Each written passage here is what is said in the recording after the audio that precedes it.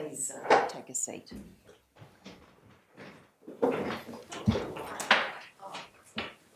My name is Castleton. I seek your sleep on behalf of Mr. Scott Holt. Thank you, Mr. Castleton. Yes.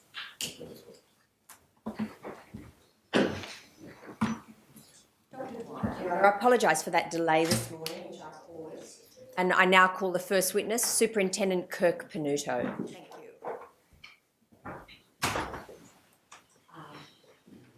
Got a problem with the live stream, Your Honour, but Superintendent Panuto can come to you with this box in the meantime.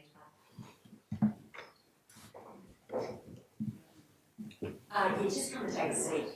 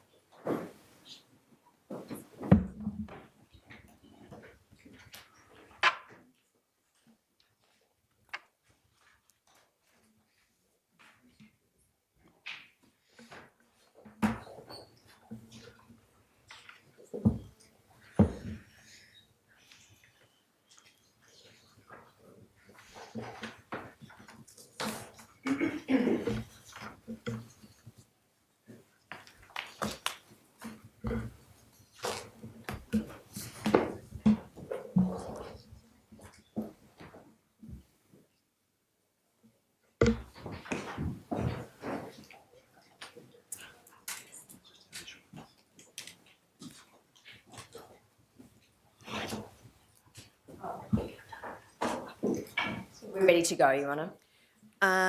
Officer Panuto, before you give any evidence today, do you promise to tell the truth? Yes, I do. Thank you.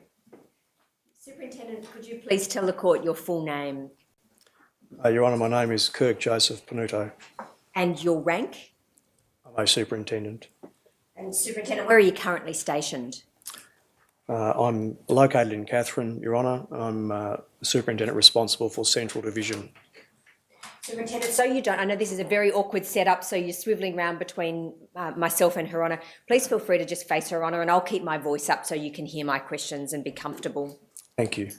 You provided a statement to assist the court, which is dated the 19th of March 2020. It's found in our brief at 7-109. Attached to that statement are some extensive notes. Before I get to those notes, can you tell the court, in November 2019, when Kumanjayi passed away, what was your role within the police force? In November 2019, Your Honour, I was the acting detective superintendent in the crime division. Where were you based physically at that time? Physical location was at the Peter McCauley Centre in Berrima. And I'll just ask you a bit of evidence about your experience as a police officer. How long have you served as an officer in the Northern Territory Police? Since 2011.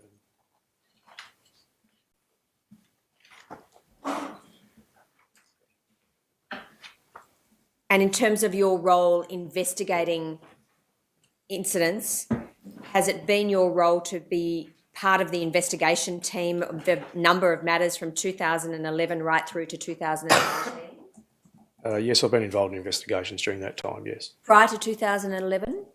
I was with Victoria Police for just under 18 years and had a largely an investigative career. Your Honour, might I approach? I think it might be easiest if I just show the superintendent his diary notes for a moment. Sure.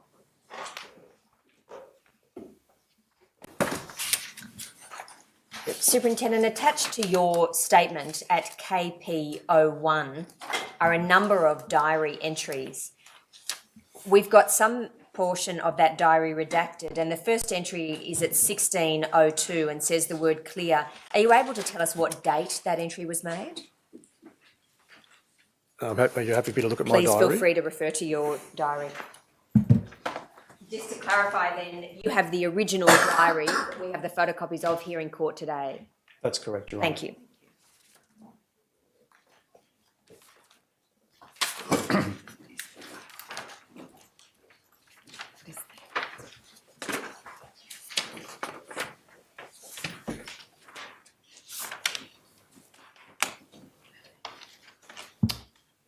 Your Honour, I believe the entry that's referred to is at page 161, and that is actually on the 13th of November 2019.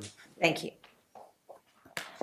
Right, I'll take you back to that shortly. But on the 9th of November 2019, you note in your statement you were rostered off duty, and about 7:55 p.m. you received a telephone call from then Acting Deputy Commissioner Michael White.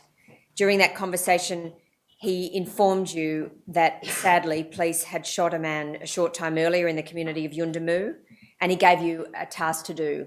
What was that? Your Honour, the task was largely to, from a major crime perspective, look at what support we could provide to those people who had been given responsibility for investigating the matter initially. At the time that you received that call, the information you had was that Kumanjayi was still alive, is that right?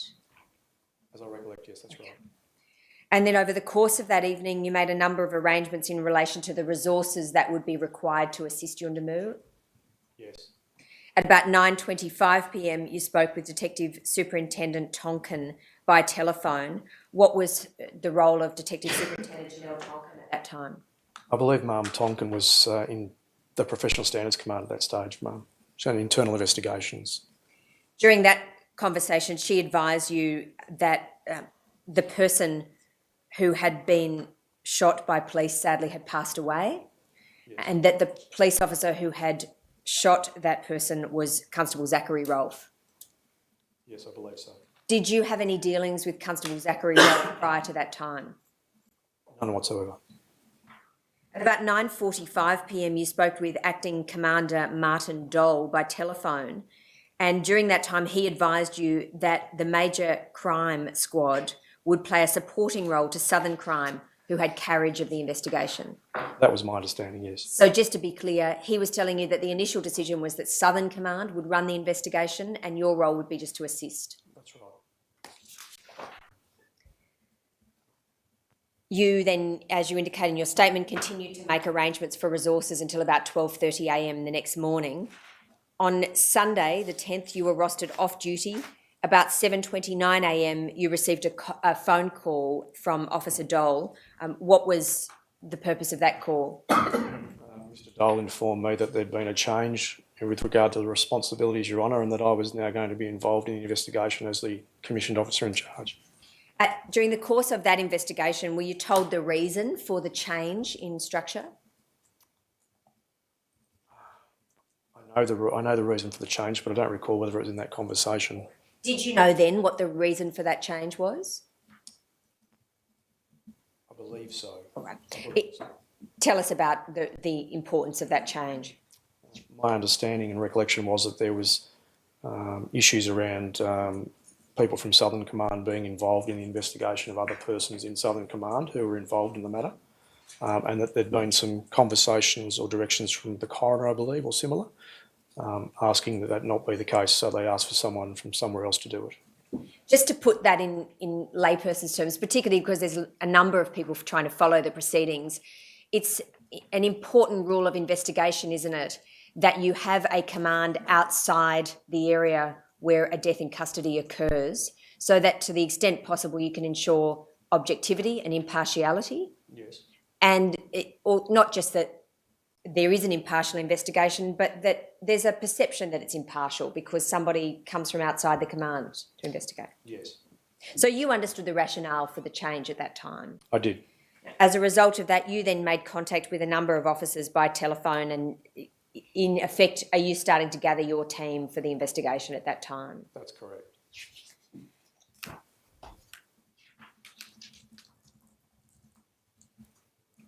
As a result of that telephone call, did you then maintain a role in the investigation into the circumstances of Kumanjayi's passing? Yes. For how long were you involved in that investigation? 12 months, I believe. November 2020 was when I was removed from any responsibilities. So just to be clear, what was your responsibility between the 10th of November 2019 and up to 2020? I was the officer in charge of what became the criminal component of the investigation. And why did you hand that role on in November 2020? I moved into a different role, and it was Catherine-based, and it was not feasible for me to maintain a presence in Darwin and as part of that investigation team. And who took over from you in November 2020 as the OIC of the crime investigation? I believe it was a gentleman by the name of Mr. Jack Evans. As a result of that initial role that you played over the course of a year up until 2020, you gave evidence in relation to the trial of Constable Rolfe for the murder of Kumanjayi Walker. Yes, I did. And were you involved, in fact, in the initial charging of Constable Rolfe?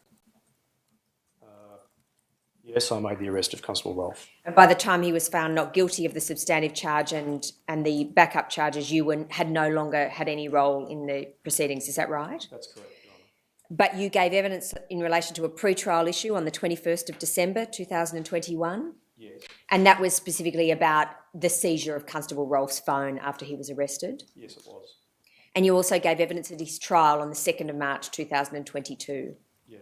So you can take it from me, Superintendent, that the transcript of both those proceedings is within the coronial brief of evidence, and I don't have to ask you again that evidence again.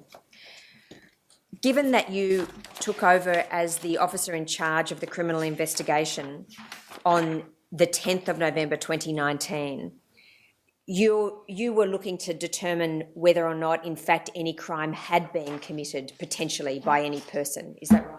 Yes.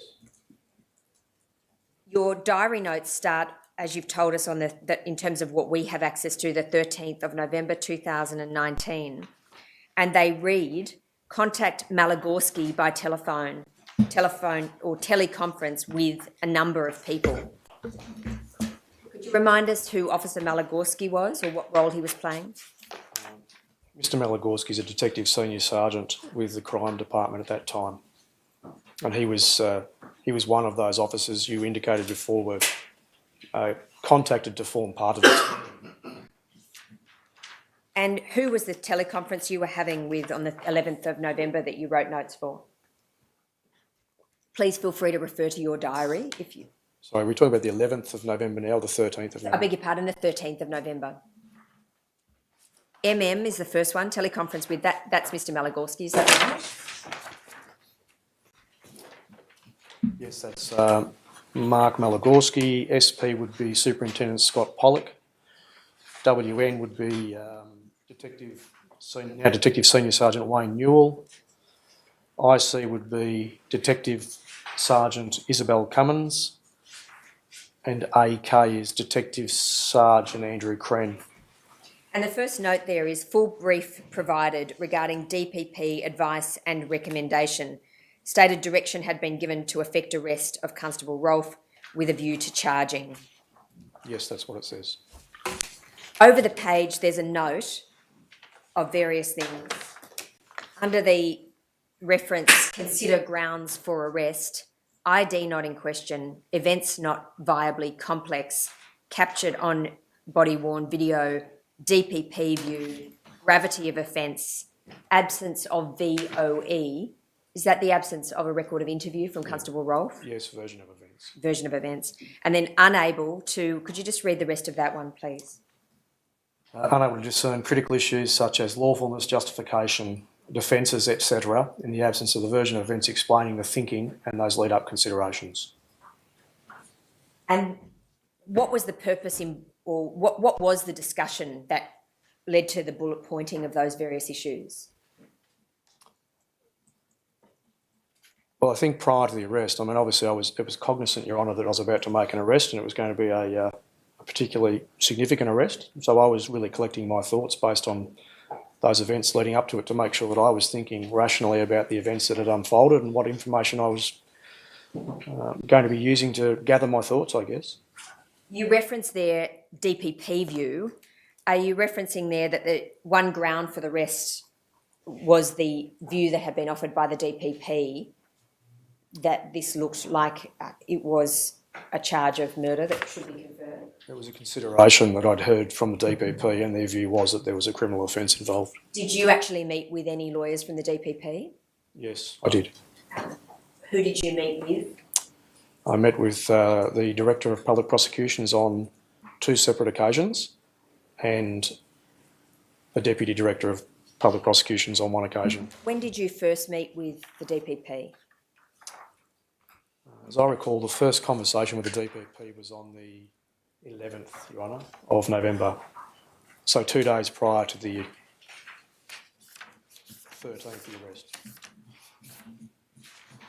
One of the considerations in terms of investigating whether or not a criminal offence had taken place was that it was important, as you set out in those bullet notes, to work out whether there was a justification or a defence available to Constable Rolfe, correct? Yes. So if possible, you would have preferred there to be a version of events from Constable Rolfe, correct? Yes, that's right. When was the first time you gave consideration to getting a version of events from Constable Rolfe?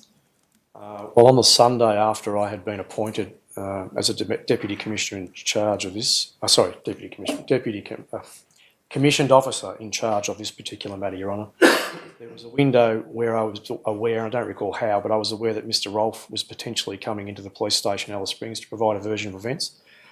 But at that particular point in time, only having recently been installed, I certainly had no real understanding or appreciation of the circumstances and the events that had unfolded. And being the person appointed in charge, I wanted to make sure that the seriousness of the matter was considered appropriately. So it wasn't until later that afternoon that I had a chance to actually gain a proper appreciation when the body-worn video became available to me. So in that first window on the Sunday, there was potentially a chance to gain a version of events, but having watched that body-worn video, it became more problematic for me. And so you watched the body-worn video on the Sunday afternoon, is that right? I did. And why did it become problematic for you to request a version of events after you watched the body-worn video? He was, in my view, having watched that vision, we were very much on the cusp of not being in a witness basket, for want of a better description, and looking towards potentially offending. So he would be looking at potentially becoming a suspect. At that stage, were you able to say positively whether or not he was a suspect, or did you then need to obtain advice from somebody? No, in my mind, it was heading in that direction, and I can't say on that date that I 100% considered him a suspect at that time, but I did in fact seek to clarify through advice of others whether my thinking around whether he was a witness or whether he should be treated as a suspect was appropriate. Just go back a step. When was the first time that you made an entry in your diary? I asked you about a particular note that we have access to, but in terms of the first indication that you got of this shooting? 9th of November at 19:55 in the evening, so 7:55 p.m, after I'd finished speaking to Mr White. And did you keep diary entries effectively right up until the time that you passed over the baton as the investigator a year later? As much as possible, yes. Thank you. So I am not aware about whether or not your notes are paginated in the same way as ours are. Top left of the diary has page numbers some of the time. Other times it's top right.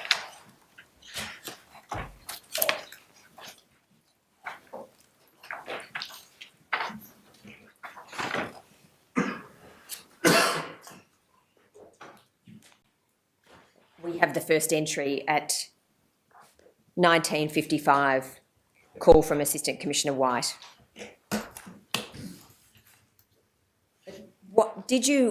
I withdraw that. After watching the body-worn video, I withdraw that. When you watched the body-worn video, where were you? At the Peter Macaulay Centre in the Serious Crime Office. And did you watch that alone or with somebody else? No, there were other people watching it with me. Was the DPP watching it with you at that time? No, they weren't. Okay. So after that time, on the Sunday afternoon, when you watched the body-worn video, what did you do following that to try and obtain a version of events from Constable Rolfe? On that particular day is the question? Well, I'll start with that. Was anything further done on that day? No, on that particular, that was, having watched that video, I think Your Honour, was around the time where I actually had a conversation, I believe, with, I think it was Sergeant Laith Phillips from down here, or Senior Sergeant Laith Phillips, and indicated that we needed to potentially delay that conversation because I wasn't comfortable having it with him as a witness. In terms of not being comfortable having it with him as a witness, I think I know what considerations you were taking into account, but could you tell the court in your own words? Your Honour, I felt that the events depicted lent themselves to a conversation with Mr Rolfe whereby he was potentially entitled to a caution, and I wasn't prepared to. I was wrestling with how serious the events were, and felt that it was better to err on the side of caution and not put him in a free narrative arrangement whereby he could just talk without having been told that we are considering whether or not you might be in a different category, such as a suspect. Now, some people listening to this, particularly those who aren't lawyers, might just think, why wouldn't you get him there straight away as soon as possible and get a version of events from him, for his sake, so that we know whether he's got a defence, and for the sake of the community and Kumanjayi's family, so you hear from him? I don't disagree with that. I think there is a position here which creates a bit of tension, to be fair, and I think that's the position I found myself in, is that obviously I wanted a version of events as early as possible, and certainly there might have been information that Mr Rolfe shared during that conversation that would be of some relevance to the investigation, you would hope. However, I just felt, having watched the vision, that it wasn't as simple as that, and that I needed to make sure that I was comfortable that the format of this conversation was appropriately conducted, and that, to me, needed clarity around whether or not there was a caution to be administered, because I felt that was where we were going. So what were the next steps you took in terms of trying to clarify that position? So I obviously delayed. I was told the Alice Springs officers to delay that conversation. I wanted to get some clarity, and that my intention was to take my concerns around how that conversation might go to the first Joint Management Committee meeting, which was scheduled for 5 o'clock that afternoon, which I did. I took it to that meeting. It was discussed at that meeting, and those present were given an opportunity to review the body-worn video that we had reviewed ourselves as investigators. And I don't specifically now recall whether it was a full conversation about DPP advice or not, but there must have been, based on the chronology, that we had a conversation, Your Honour, about seeking clarity. Could you have a look, please, at your diary at pages 144 to 148? Yes. Could you clarify what date those references relate to?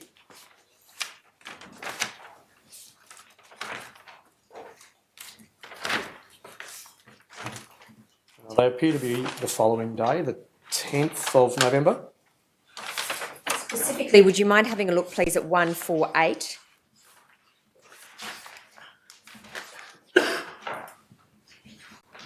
Yes. There's a note there, interview under caution, DPP review of body-worn video position, re possible criminality of of charges could be substantial. VOE as to state of mind may explain his rationale, but given the director's view, it should be under caution. So clearly the director had expressed a view at some time prior to that, is that right?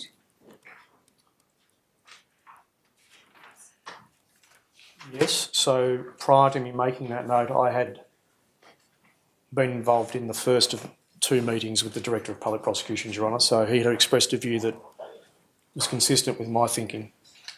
And so if you wouldn't mind just clarifying that entry on page 148, the date of that? So that's the 10th of November, Your Honour. That notes then, should be, director's view, it should be under caution. So I'll just read that whole bullet point. VOE as to state of mind may explain his rationale. That's Constable Rolfe's rationale, is that right? Excuse me, Your Honour, it may be the 11th, not the 10th. Oh, I think it is. Page 147. You can see entries at 136 and following which relate to 10. And the time sequence of those suggests that what's at 144 and following is the next day. I apologise, Your Honour, you are quite right. There's an 11th of the 11th down the bottom of the page that I've missed. So it's the 11th, not the 10th. Thank you. Apologies. So on the 11th, the note there is interview under caution. DPP review of body-worn video, position re possible criminality of charges, could be substantial. Potential evidential loss if conversation with Rolfe reveals something incriminating. Just explain that, if you don't mind, for those listening who aren't lawyers. Having spoken to the director, Your Honour, obviously the director expressed a view that it should be a conversation under caution because anything Mr Rolfe, if Mr Rolfe's engaged in that conversation, anything he said that might be incriminating would be able to be used potentially if it was under caution, but if it wasn't, it would be subject to potentially being excluded from the proceedings if it went to court. So it's a fundamental right for citizens if police suspect that they're going to be or interviewed in relation to an offence, they're entitled to be cautioned that they don't have to say anything, but their version of events will be recorded and might be used in court. That's right. And you had a clear understanding that you should be giving Rolfe an opportunity to be interviewed, but under caution. That was my understanding, yes. And that was on the advice of the director, is that right? That's correct. And so VOE, as to state of mind, may explain his rationale, but given the director's view, it should be under caution.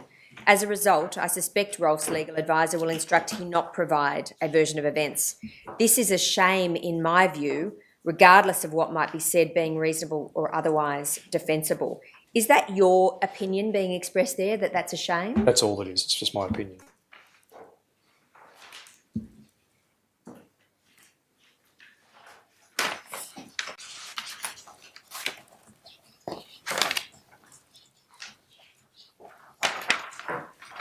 On the 11th of November, was Constable Rolfe then offered an opportunity to provide his version of events? Please feel free to look at your diary to clarify. Thank you.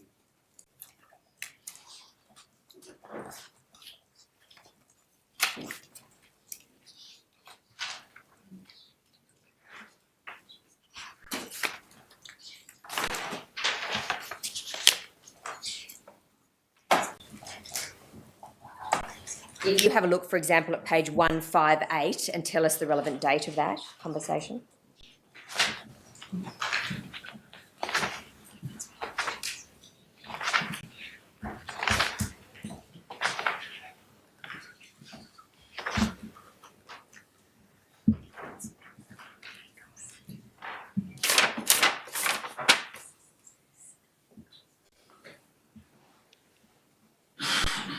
Yes, are you... Yes, so on page 158, you see a note there, 10:57, contact Luke officer by phone and legal representatives for Rolfe. Advised DPP has been consulted. Don't know what the consultation means as yet. Regardless, and then I can't read the rest of that note. It is my intent to respect Mr Rolfe's rights and treat him with the same respect as dignity as I would anyone else. And so that's a record of a conversation you had with Mr Officer, is Yes, that I right? spoke with Mr Officer. What was the date of that? Let me get this right for you, Your Honour. 156.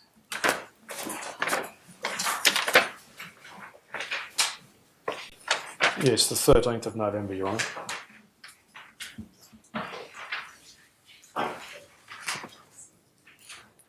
Do you recall now any conversation with Mr Officer prior to that time? If you have a look at your statement, perhaps this might assist. In your statement in paragraph 20, you note, on Tuesday the 12th of November, I commenced duty at the Peter McCauley Centre at 6:15. At about 11:08 a.m, I spoke with Officer Grieve by telephone. During this conversation, I was informed that Officer Grieve had spoken with Luke Officer, and Luke Officer indicated that if offered an opportunity to give a record of interview, Constable Rolfe would not participate. Yes, I have that note. I recall that now. And then about 1:03 p.m, Officer Malagorski and yourself participated in a telephone conference led by Officer Grieve. During the conversation, Officer Grieve reiterated that he'd again spoken with Mr Officer, who confirmed an offer of a record of interview to Constable Rolfe would be declined. Yes. And then on Wednesday, the 13th of November, you had a conversation with Luke Officer yourself, correct? Yes.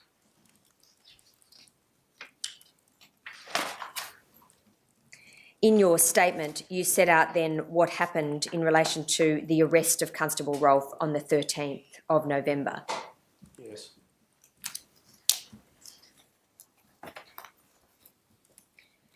Could you have a look, please, at page 162 of your notes?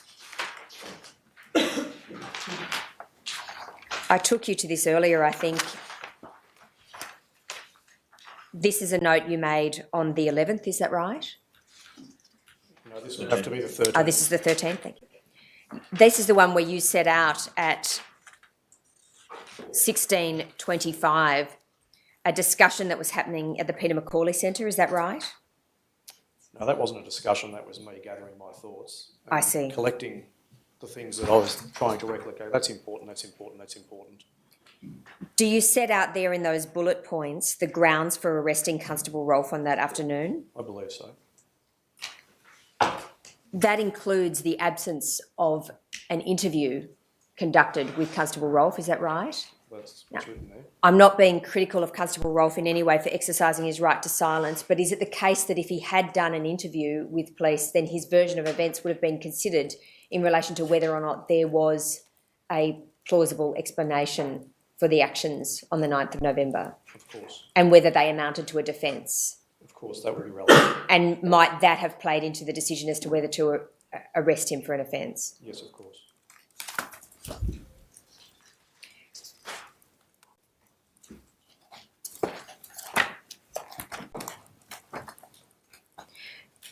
In the note you took of the conversation with Mr. Officer, you in effect reassure Mr. Officer that Constable Rolfe will be treated fairly. Is that right?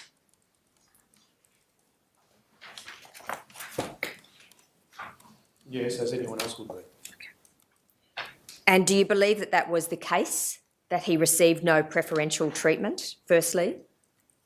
No, I don't believe he received preferential treatment. And do you think that he was disadvantaged or treated in a way that was less than a member of the public would be treated in those circumstances of arrest? No, I don't believe that.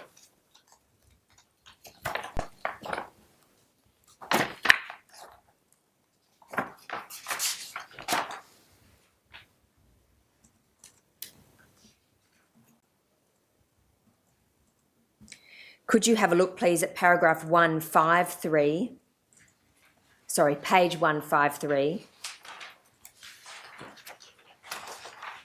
And I'm just struggling again with the photocopying pagination. Could you tell us the date of a conversation that you, or various incidents that you recall at 8, 9 and 10 as numbered on that page?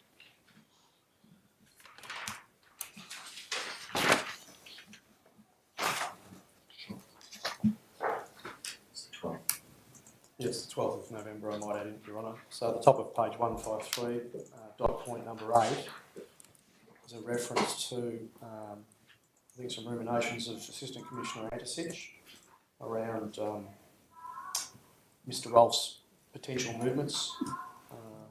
And there's a note there that reads, in the absence of a DPP assessment of a short file, is there a basis to arrest with a view to charge if charging is recommended? I'm not sure that makes sense now, but Obviously, if charging is recommended, yes, it is much better that Constable Rolfe is NT local, that is within the Northern Territory. that Is was right? that was certainly the view that was expressed to us. Yes, Does that note reflect the fact that at that stage you didn't have a full file to the DPP, but you did have a preliminary opinion, and you were wondering whether or not to proceed at that time in the absence of a full file? at that point in time, a decision hadn't been taken to proceed. We had the preliminary advice by the DPP around the fact that there was an interview should proceed if it was going to proceed under caution, but they had not yet expressed a view as to, yes, we're satisfied there will be a prima facie case. So at this point in time, I think the conversation is almost a preliminary conversation, but what if? I see. So at any time prior to the arrest of Constable Rolfe on the 13th, did you have a preliminary indication from the DPP about a prima facie case? Only just prior. And how did that come about? So there was a second meeting with the director, Your Honour, and his deputy was present. There was a package which, in my notes, I refer to as a short file, not meant to be a full prosecution package by any means, but with as much material as we could meaningfully gather in a short period that between the first meeting and the second meeting, for the director and his deputy to consider as to whether or not they felt at that stage there was a prima facie case. And that took place on the 13th of November? That's correct. And you were informed that there was a prima facie case? That's correct.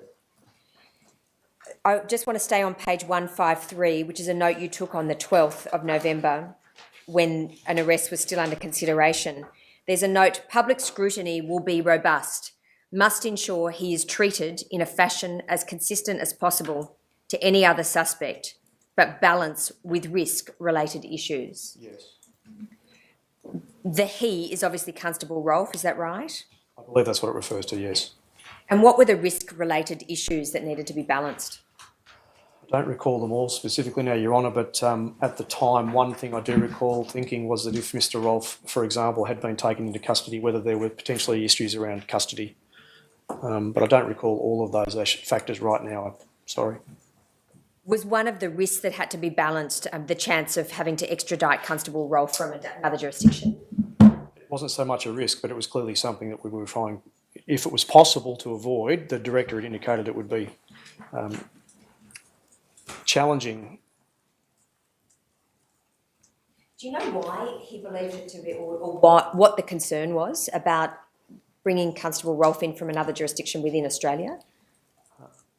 So my understanding, and my view would be that Mr Rolfe's free to do what, until he's in that situation where he's arrested, he's free to do what he wants. But obviously,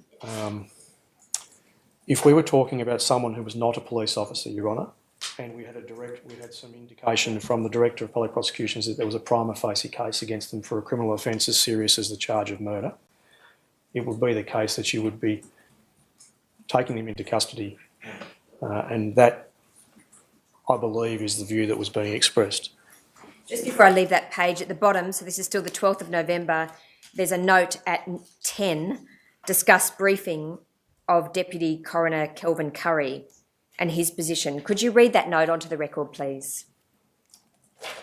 Yes, point number 10, discuss briefing of Deputy Coroner Kelvin Curry and his position. There should potentially be parallel investigations given the breadth of issues to be considered apart from the actions of Rolfe.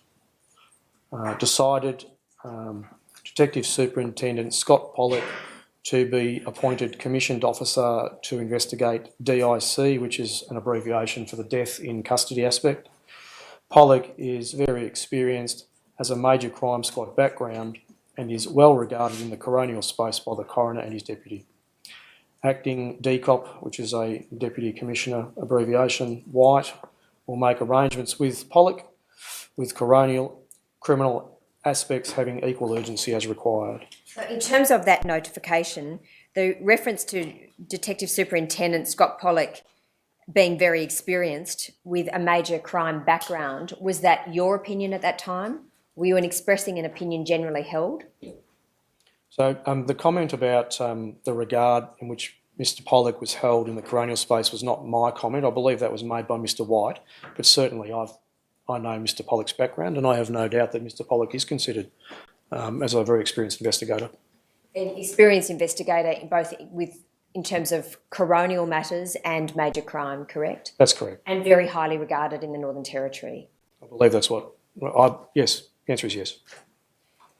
So my final question then is just to take you back, because we were jumping around sequentially, to page 158 is a conversation you have with Mr Luke Officer, appearing then for Constable Rolfe. And this is on the 13th of November, you advised us? Yes, that is correct. Advised DPP has been consulted, don't know what the consultation means as yet. Regardless of it, my intent to respect Rolfe's rights and treat with the same respect and dignity as everyone else. This is at 10:57 a.m. Had a final decision been made at that time to arrest Constable Rolfe? No. So was the final advice taken by the DPP after that time? Yes. And then in relation to your intention as expressed to Mr Officer to treat Constable Rolfe with the same respect and dignity as anyone else in the community, do you believe that that was done during the arrest of Constable Rolfe? I believe so. Nothing further, Your Honour. Thank you, Your Honour. Superintendent, my surname is Bow and I appear for the Walker, Lane and Robertson families. You understand who they are? I do, sir. Okay. Now, I've only got really one issue to pursue with you, but just to follow upon and just get some dates. Your notes reveal at page 160 that the meeting you had with the Director of Public Prosecutions and his deputy concerning whether or not there was a prima facie case was about 1:52 p.m. on the 13th. Is that correct?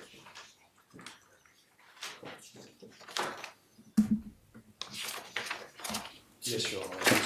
And you made a note at page 160 in which you record the language used from those two people, which included that there were prospects of conviction reasonably high for manslaughter at a minimum.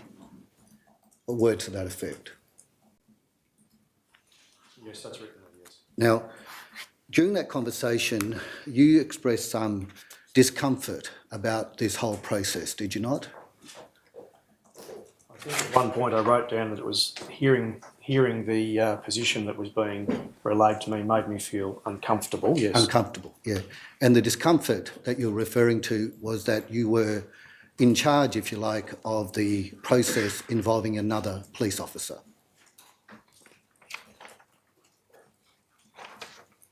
Yes. And you mentioned that you had experienced that sort of situation previously.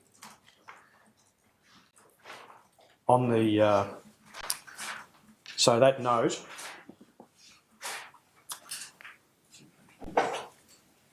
the word have is actually haven't been in that situation before. So that's, sorry, have I read it wrong or did you write it incorrectly? No, I wrote it incorrectly. So, Your Honour, I was indicating that I'd not been in a position like this before. Okay, thank you for that. And the emphasis was that you were speaking about a colleague, which meant another police officer.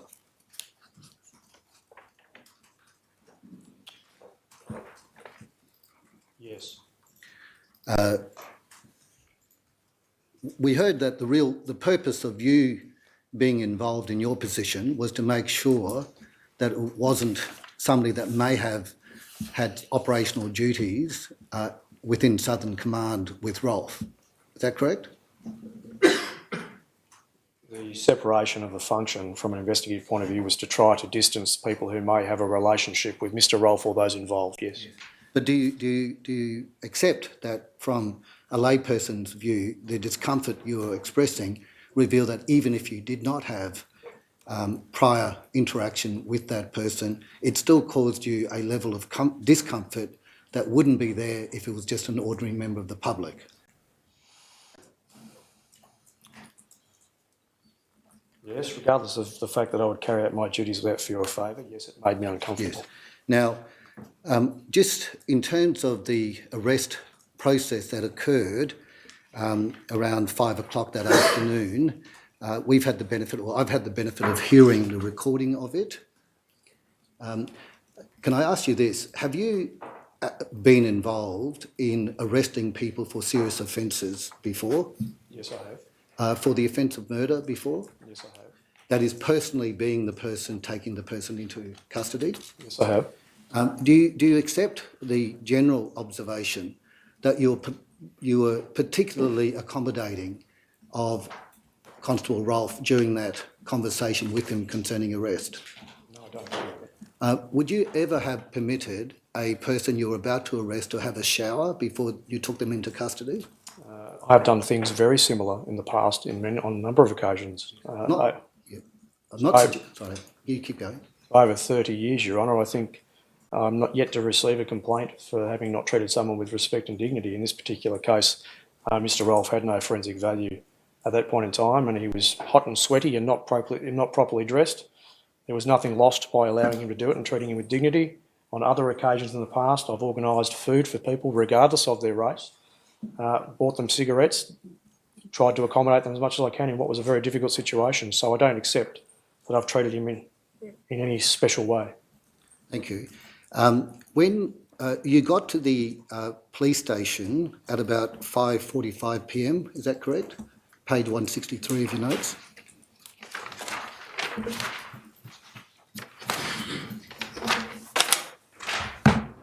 Sorry, I've missed it. The time, page 163 of your notes, the time I have is 5:45 p.m. That you arrived.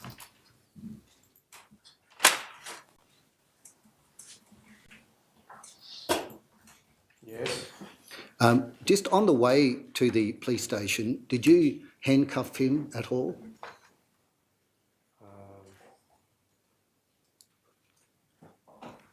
I don't recall, to be honest. The recordings suggest that he was placed in the back seat with two members on either side, and I couldn't pick up whether or not at any stage he had been handcuffed. As I said, I don't recall, but he was in between myself and another police officer. Is that usual, not to handcuff a person to be charged with murder? I think for me, I understand the policy talks about should handcuff someone who's under arrest, but in my 30 years, I try to assess everyone on merit. And in my evaluation of Mr. Rolfe did not pose a threat to me, and he was not going to cause any issues. So if he wasn't handcuffed, that would have been part of the process I went through to assess whether he needed to have handcuffs on. Okay. Now, you take that I'm not criticising you for the space you gave him. I'm just trying to record what you did and did not do. So do I understand from that you now recall that he was not handcuffed? No, what I'm saying is I don't recall, but if he wasn't handcuffed, it was because, and I reflect now, Mr. Rolfe didn't pose a threat to either myself or those other officers, and I didn't fear at all that he would be someone who would potentially try to escape. So you regard that despite the policy you had a discretion and you applied your mind to the situation and exercised that discretion. Is that what you're saying? I don't recall whether Mr. Rolfe was handcuffed or not, Your Honour. Having got to the station, was he placed in a cell at any stage?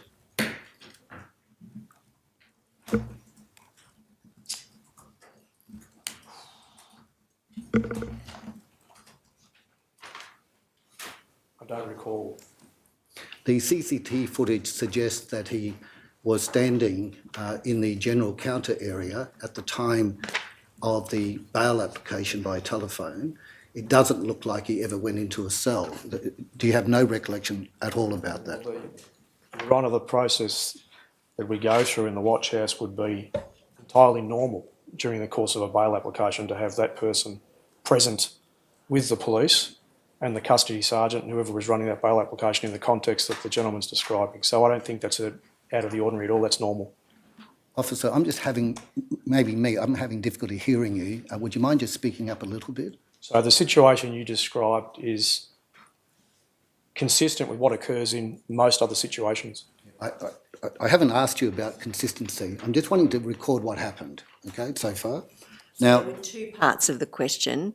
There was a reference to the bail application, and you've described that it's normal for a person to be present during any conversation about bail with a judge.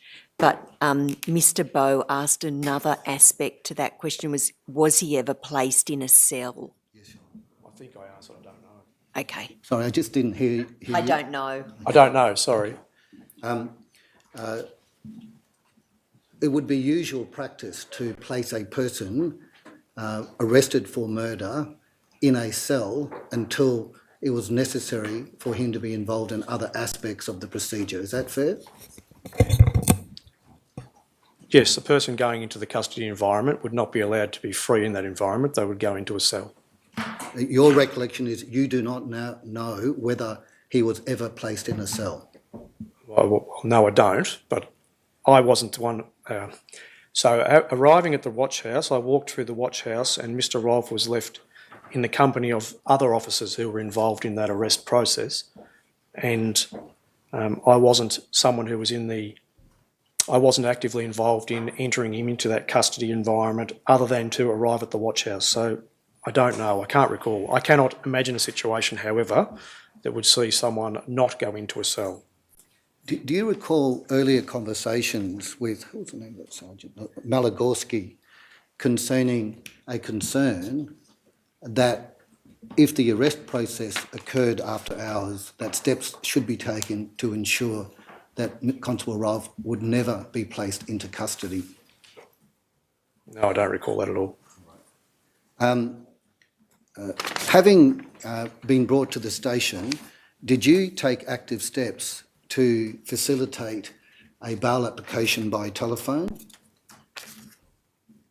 Your Honour, I didn't, but I know that the people who were in that custody environment did. Did that include Sergeant Newell? Yes, that's right, I believe it did. Can I get an understanding of Sergeant Newell? He was a senior sergeant in the crime, a detective senior sergeant in the crime division, is that correct? I believe at the time he was a detective sergeant, but he's a detective senior sergeant now. But yes, he was a sergeant in the crime area. He was not a police prosecutor as such, correct? No, he wasn't. Was a police prosecutor contacted to be involved in the bail application?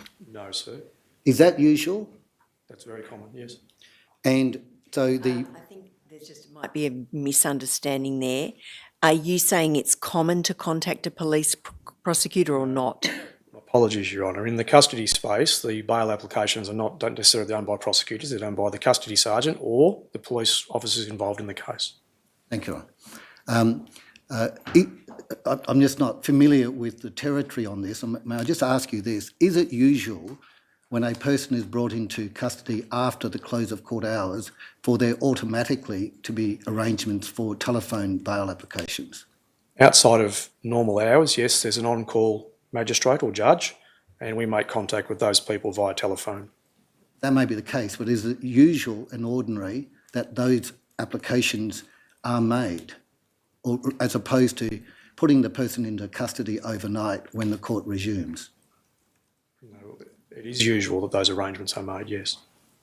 Now, were you present for the submissions being made by Sergeant Newell in the bail application?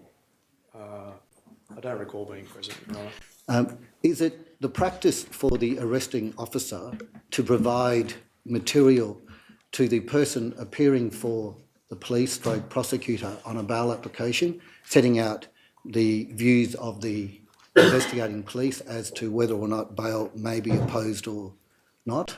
Yes, that's normal, Your Honour, of course, and myself and the team, I can't recall if I prepared the document. There is a bail consideration document that was prepared on this particular occasion that indicated the relevant factors that might be led and or asked of us during the course of a bail application. And was the bottom line that the investigating police opposed bail or not opposed bail? Police opposed bail.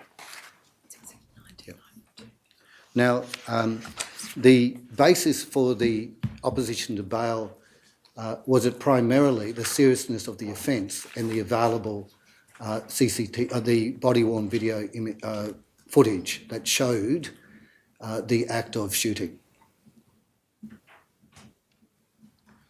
No, the basis for opposing bail is the legislation. The legislation predisposes someone charged with the offence of murder to be in a situation where police always refuse bail, which is what occurred on this occasion. Namely that he's in a show cause position. Correct. Were you involved in the conversations with Mr. Constable Rolfe's lawyers as to conditions of bail?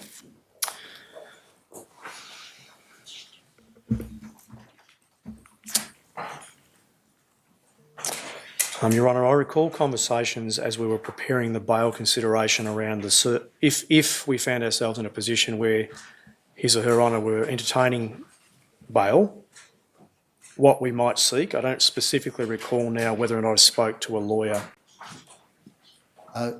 The transcript, or the recording at least, of the one side of the bail application suggests that when Mr. Murphy, who was appearing, was speaking to His Honour, that the police had indicated that they would, if bail was granted, not require a surety. Now, can you take that from me for the moment? Were you involved in that concession? No, I just don't recall that conversation at all. Who, if any, would be providing that information to Sergeant Newell or indeed to Mr. Murphy? It would have to be the police involved in the process, but I don't have any recollection of it. Now, as it turned out, bail was ultimately granted on particular conditions, correct? Yes, Your Honour. Including the requirement for a surety? I believe so. And that occurred as around 8:49, that is, the bail application process was finalised by 8:49 p.m. that night.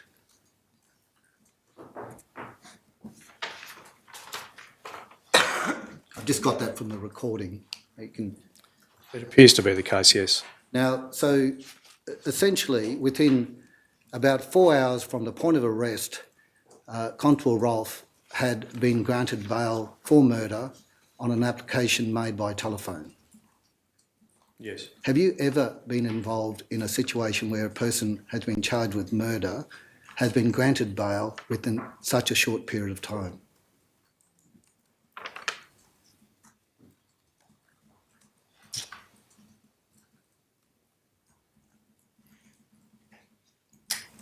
Not to my recollection, no. Can you understand why my clients might be concerned with the ease with which bail was granted when they contrast their own experiences in obtaining bail?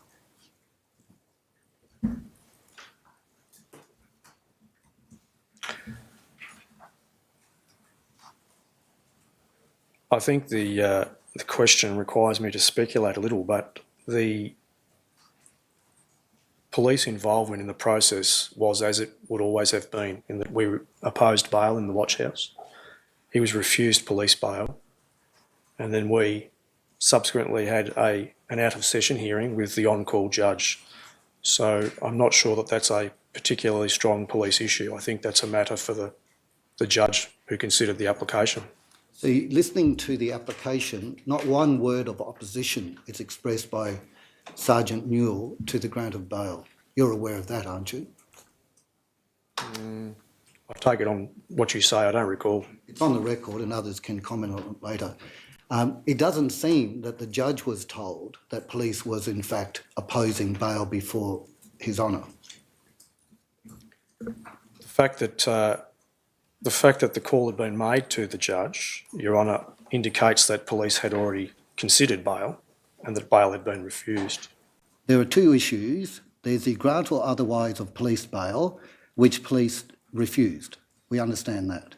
There's a second issue that when a person is placed before the court, a court does take into account the attitude of the prosecutor, usually independent, appearing on a bail application to make submissions as to the test to be applied, the fact that the person is in a show cause situation, and whether or not the prosecutor opposes bail. You understand that? I understand. And are you surprised to hear that no submission was made opposing bail in line with your view that bail should be opposed?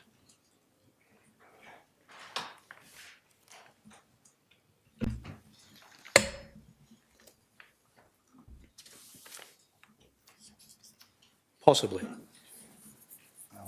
This was for you, I think you used the word, an unusually serious situation, was it not? I think any murder is serious, yes. Well, particularly because it's a police officer, surely. It's unusual. It's unusual. And so unusual that because there were differing views about whether or not he should be charged at that time, you consulted the DPP, correct? The DPP was consulted. Have you ever consulted the DPP on whether or not you should charge someone? Yes. And in doing so, that is, very shortly after an offence. Yes. And that is to bring to bear an independent mind to the question of whether or not there was sufficient evidence, correct? Yes, the question prima facie is yes. And the need for independence in a situation like this is paramount, isn't it? I don't understand your question. Well, you've acknowledged that there were steps made to ensure that the investigation and steps taken by police, because Constable Rolfe is a police officer, for the process to be transparent and independent, correct?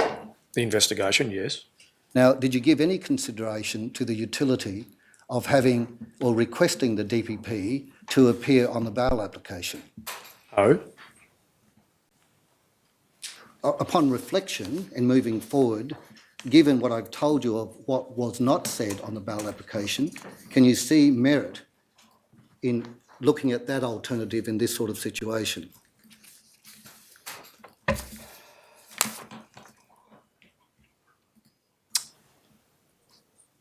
I can't see that happening, to be honest. It's not a question of practicality, it's a Merit in question it? of meritorious. Meritorious. Yes. Because you would appreciate that, and I'm sure you do, that justice in this situation has different people looking at it with different lenses, and it should not just be done, but be seen to be done for the entire community, surely. Yes. And the current situation, or the events surrounding the current situation on the issue of bail, in the end, involved no submission being made to the judicial officer that the people who had arrested and charged him opposed to bail.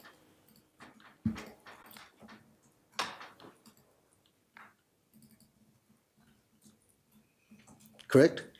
Oh, I'm sorry, was that a question? I'm sorry. Yes. What was the question? The question is that the documentation available to us suggests that despite you, as the officer in charge, opposing the grant of bail, in fact, no submission was made by the detective sergeant that bail was in fact opposed by police before the local court judge.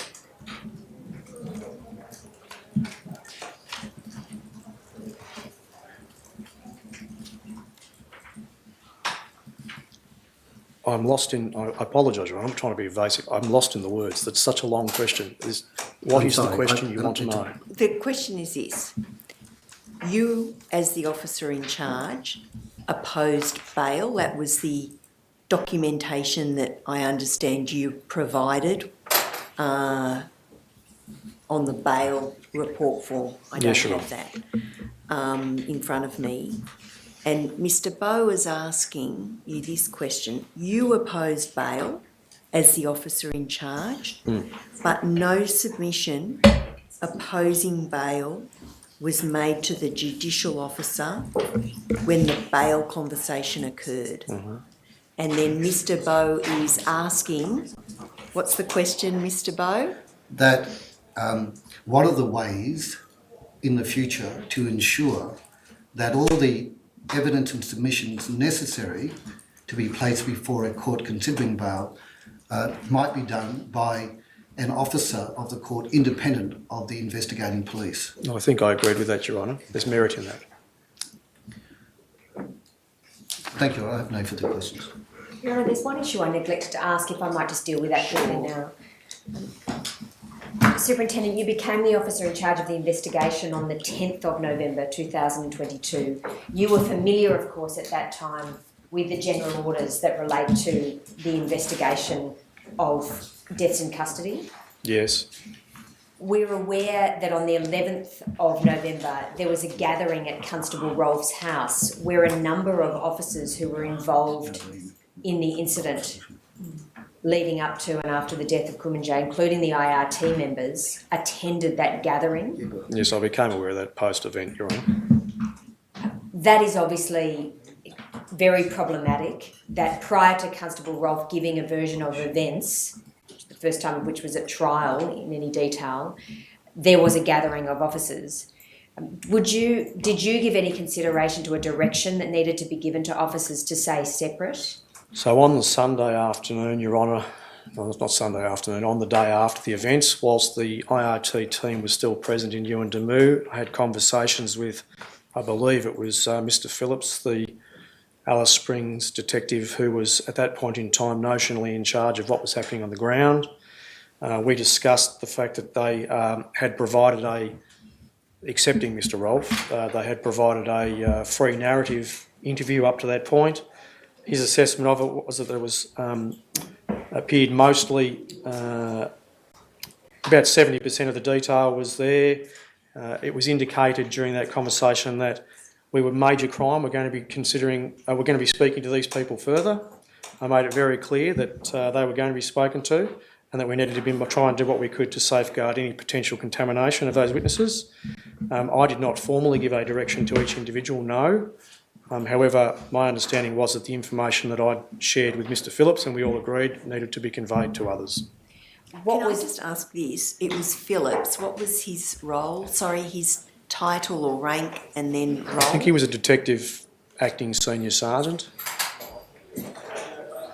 And you said he was notionally in charge on the ground. What does that mean? For simplicity, there was somebody in the job that I was appointed to the following day prior. So he was their delegate at that point in time. He was whose delegate at that time? Well, he became mine the following morning, but he'd previously been working under the direction of a superintendent who was based in Alice Springs. Was that Superintendent Nobbs? No, that was Superintendent Joanne Foley, I believe. I see. So was it your expectation that a direction would already have been given, that is by the time you took over or soon after, to all the officers involved that they were to keep separate until a full version of events had been taken from each one? Yes. And did you give consideration to the need for Constable Rolfe to keep separate from those officers as well? Of course. And was it your belief that a direction would have been given to Constable Rolfe to that effect? Yes. And it would have been given by Officer Phillips? Or somebody of seniority down in Alice Springs on the ground there would have made that very clear. When did you first learn that there had been this gathering where IRT members and Constable Rolfe had been there? After the event. I can't recall when, but it was after the event. What were your feelings on learning that? I was a little shocked, to be honest, Your Honour, that police would think that was okay. And secondly, I was very disappointed being aware that there was going to be potential contamination of police evidence. We know that there were people of the rank of sergeant at that gathering. It's very disappointing that people of that level within the police force would attend. Do you agree? I'm surprised that people who attended that did not know better. Does it suggest to you the need for further training about the general orders and the importance of maintaining the integrity of evidence? Yes, it cannot hurt. Thank you, Your Honour.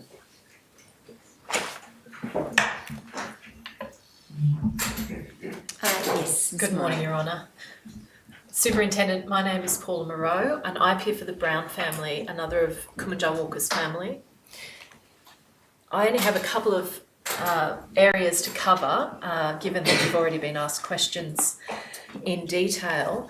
The first is you've already been taken to page 153 of your notes. If you can take that up again.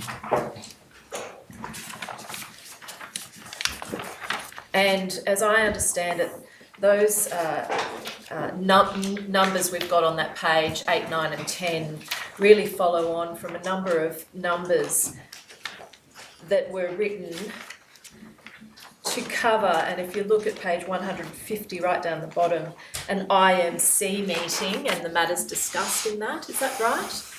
The bottom of page 150 and the time is 08:48 on the 12th of November.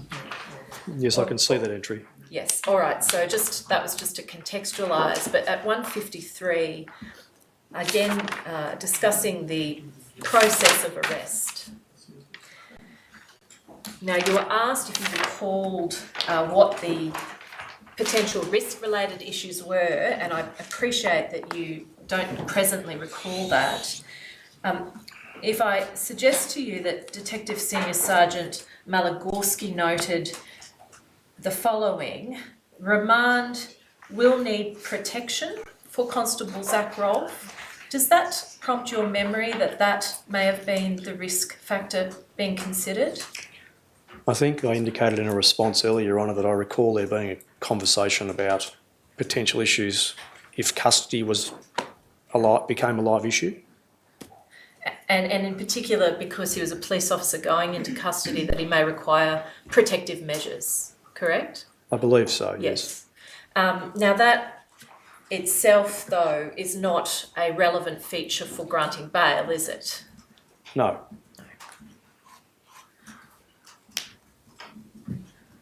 It's not a factor that would weigh against the consistency in treatment that you were attempting to achieve through this bail process, correct? No, it's not a factor. No. Now, jumping to another topic, are you aware of any police prosecutor who declined to participate in the charging or a bail process on murder? Your Honour, can I just, I'm not sure if it's an objection, there's a lot of references to police prosecutors, and of course in the Northern Territory, at least in the top end region, there is no such thing as a police prosecutor. So I just wonder if it could be clarified. I'm happy to clarify. I'm just referring to a note in Commander Proctor's report on page 168. And if you don't know, then please tell us. But on page 168, Commander Proctor's report at the top of the page, there's a dot point that notes a senior police prosecutor refusing to lay the murder charge against Rolf. I'm just asking you, Superintendent, whether you're aware of what that note relates to and who that might relate to. Yes, I do know, Your Honour. It's a reference, I wasn't present, but it's a reference that I am aware would be related to interactions between, I think, Superintendent Richard Bryson, who was in the prosecution's area at the time, and I believe Mr. Dole, Martin Dole, the then commander, and it related to the formal processing through the prosecution chain of the charging. I see. So post arrest or post bail application, is that what you understand? That would be my understanding of it. I yes. see. But you didn't have any direct involvement in that feature of the case. No, I did not. I see. Now, in reading your notes, it seems that the interviews that occurred with Yuendumu residents in Yuendumu, was that a part of the investigation that you had any direct responsibility or involvement in? Yes. I see. And did you, of course, Yuendumu residents are very much largely Warlpiri people, correct? That's correct. And so therefore, and Warlpiri people are very strongly, their language, Warlpiri language is strongly kept within the Yuendumu community, isn't it? You don't know that? I don't know that. I see.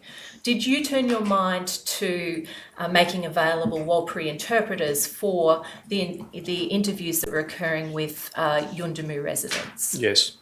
And what steps did you take to put that into place, given your thoughts about it? So we were actually in conversation with a gentleman who was interstate, who was independent of the community, but who spoke Warlpiri, and we were looking to see whether or not he was suitable to engage and have come over.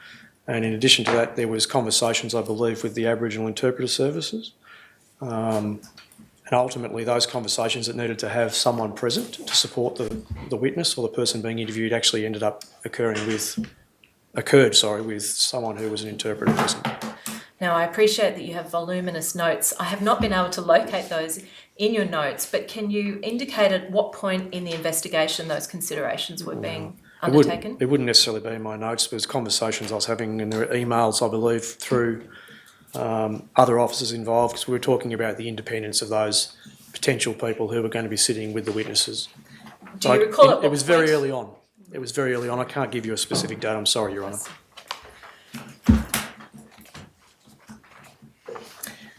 My final question relates to a little bit later in your investigation, moving into January 2020.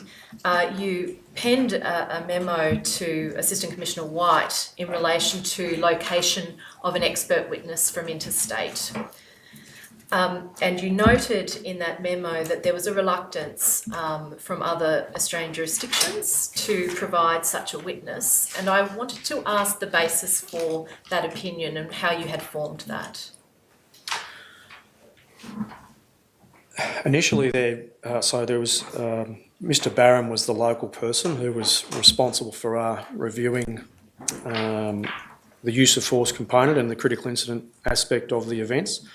And additionally, there was a request made, I believe, to New South Wales Police for some assistance in a couple of areas, and one of those areas was related to that particular aspect. Yes.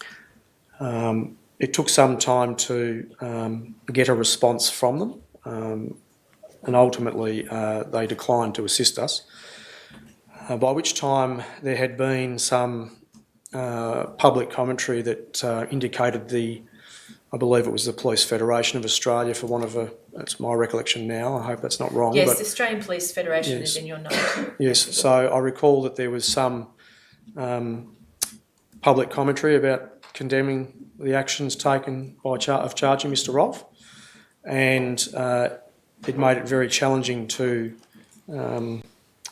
find.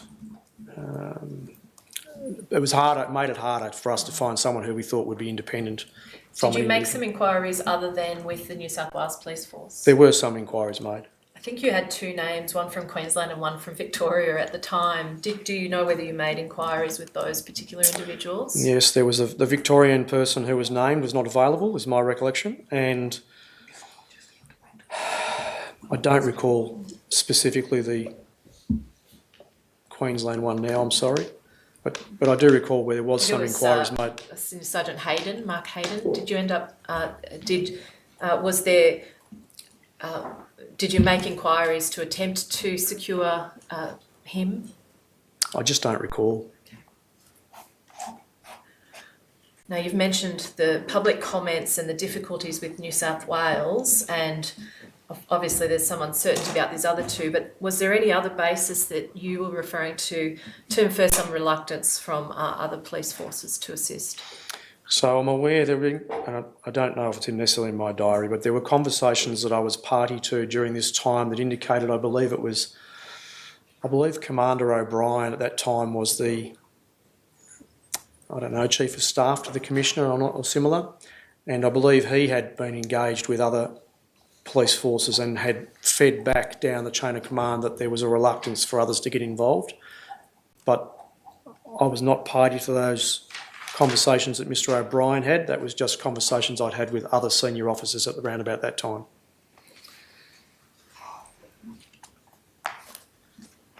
Now, one final question.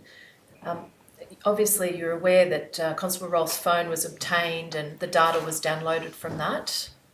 Yes, I'm aware of that, Your Honour. Now, did it ever come to your attention that there were photographs of a handwritten account in relation to this particular event that was located on his phone?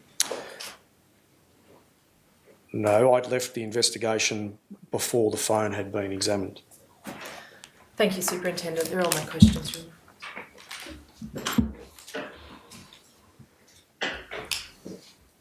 Yes, Mr. Bolton.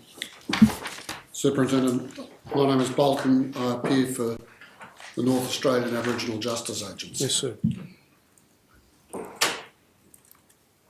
Investigating a fellow officer for murder must have presented you with some extraordinary personal challenges as a very experienced investigator, I suggest. Do you agree? Yes. Could you just elaborate just briefly how it felt as a policeman to investigate one of your colleagues? Well, as indicated earlier, Your Honour, I do my job without fear or favour.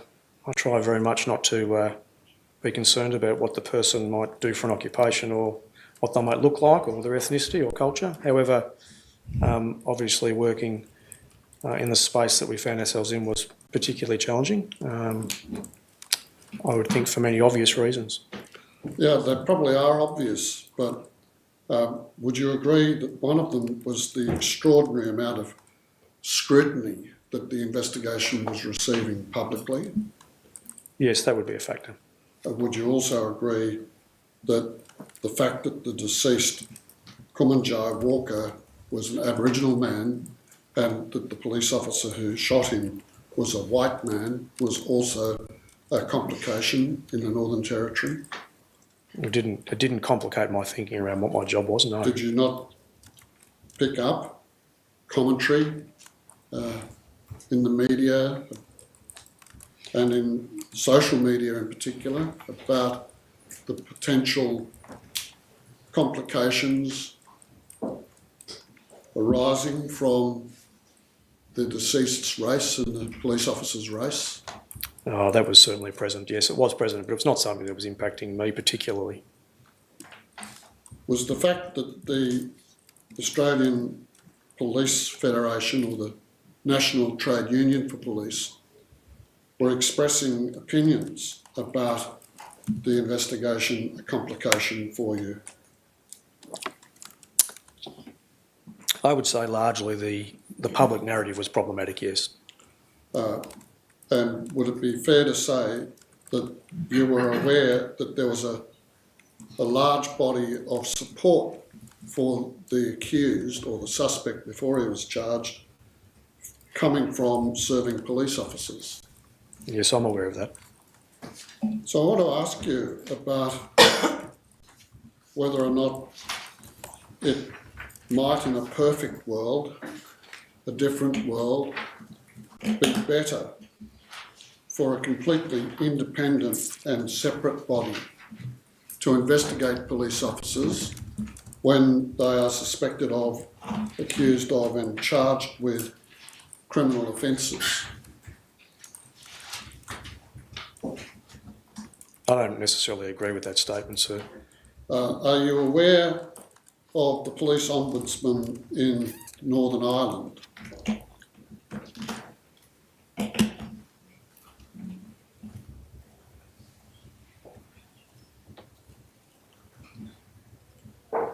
I'm not suggesting you should be, but I just wonder if you are. Okay, a moment of lightness. No, Your Honour, I'm not aware of it, sir. Are you aware of jurisdictions, including jurisdictions that follow the common law system, where any particularly serious issue concerning criminal conduct of a police officer is, as it were, farmed out to a body which is at arm's length from serving police officers? I am aware, sir, that there is some arrangements of that nature. Would you agree that perception issues would be better managed through such a mechanism than by providing for a serving police officer to investigate another police officer when they're suspected of committing a serious criminal offence? Now, Your Honour, obviously perceptions are very important, and I do understand the question, and I think in response to the question I would say that the perception in this particular matter impacts from both sides and in both directions. So I don't think it necessarily means that police can't investigate their own. I think police can investigate their own, and I think that if the public is to have confidence in the police, I think the police should be in a position to do that. Why do you think... Sorry, I'll start that question again. Nobody is suggesting that police don't investigate, and when they do investigate other police, that they don't do it fairly in the Northern Territory. Rather, have you turned your mind to whether or not it would be better if that was handed over to someone else?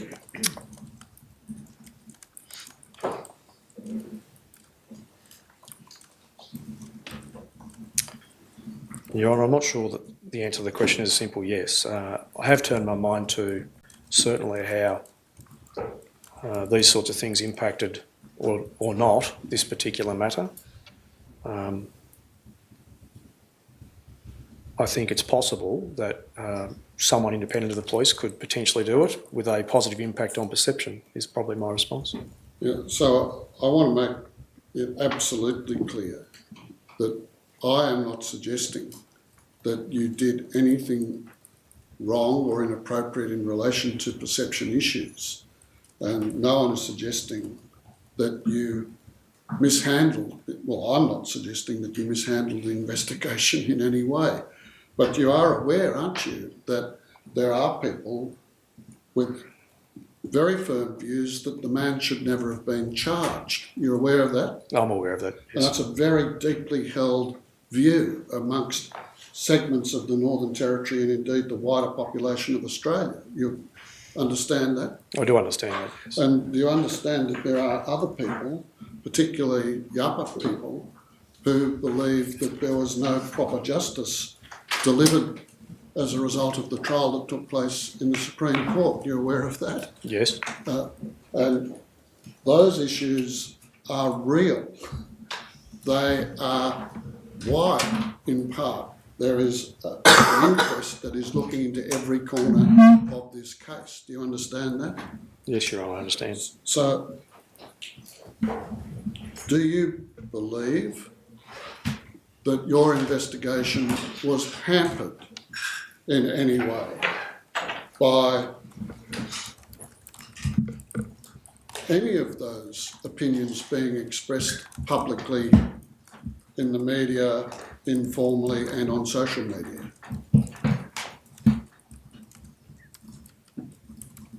I don't believe so, sir. What about the identification of a use of force expert? Can I ask about that? Because as I understand it, after Mr. Barham was appointed and investigations were made in New South Wales to obtain another use of force expert to assist with the investigation, there was a dialogue that was maintained between investigators in the Northern Territory working with you and under your command on the one hand, and the New South Wales Police use of force expert who had been involved apparently in investigating aspects of the Link Cafe incident. Do you understand that? Or have I got that correct? The gentleman in New South Wales, yes, there was a conversation with him. I'm aware there was. Yeah, and is it not the case, as it seems to be from the papers before the coroner, that the New South Wales Police shut that down because of the fact that there was a police officer charged with murder in the Northern Territory and that they thought that it was inappropriate for their expert to be brought into this controversy? What do you say about that? Well, I don't really know the rationale, Your Honour, but obviously the decision was made that they weren't involved. Well, do you know why they refused to allow their expert to be engaged? I don't specifically recall, sir, no. Were you not in charge of the investigation when Yeah, I that was. expert was cut out of the fray, as it were? Yes, of course I was in charge of the investigation, Your Honour. Well, why did the New South Wales Police not allow their expert to be used? I don't specifically recall, sir.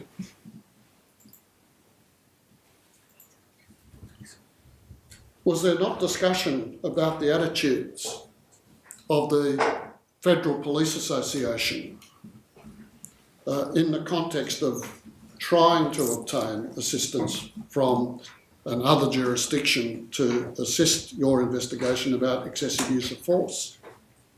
I've indicated, Your Honour, already that I'm aware that there were conversations and there was narrative about it. Oh, sorry, I might have said narrative in the past. Yes, I'm aware actually that there were conversations, which I don't recall in detail now, but there were conversations around those challenges, yes. What were those conversations? The effect of them? Well, the effect of them would be logically what you indicated earlier, sir, that they were reluctant to become involved. You mean the Queensland Police, the New South Wales Police, the Victorian Police, all were reluctant to become involved because of the views of the trade union? As indicated a moment ago, Your Honour, Victoria Police didn't have anyone available. Right, I don't I'll recall put that whether. to one side. I What don't about New recall South whether. Wales and Queensland? Well, I've answered the question around New South Wales, Your Honour. As for Queensland, I just said before, I don't recall whether Mr. Hayden was approached. In Tasmania, we were contacted. They didn't have anyone. So the conversations you referred to that involved the attitude or expressions of the Federal Police Union, what conversations are you talking about? What did they talk? With whom did you have such conversations about their attitude? Those conversations occurred, Your Honour, with other investigators and the... trying to recall the specifics. I think the best way to recall it is through chronology. So I recall that I believe Commander O'Brien had come back from that New South Wales conversation and indicated that somewhere in there'd been indications that other forces were reluctant to become involved. And I believe I was involved in conversations, not with Mr O'Brien, but potentially with Mr Dole and maybe Mr Anisic and maybe Mr Proctor, but I just don't recall the specifics. And the effect of them, as I understand one of your answers earlier, was that the trade union attitude either made it impossible, difficult or impracticable to obtain an expert from New South Wales. Is that what you're saying? Can I just check? Is that what you're saying? No, what I said was that the New South Wales had declined to support it, and that I said that my view was that the public narrative was largely unhelpful. So all those conversations you just talked about then with Mr Dole and your investigator colleagues, what were they about insofar as they dealt with the attitude of the police union, the National Police Union? How did they affect you? What were you discussing?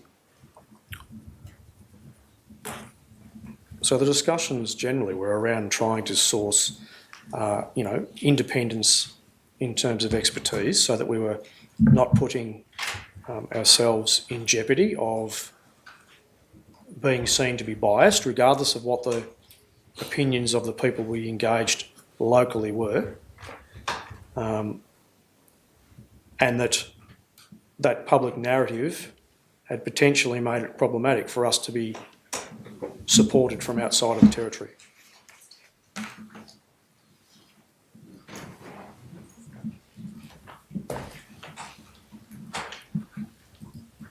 Mr Dole advised the New South Wales Police had decided they were not in a position to assist with your use of force review, and they were not keen to put themselves into the firing line of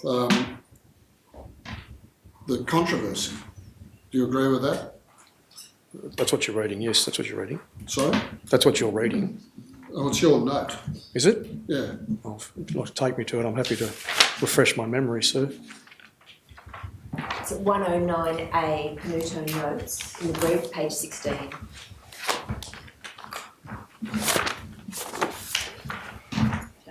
6th of January. It's a note from the 6th of January at 11:40am, call from Acting Commander Dole.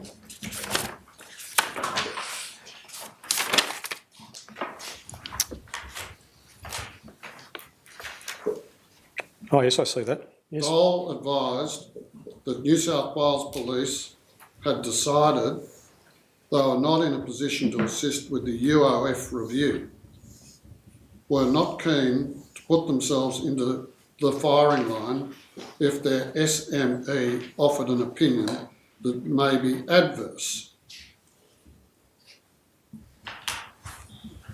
Requested Dole provide his advice via email for transparency and recording purposes. Do you see that? Yes, I do, sir. Yep. SME, what's that? Subject matter expert. So when you noted that Mr Dole told you that the New South Wales Police were not keen to put themselves into the firing line if their subject matter expert offered an opinion that may be adverse, adverse to what? Adverse to the fact that you decided to charge, or that you charged Mr Rolfe, or adverse to Rolfe?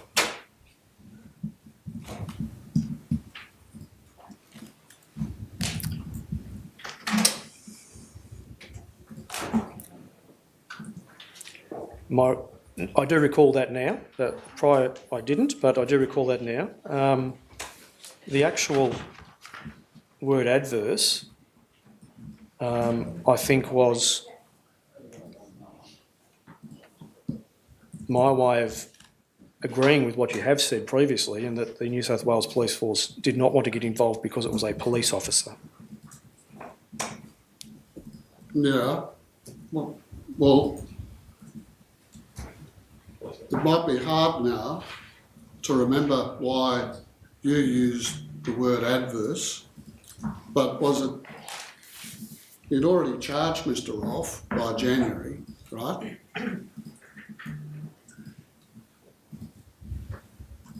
Mr. Pinedo? Oh, sorry, so I thought you were making a statement. Yes, he'd been charged by then. And an adverse report from an independent reviewer would be a report that says there was no excessive use of force, right? That's not how I would read that, so that's not... Well, I'm just checking. I don't know what it means. But what does it mean?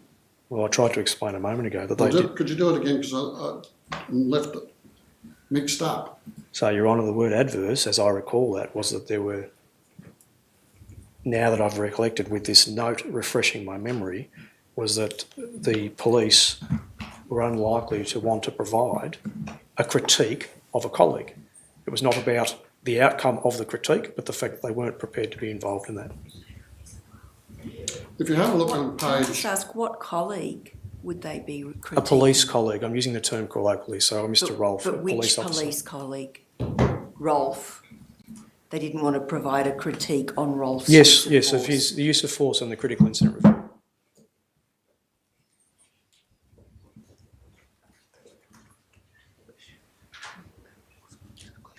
New South Wales, did you know that New South Wales Police offered opinions about the use of force that their colleagues carried out when they conducted the raid on the terrorist holding hostages in the Lint Cafe?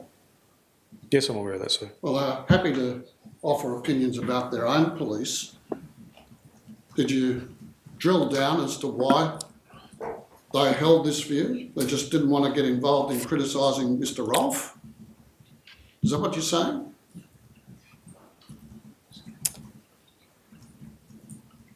Your Honour, I feel that my words are being twisted here. What happened was we could not get... they were reluctant to be involved in providing an opinion about the matter involving an interstate police officer. Why? Again, I was not party to the decision, and I only can rely on those. As I said, I don't recall the full conversations, but whatever's there is what I was told. If you have a look on the next page of your diary, please, do you see on the 7th of January at 14:36 hours, you had a telephone conversation with Mr. Dole again? Yes, Your Honour, I can see that. Is it the case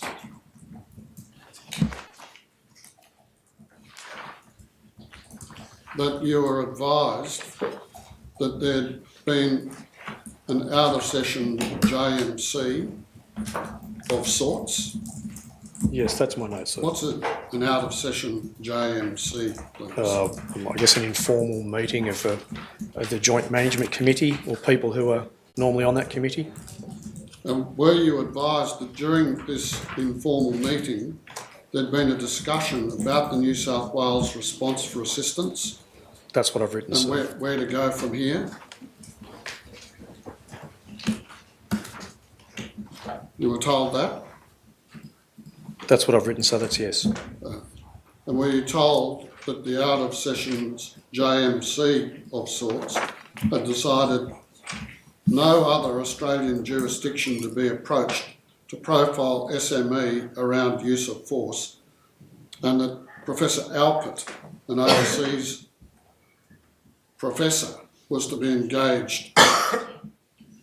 Do you agree? That's what I recall, Your Honour.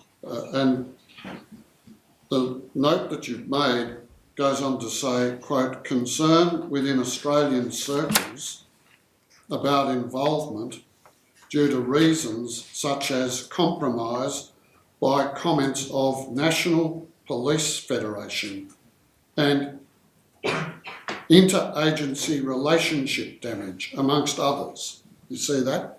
Yes, I see that, Your Honour. So, did you take this to be some directive or guide from Commander Dole and others that there was no point trying to seek expert evidence from any police jurisdiction in Australia? Yes. That was because it seems, according to Mr. Dole's conversation with you, that there were concerns about the union and their particular views. Agreed? Yes. And that Mr. Dole and the others involved in the out-of-session JMC of sorts had the impression that other police forces in Australia would be concerned about their relationship with the Northern Territory Police should one of the other jurisdictions provide expert evidence in this murder prosecution. Is that agreed? Yes. Or is it the other way around, that the Northern Territory Police were concerned that that might interfere with their relationship with other police forces in Australia if those other police forces provide expert evidence in the murder prosecution? Or was it both ways? Concerns on both sides?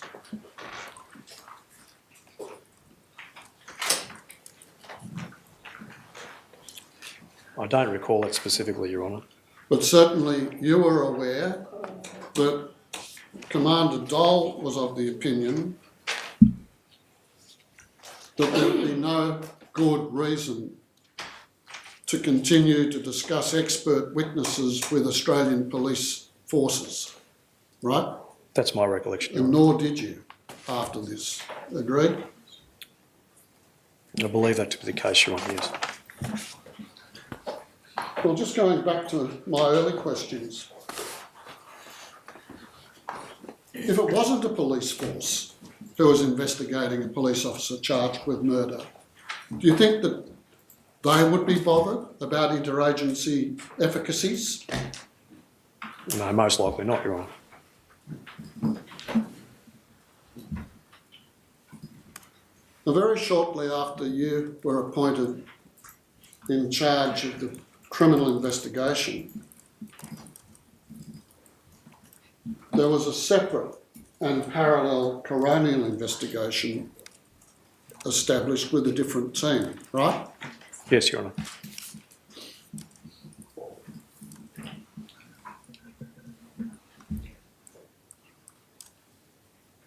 Are you aware of any problem that was caused to your investigation by the existence of a parallel coronial investigation?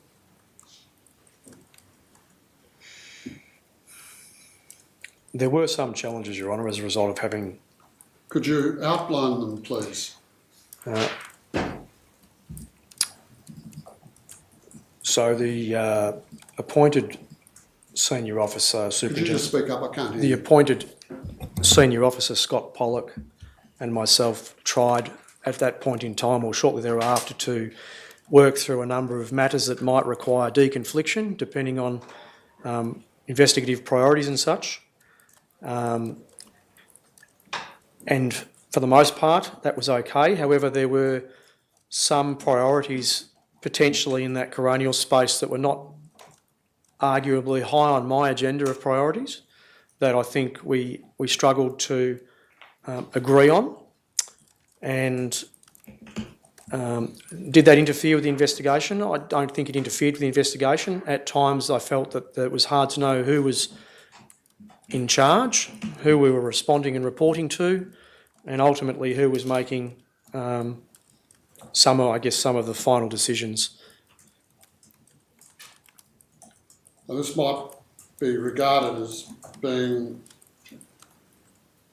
by you as being outside your comfort zone, pay grade, whatever other analogy you want to use, but if you were in a position to be able to set the future for homicide investigations, do you see the need for there to be two separate investigations, one which involved criminal investigation and a separate one that was for the coroner? No, Your Honour, I believe there should be just one senior investigating officer. And what about an investigative team? So, Your Honour, I'm very cognisant that during the course of a criminal investigation you are servicing a large portion of what ultimately becomes the coronial, and a lot of the material that you've heard already came from the investigations that were conducted under my umbrella, for want of a better description. I believe there is scope to have matters that would sit in the criminal space and matters that sit largely in the coronial space with the systemic issues and things like that. I think there's no reason why they can't be progressed at about the same time. But there are occasions where there is conflict as to what might be a priority and what statements are relevant and what witnesses are going to be approached at what particular time and in what particular order, I believe, under that arrangement. So as a bolt-on arrangement, I think they could happen as long as there was only one person overseeing it. But in the case where I had myself doing one thing and Mr Pollock trying to do something else, at times it was challenging. Who should be in charge? The police investigating the killing in a criminal sense, or the coronial officer, do you think? And I believe that the criminal matter takes primacy. Once you're in that space, the criminal matter must take primacy.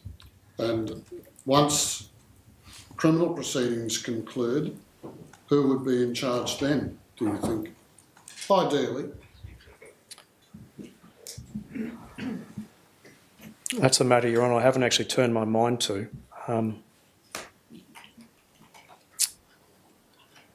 If the parallel arrangements had been going on, or the bolt-on arrangements as I've described it were going on, then the two people would have equal or largely equal understanding of what had been collected and gathered and what was of relevance potentially.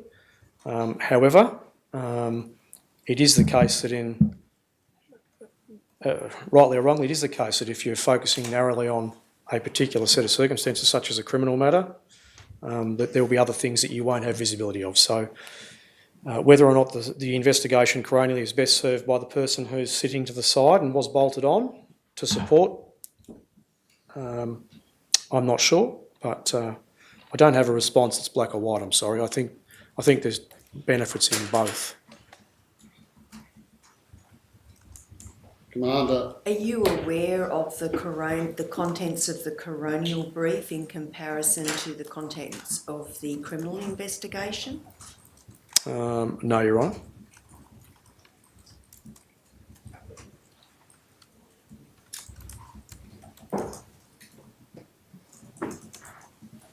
Commander, I want you to assume coronial brief extends over several 100,000 pages.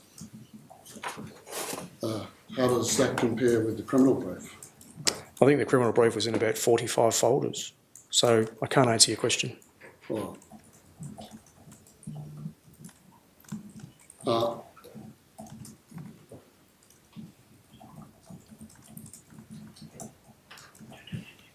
Constable Rolfe's telephone was obtained from him in the watch house on arrest, correct? Yes, Your Honour.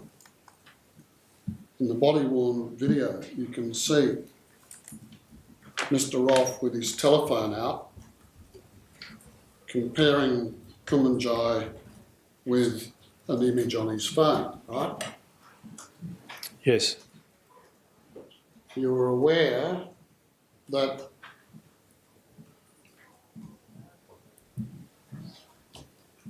Sergeant Frost had emailed an arrest plan to the police who were travelling to Yuendamu on Saturday afternoon from Alice Springs, right? Yes, Your Honour. You would have expected to see evidence that was pertinent to your murder investigation by examining Mr. Rolfe's telephone, right? Yes, Your Honour.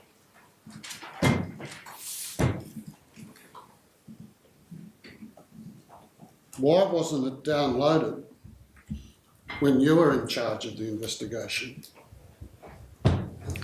So the technology was not available in the Northern Territory Police Force to actually undertake the analysis and download.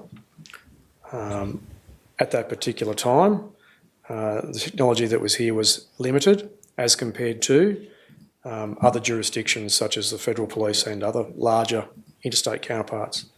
The phone was transferred quite early on, post-seizure, to the Australian Federal Police for analysis. However, it required a PIN number, and it wasn't until some time later that the PIN number was identified. Did anyone ask Mr. Rolfe for the PIN number when you were Yes, investigating? I believe, Your Honour, he was asked, yes. And what was the response? My recollection is that Mr. Rolfe declined to provide that. How was it obtained? There was body-worn video, when body-worn video was reviewed, that had a small section where he used his phone.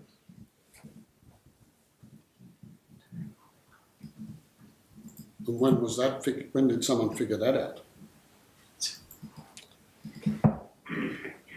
Phone wasn't analysed while I was in the role, so it can't have been in that first 12 months.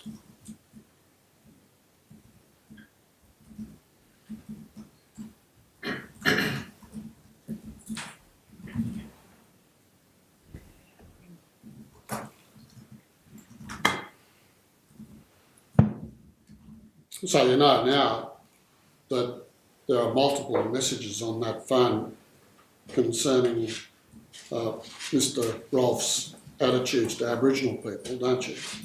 I'm now aware of that, yes. Yeah. And you're aware that the Crown Prosecutor at the trial attempted to tender a small number of text messages in an attempt to prove either Mr. Rolfe's state of mind or the fact that he had a tendency to have a particular state of mind. You're aware of that? I do recall that, sir. In the 12 months that you're involved, it was impossible to do any search, let alone a thorough search of that phone, it seems. So opening the phone was the problem. Yeah, I see that. That involved, as it turned out in the end, to be a matter of looking more carefully at the body-worn footage that was available to you throughout that period, right? Do you say so, sir? Well, no one's being particularly critical of your failure to do it. Whoever did it was very clever.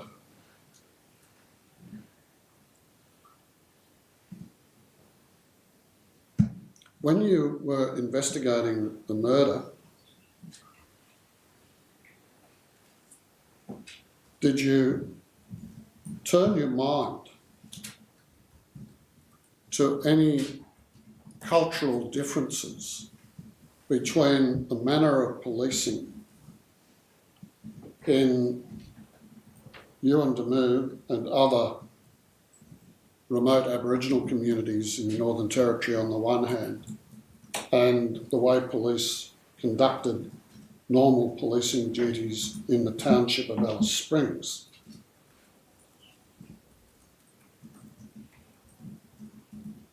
Sorry, sir, would you mind repeating that question? Yeah. did you turn your mind to the potential differences that existed between the way police carried out their duties, particularly in relation to arrests of Aboriginal people in places like Yuendamu, remote Aboriginal communities, on the one hand, and the way that police carried out similar duties when arresting people in the township of Alice Springs? Yes, I believe so. Did you identify differences in approach between remote communities and Alice Springs?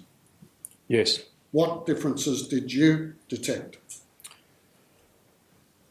I'd not like to throw a blanket across everyone, but in my assessment, I would suggest that community police officers have a different way of going about, not every arrest, but making a lot of arrests, and their arrests are generally made through negotiation with family and or leaders in that community, and they're very good at negotiating surrender and taking into account the cultural sensitivities that might be present in that particular community, as opposed to an environment such as Alice Springs. In determining whether or not you had a viable case against Mr. Rolfe, did you see any differences in his approach to the arrest of Kumanjayi on the one hand compared to a bush police officer's approach on the other? Yes. What were they?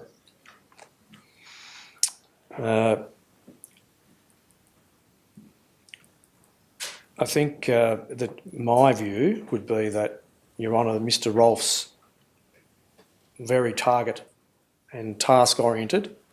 So it was about, here's your task, get on task and go to it and complete that task.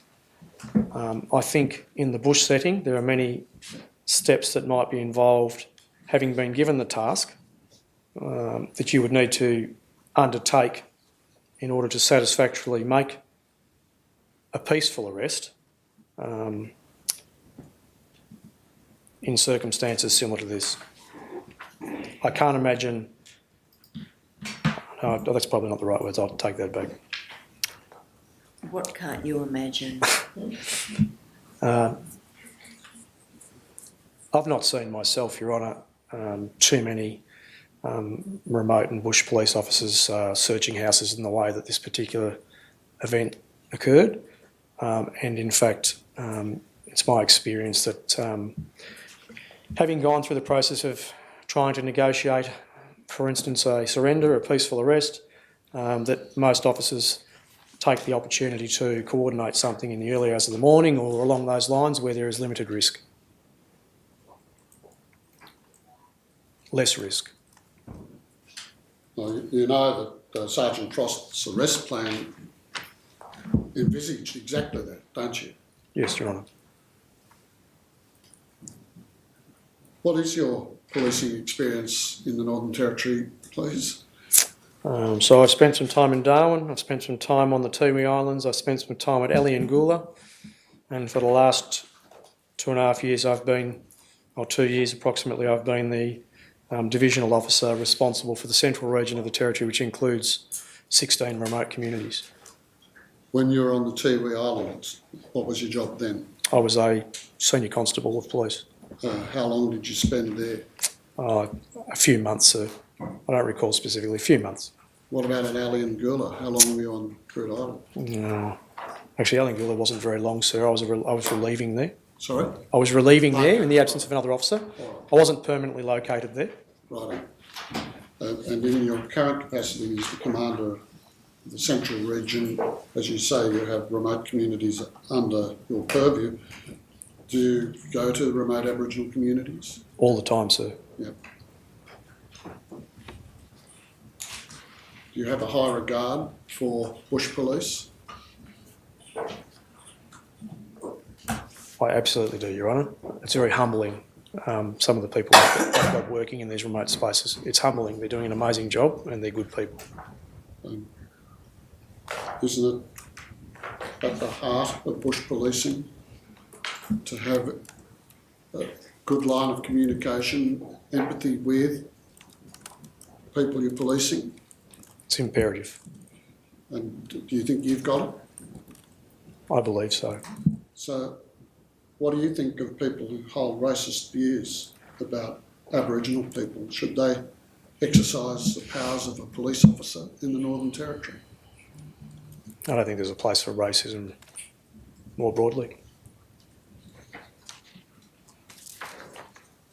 That's all I wish to ask. I note the time. We can either why don't we take a morning tea break, and then we'll come back for about another 45 minutes before lunch.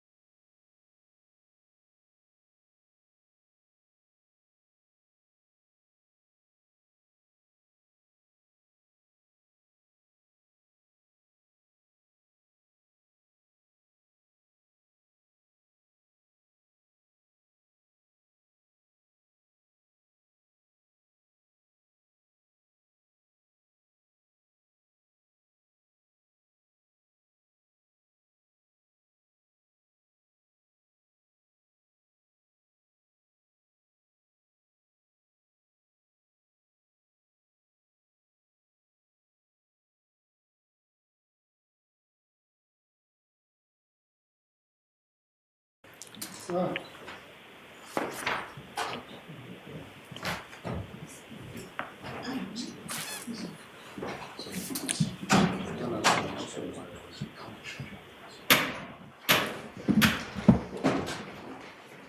All stands. The coronial court is now resumed. Are we having questions from Mr. Officer next? Yes, Is that Your Honour. correct? And he's Yes, on the thank you. mobile phone. Thank you. Thank you, Your Honour. Can everyone hear me okay? Yes, we can. Thank you, Commander. My name's Luke Officer, and as you know, I act for Constable Rolfe. And I just want to ask you a couple of questions based on your evidence today. You gave evidence that you recognised very early on in this incident, that is on the Sunday, having viewed the body-worn video, that it was quite a significant matter. Yes. And indeed, you were concerned very early on that there might be some criminality involved or some offending on the part of Constable Rolfe. Yes, I had concerns. What concerns or offences did you suspect at that time? I don't actually recall, Mr. Officer, a particular offence. I was possibly thinking we were in the manslaughter basket or thereabouts, but being more specific than that, I'm reluctant to be so specific. All right. What's a NISC? That's N-I-S-K. Oh, it's a forensic procedure. A forensic procedure conducted on those who are suspected of an offence? Yes, it can be. It can be, yes. And it can either be voluntary or non-voluntary? Yes, that's right, sir. Are you aware that Constable Rolfe submitted to a voluntary forensic procedure on the 10th of November, early hours of 10th of November 2019? I am aware of that. And in order to obtain a forensic procedure, an offence must be stated, mustn't it? I believe, Your Honour, the documentation requires a section being populated, and you put in an offence category, I think. And are you aware, as at the time of the forensic procedure in the early hours of the 10th of November 2019, what offence category had been put in that documentation?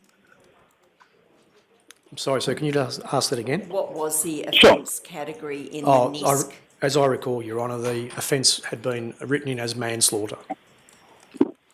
So, in very few hours after the incident, Constable Rolfe had already, at least for the purpose of documentation, been suspected of possibility of manslaughter. I don't necessarily agree with that. Well, if that's in the documentation, what other purpose could it be in there for? Because the documentation can't be completed in the absence of a category being populated. So is it just a practice to make up offences for the purposes of the documentation, or does one have to form that belief? No, police are not in the practice of making up offences for the documentation, but in order for the documentation to be completed, there needs to be, as I said, an offence populated in a particular section of the document. I wasn't involved in that, but I'm aware that manslaughter was the category chosen. All right. And it might be a question for another witness, given that answer by the name of Officer Phillips. But in any event, you had concerns that offences might have been committed, and you were very conscious very early on, your evidence was to ensure that Constable Rolfe's rights were protected and looked out for. Is that the effect of your evidence? Yes, Your Honour, that's what I recall saying. And indeed, very early on, you gave evidence about conversations you'd had with me to the effect that interviews to be conducted were likely to be under caution. That was certainly the recommendation of the DPP, is that right? I don't recall, Your Honour, whether Mr Officer and I spoke about the format of the interview, but I do recall that I've spoken to Mr Officer about this matter, yes. But in any event, the point is, Commander, that you acknowledge that Constable Rolfe, like any other citizen at this particular time, had a right, and that right, he could exercise that right at any time as to whether or not he gave you a version of events. Yes, of course, that's the case. And if a version of events was to be given under caution, that would be voluntary. Yes, he certainly would not be compelled to provide a version of events under caution. Sure, and so if he exercised his right not to provide events under a caution, that would be consistent with his rights and there's nothing you can do about that. You agree? Yes. And in the exercise of those rights, where a person might be suspected of an offence, if they were to give you a version, that doesn't necessarily mean that version will be exculpatory, does it? No, of course not. And so when you used words that it was a shame that a version wasn't proffered because it could have been about defence or justification, it's not the case that you could say Constable Rolfe, having given a version at that time, would indeed amount to justification. Do you agree with that proposition? Yes. In fact, does it surprise you to know that Senior Sergeant Barham, or Superintendent Barham as he is now, having heard Constable Rolfe's version at trial, maintains his opinion that the shots 2 and 3 were unjustified? Sorry, is the question, Your Honour, does it surprise me that Mr Barham's adopted the same position? Yes. I don't have a particular view of that. Well, it's an example, is it not, where a version having been given, but an opinion to the contrary being maintained, means that had Constable Rolfe given a voluntary version at the time, it still could have been used against him and might not have resulted in the charges not having been laid in the first place. Would you agree with that? It could have gone either way, of course. Yes. But there is, I suggest, 2 mechanisms in which a version could have been obtained from Constable Rolfe. Would you agree with that? If I can hear what they are, I'd like to know, so I can agree with you. Well, you note at page 148 of your notes, if I could ask you to turn that over.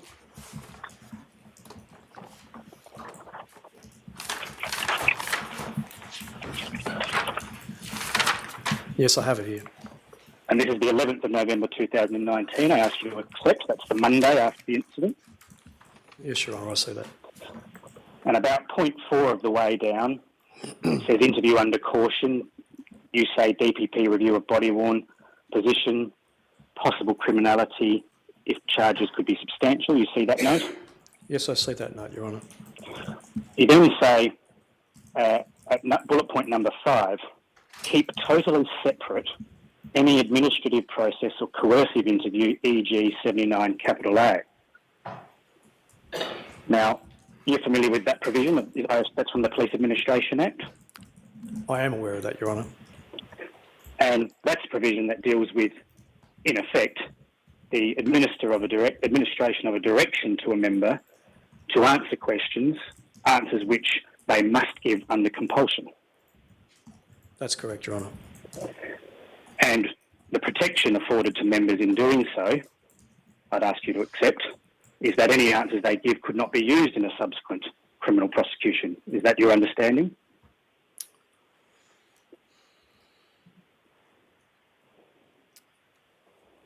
I believe so, but I can't recall definitively. But you would agree, in the very early stages of an investigation, where a version of events is significant, you note, and Constable Rolfe has not yet been charged, but a version could have been obtained from Constable Rolfe using that provision. No, I don't agree with that. Why not? Well, I would go to 3 p.m. on the Sunday after the shooting, Your Honour, and having watched the vision, there was at that point in time, there was no way I was going to direct Mr Rolfe to answer questions using the provisions of the Police Administration Act, such as 79A, when at some later time, 2 days later in fact, the director says to me, you have a prima facie case for a criminal charge, and I'm now in possession of a whole lot of material that I'm going to be criticised for at trial. So I would not think it's appropriate. Sorry, I'm a superintendent. Sorry. Superintendent, but what I'm asking you is specifically as at the 11th of November 2019. Now, you're relying on a conversation you have 2 days later where the director gives the instruction that he can be charged. That's information you don't have as at the 11th of November 2019. And you specifically make mention, keep totally separate any process or coercive power, exercise of that power. All my question is asked of you is that it was one possible way that a version of events could have been obtained from Constable Rolfe. It might not have been you, but it could have been obtained by a completely separate investigator, for example. Would you accept that? No, I don't. Why not? Because I've already got in my mind that Mr Rolfe is a suspect for a criminal offence, so I would not be looking to use a process outside of what would be otherwise investigatively sound in the criminal space to obtain information about about what happened. So, as at the 11th of November 2019, your words, he's suspected of a criminal offence. What did you suspect he had committed as at the 11th of November 2019? If I may go back to my notes, Your Honour.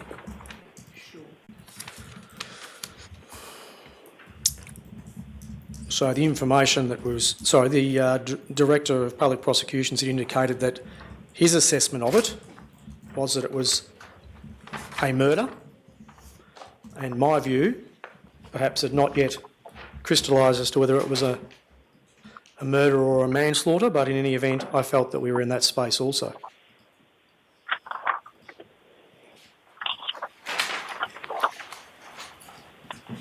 Are you familiar with the provisions of the Coroner's Act, Superintendent, in relation to the compulsive powers to obtain information?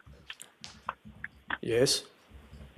So if I was to suggest there was a second way in which a version of events could have been obtained from Constable Rolfe under the Coroner's Act, what would you say about that? I would say that wouldn't have been available to me, having thought that Mr Rolfe was a suspect. Not available to you, but it certainly might be available to someone else. Would you agree? No, I don't agree with that, Your Honour. I think we're looking to go around process if we get ourselves into a position where we're using legislation that's perhaps not tailor-made for the set of circumstances we find ourselves in. I would have thought that using the coroner's provisions would be seen to be going around the back way.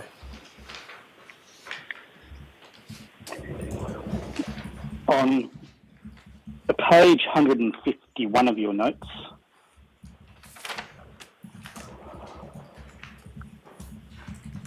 at bullet point 2 that in your notes you say brief of evidence in short form, timing implications of ERO offer. My query will be deficient, understand need for prioritisation based on broad range of content. What are those words after that? But worry.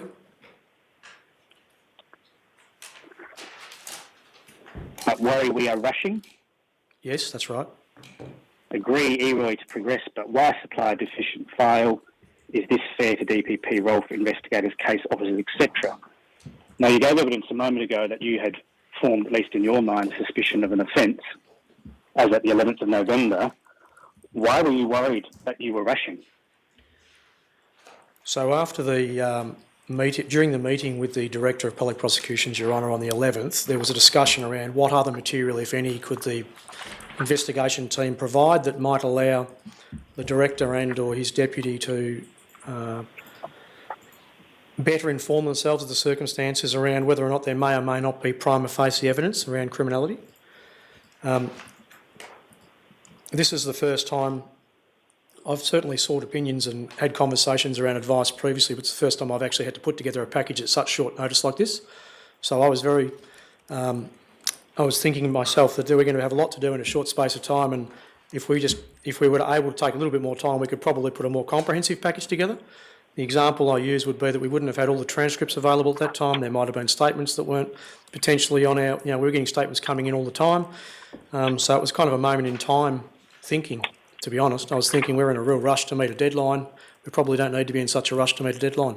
But in any event, I was comfortable that the request that the Director had made of us, in that, is there any other material you could provide, that we were able to provide some material, and as a result, that was what was agreed to do.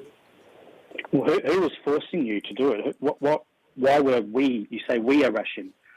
Who was making you rush? Well, I don't feel as though I was under any compulsion to rush by a particular individual. I felt pressure, I guess, not to charge Mr Rolfe, not to not to do anything out of the ordinary other than that I wasn't accustomed to putting together this package. I didn't know what the format would look like. I was wrestling with how I was going to explain to my investigation team what we were actually putting together to give to the coroner.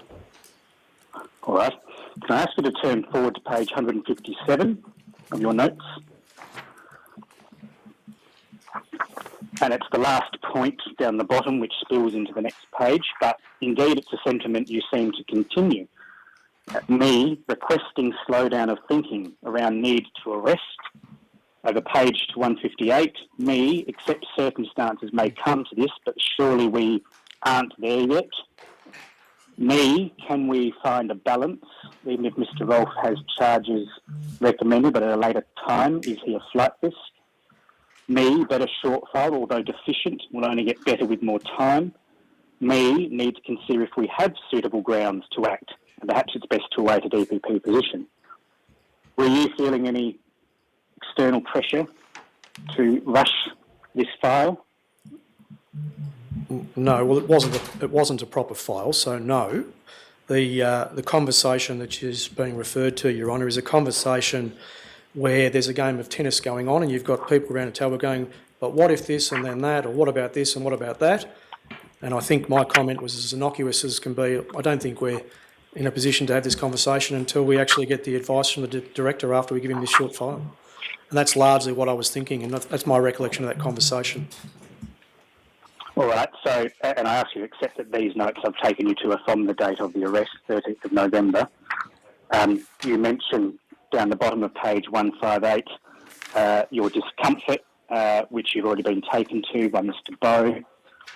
At 1:62 PM on page 159, you have your meeting with the director and deputy about the short file. You see that at the bottom?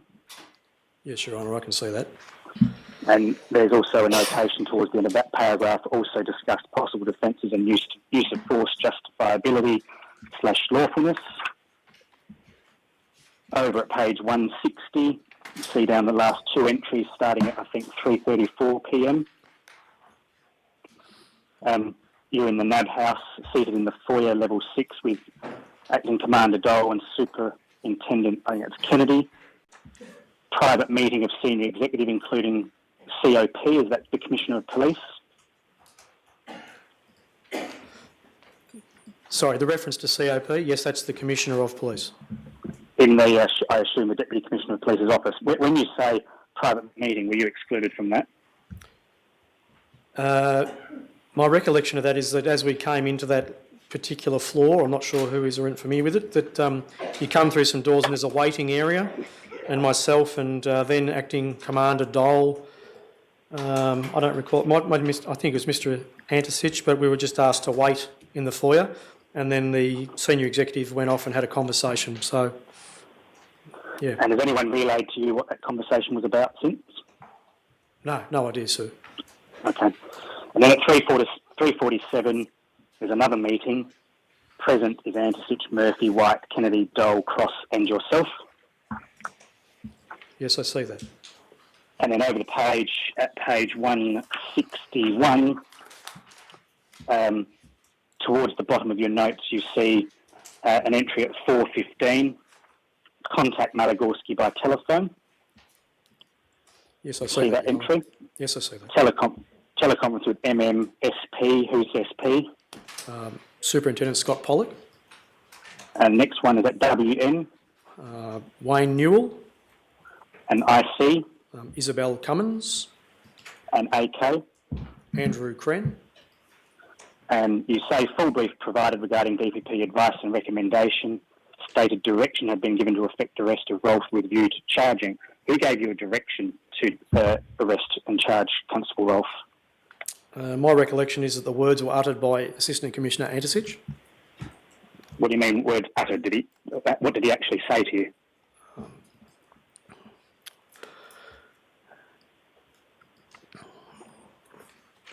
So there's a discussion, obviously, that goes for more than just the words I'm replying to you now, but the words he used at the end of that discussion were, okay, we are arresting. All right. And then you put in your notes, I had considered grounds, basis for arrest, and had formed the requisite level of belief to continue. So, Superintendent, in the morning when you're expressing concerns about rushing, to the and slowing down and perhaps preparing a more detailed file, to the afternoon following a meeting, private meeting between the senior executives, and then one with yourselves, at least in the afternoon, and Assistant Commissioner Antisich directing we are arresting, what gave you the formation of a grounds for or basis of arrest in Constable Rolfe that you note in your notes there at page 161? I'm sorry, that was a very long question. If you wouldn't mind repeating that. So in the morning you expressed concern, morning of 13 November, about rushing. Yes. And we know that there's been a meeting of the senior executive, including the Commissioner of Police, that you're not included in. Yes. There's been a subsequent meeting that you are included in. Yes, that's right. And you note here that a direction has been given to affect Constable Rolfe by Assistant Commissioner Antisich, and you say words to the effect, all right, we are arresting. You then include in your notes, you had considered grounds and basis for arrest and the requisite level of belief to continue. What changed that gave you that formation of the belief from the morning? So this conversation occurs subsequent to the second meeting with the Director of Public Prosecutions and the Deputy Director of Public Prosecutions. So during that second meeting, prior to that second meeting, whilst I think I consider Mr Rolfe to have been a suspect in the offence and there was no rush, my notes thematically are consistent with let's await further advice from the DPP and his deputy after he's had an opportunity to assess the materials that we were providing. That had occurred. I'd been present during those deliberations, I guess, for want of a better description, and it was very clearly articulated that there was a prima facie case, at which point I was obviously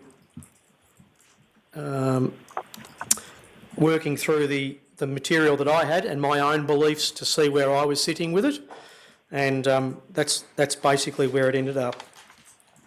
All right, so is it your evidence that Assistant Commissioner Antisich saying we are arresting didn't afford you any additional pressure in making your decision? No, that's right. I'm not in the business of following directions I feel are unlawful or improper, and I certainly didn't do so on this occasion. Well, Superintendent, that wasn't my proposition. Why are you offering that answer? I simply asked whether you felt any pressure. Well, I'm sorry, I misunderstood the question, Your Honour. I thought that was the inference. I just want to turn, if I can, about this approach to subject matter experts, and in particular the New South Wales Police Force. And I'm not sure if I heard your evidence right on the phone, but did you yourself have any direct involvement in conversations with any person from the New South Wales Police? Yes, I believe I spoke to a fellow. I believe I spoke to the fellow from New South Wales. His name was Peter Forbutt, I believe. All right. Now, presumably when you... and is Peter Forbutt, was he a use of force expert equivalent? Is that what he was? He is one of the leading people in Australia, yes. And when did that conversation occur? I don't recall. Was it one or two or three or more conversations? I don't recall. What I can recall is that there was a conversation that was, I believe, a conversation that had some of the senior investigative team on a speakerphone just talking to Mr Forbutt. Who was that? Who were they? I don't recall, sir. But it can only have been from the group that was working with me, so it can only have been from a small group. And I then recall maybe having a telephone conversation with him at some point after it had been decided he wasn't, or the New South Wales Police weren't involved, and I thanked him for taking the time to listen to us. Noting, of course, he hadn't been provided any of the materials. It was just a preliminary conversation. Well, that was going to be my next question. Presumably when you approach a potential expert from interstate, if not providing them materials, you give them some sort of background as to what's occurred. Did that happen in this case? So my recollection, Your Honour, is that conversation that was on the speakerphone was us potentially, in very succinct fashion, talking about a critical incident occurred, a police member had discharged his firearm, someone had died, and we were looking at the use of force review and a critical incident review more broadly. As to these specifics, sir, I don't recall him getting any of that, and it was very much a conversation that was assessing whether he was... I can't even recall. Actually, I don't want to go any further because I don't recall the specifics. I was going to say that we were assessing as to whether or not he himself would have capacity to take on the job, but I don't recall that now, but I think that was what was occurring. And as a result of that, we just sat and waited while the New South Wales Police considered whether they would allow him to be involved. Well, Superintendent, you say earlier in your answer you were putting things very succinctly as to what happened, but now you're saying maybe you didn't or you can't recall. Which is it? I think I was pretty clear, Your Honour. I described what the sort of conversation was, that we'd had a shooting, a police officer discharged his firearm, someone had died. We were looking for someone with the right expertise to assess the critical incident. And Well, did you tell him how many shots had been fired? no, there was no detail. I think I recall. I just indicated that. All right. You didn't tell him that Constable Rolfe had potentially been stabbed? Once again, there was no detail provided, Your Honour. Well, Superintendent, what did you expect in trying to retain an independent expert if he wasn't going to be given any detail that his answers might be? Your Honour, I think we have to understand that Mr Forbutt is probably Australia's leading critical incident use of force expert, sits on the ANSPAR, in the ANSPAR space. If you're going to ask whether they had, if you're going to question the sorts of things that I've just been asked, Mr Forbutt doesn't need all that information to know whether he can potentially make an assessment of it. But the wash-up of it is you don't know the basis upon which they made an assessment not to help. No, Your Honour, I have no basis to understand why New South Wales Police didn't, other than the conversation we've had already today. Are you aware that Detective Senior Sergeant Barham, as he was at that time, had told Andrew Kren, and indeed a sentiment he repeated later to Commander Bacon, that he'd preferred not to be involved?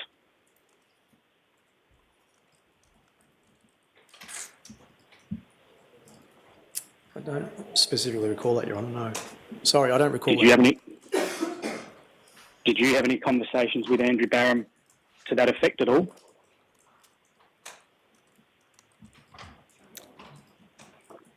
Not that I recall, but no, I don't recall it.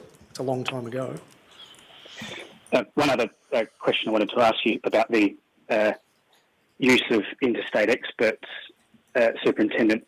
You're aware that Constable Rolfe had to seek the assistance of a retired police officer for his use of force report? I'm aware that occurred, Your Honour, yes. And you're also aware that Constable Rolfe also had to look internationally for potential use of force assistance? I believe that to be the case, Your Honour. I just want to turn to the topic of Andrew Barham. In an email between yourself and Commander Bacon, do you recall him expressing a concern about the use of Andrew Barham as the subject matter expert or the use of force expert?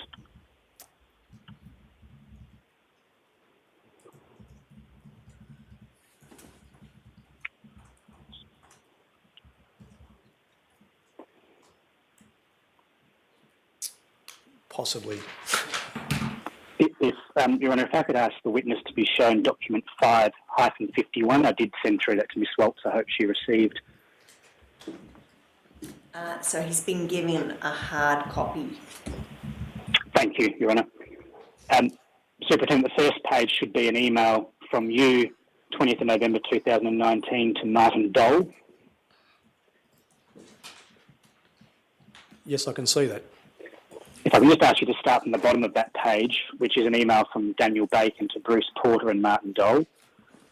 And it's 20th of November 2019 at 3:13 p.m. Can I just ask for a pause there, if you just wouldn't mind identifying the document, Mr. Officer, just so it can be followed properly, in particular by anybody who has a claim over it. That's why we provided it in writing rather than putting it on the screen. It's document 551. Thank you. Superintendent, you see that email from Daniel Bacon at the bottom of that page? I see that, Your Honour. And he says, "Hi Martin, I do not disagree with any of Bruce's comments. It is for these reasons, though, that I find that he is not suitable to provide. I state this on the basis that all these reasons would place him in a perceived conflict of interest in relation to providing this report for Op Charwell. It perhaps could be mitigated if we were dealing with matters on a discipline level, but this matter is a criminal murder charge, and I think the less conflicts we have in place surrounding expert evidence, the better it will be for the integrity of the file. I have no issues with Senior Sergeant Barham being a conduit for an individual interstate expert to assist and guide them to relevant policies and procedures, but I think him providing a local report is fraught with increased risks both to the coronial and the criminal trial. My advice is to seek an independent interstate individual in the first instance, with Barham to assist with local information to them only, willing to discuss further alternative views if alternative views still remain." And your reply at the top of that page is that it misses the mark in your respectful submission, and that Mr. Bacon's position is not correct, and that it could not be complete without the local training context, and there's no disrespect in that comment. And there's a few words to finish your email. Why did you form a different view from Commander Bacon as to the issues that he raised with you at a very early stage in this investigation about the use of Andrew Barham? To recall those issues, Your Honour, I need to read the whole sequence of emails in its entirety. So if I can just have a moment. Sure.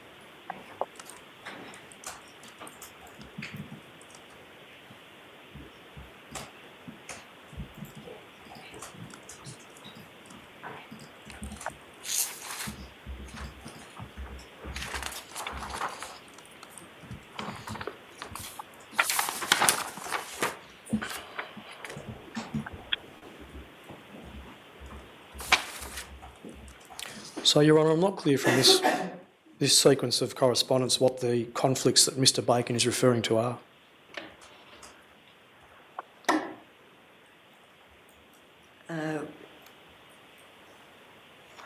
In the sense that you can't see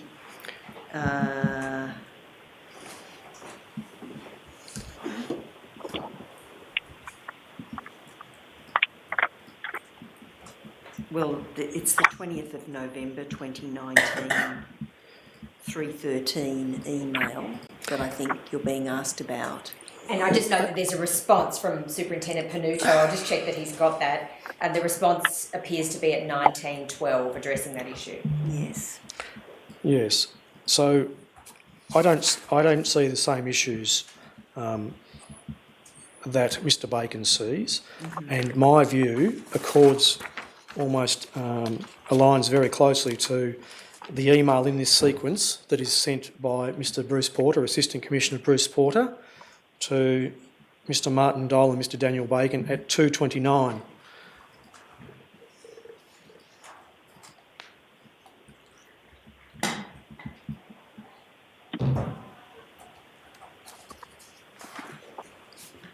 I'm not sure if that answers the question, Your Honour, but my response, sir, would be that I don't necessarily feel that the conflicts are well identified by Mr. Bacon, but those conflicts that I think he's referring to, which is potentially that Mr. Barham is in fact in the professional standards space and may in fact be reviewing the conduct from an internal perspective, I don't think excludes him from being the right person to have done this review. And in fact, he was taken out of that internal space and placed into this investigative space. All right. You know Superintendent Scott Pollock, or former Superintendent Scott Pollock, well, Yes, I do, sir. and I think it's your evidence that he is very experienced Yes, Mr. Pollock is experienced. and was well regarded in the coronial space by the coroner and his deputy. Yes, I've indicated that was a discussion I was involved in. Yes, was that an opinion you have of Scott Pollock? Of course. Are you aware that at a meeting on the 16th of April 2020 with Assistant Commissioner Andersich, that Scott Pollock raised a concern about tainted evidence of Andrew Barham?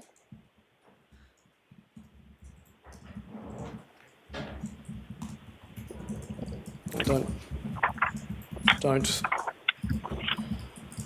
Certainly now I'm aware there was potentially some issues raised by Mr. Pollock in the role that he had, but I don't specifically recall what you're asking of me. How did you become aware of those concerns you just mentioned? I honestly don't recall. Have you been shown at all the report which was first commenced by Scott Pollock and later completed on the 31st of August 2021 by Commander Proctor?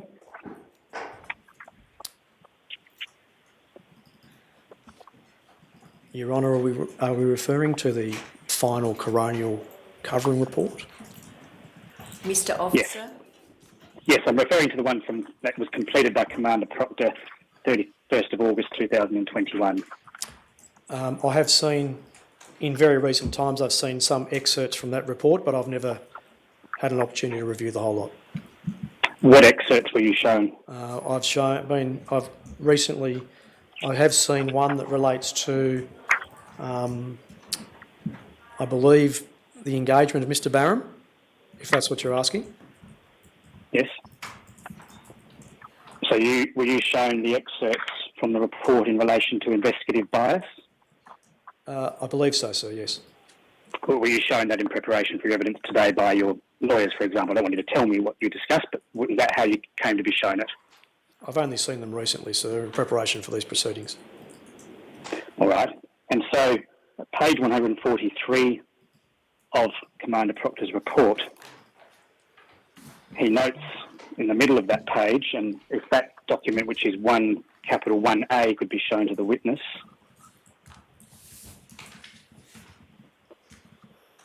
At page 143. You have to wait, Mr. Officer, for a moment until we get that up. No worries.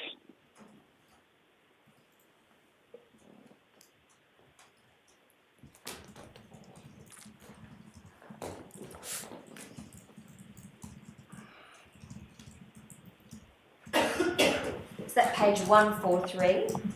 143, thank you.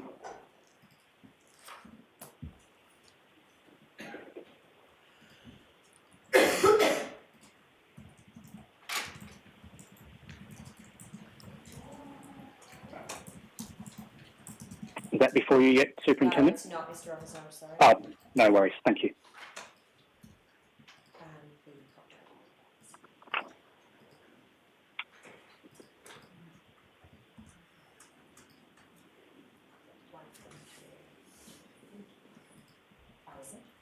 That's with you, Kitty. Thank you. So that can go on the screen.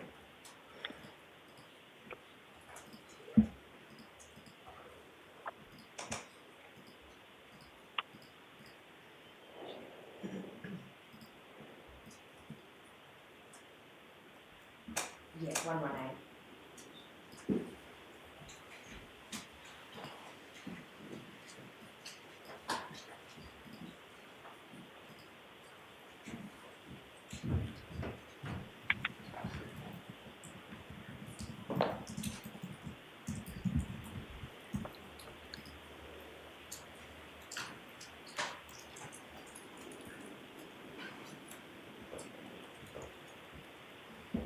Otherwise, I've got sense.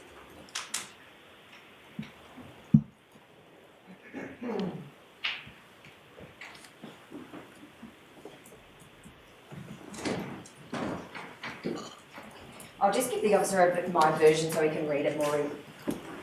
Thank you, Council Assistant, that'd be helpful. Thank you. If you could just turn up page 143, Superintendent. Yes, I believe so. And I just want to take you to about point 4 of the way down, which is talking about Senior Sergeant Andrew Barham. And it starts with the words, "This statement played a pivotal role in the prosecution case against Constable Rolfe," and that's in relation to the firing of shots 2 and 3. Do you see that part? I can see that statement, yes. And Barham was acutely aware that Rolfe had been charged with murder and that his opinion would form a critical component in support of the prosecution case. I just want to ask you in this next paragraph whether you agree with this proposition. In reaching a conclusion, Barham referenced materials to his statement that were outdated. There was no challenge or peer review by investigators conducted on the statement of Barham. It was accepted as reliable without being subject to any scrutiny by investigators. Now, you are in charge of the investigatory team. Do you agree with that statement by Commander Proctor? No, I don't. Why not? Because the outdated materials I think that are being referred to are actually contained in the training documents. So it's a misguided statement to start with. Well, if you read on, and this is your email on the 6th of January 2020, in relation to the investigation of Operation Charwell, which followed a conversation you had with the Deputy Director of the DPP, Matt Nathan, and you have 3 bullet points there at page 143 over to page 144. I'll just ask you to read those 3. An independent use of force, SME. Sorry, do you want them to be read out loud or to himself? Yes, Sorry. read out loud, please, Your Honour. Well, they're on the screen here, so I don't think Oh, they're they on the need screen? to be read That's out fine. loud. If they're on the screen, then that doesn't need to occur. Thank you, Your Honour. You note in those 3 bullet points, Superintendent, in relation to the first bullet point, Mr Nathan expressed a view that an interstate review is necessary, and you say, in short, Mr Nathan identified the challenges that the prosecution might face in the event that DS Sergeant Barham is the only Australian SME and comes under hostile attack in any cross-examination. Additionally, whilst there is no offence directed towards Detective Senior Sergeant Barham, his experiences in the area of fatal police shootings cannot compare with those of his contemporaries. You then say at bullet point 2, a very recently retired or departed use of force SME, it was Mr Nathan's view that this is less than perfect situation from a criminal prosecution perspective. It can only have credibility if the prosecution can adequately demonstrate the training, tactics and policy have no material changes since that SME concluded their policing career. And you note the efforts you made with respect to New South Wales. And then at bullet point 3, Mr Nathan also expressed concern from a prosecutorial setting about the use of a international expert. Now, Superintendent, it must be when you present those 3 concerns to the Operation Charwell team that you had some concern yourself about using Detective Senior Sergeant Barham in this prosecution against Constable Rolfe. Do you agree with that? No. Why then, at the next part of page 144, you'll see Commander Proctor references the response received from Commander Dole was not what Panuto expected. And you will note that what they had done is they'd come to an agreement not to approach another Australian jurisdiction, and a decision had been made to engage Professor Alpert, and you finish that by saying Acting Commander Dole, the DPP, I queried with Acting Commander Dole the DPP view, and whether the discussion was something I should have been a part of. I was informed that the decision had already been made. Why were you so concerned if the decision had already been made to continue with Detective Senior Sergeant Barham and Professor Alpert if you had no concerns? I wasn't concerned at the fact that Mr Barham was involved. I was concerned that in seeking an opportunity for an audience at a joint management committee meeting to discuss my discussions with the Deputy Director, that I hadn't been afforded that opportunity. Yes, and the Deputy Director had concerns about the use of Barham. No, I don't. Can I just have a moment to go back to that dot point, Your Honour, if I can?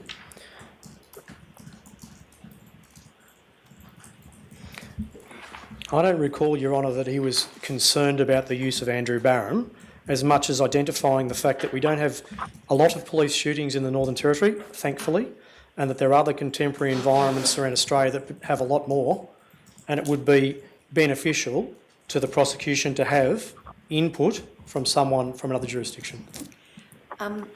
Mr. Officer, when I read this, if there's any concern expressed, and that's adopting your language, it's only that in relation to Detective Senior Sergeant Barham being the only specialist expert. There's no concern with him being an expert. There's just a question of as to whether or not another expert should also be engaged. He then continues to say, Your Honour, that whilst he doesn't direct offence towards Barham, his experiences in the fatal police shootings cannot compare with those of his contemporaries. Sure, So that's why he's suggesting that you might want to get another expert, but he's not concerned, as I understand it, about Barham providing expert evidence. As I understand it, he just considers that it might be beneficial to obtain a second expert as well. And if that's the witness's evidence, then that's the witness's evidence. I think that is the witness's evidence, but it's also a fair reading. There's absolutely nothing in those paragraphs that suggests, as I read it, that there was concern on the part of the DPP of Barham being an expert witness. And if the witness wishes to dispute that, then he can. Your Honour, with all respect, you are right. So the concern was not with the fact that Mr Barham was an expert. It was as you have just described. Well, that's the way I read it. Superintendent, understood, Your Honour. Superintendent, if I can take you to page 146.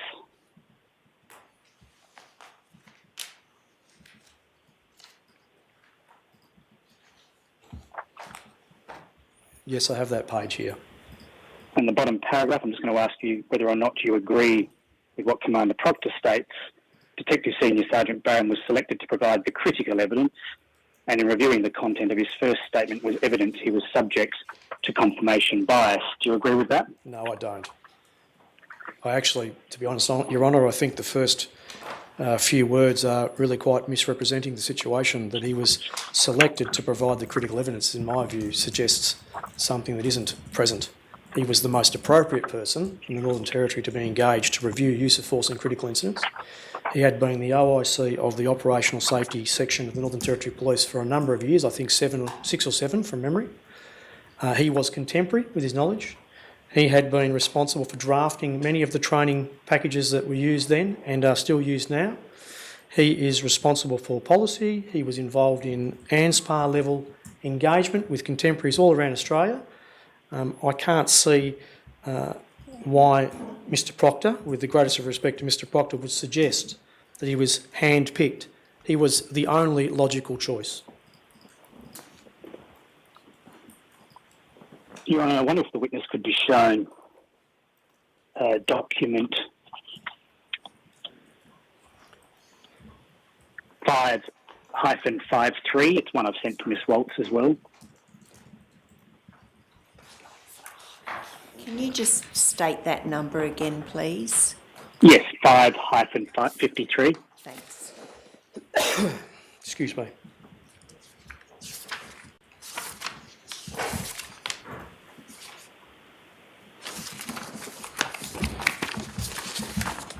Do you have that document yet, Superintendent? Yes, sir, I have it. And that's the memorandum dated 25 November 2019. Yes, I do, sir. Have you seen this document before? The second half of the document I've seen, sir, the bit that's, Your Honour, there's 2 parts to this package, as I'd call it, or 3 parts in fact, but there's a investigation plan with the words Operation Charwell at the top in red.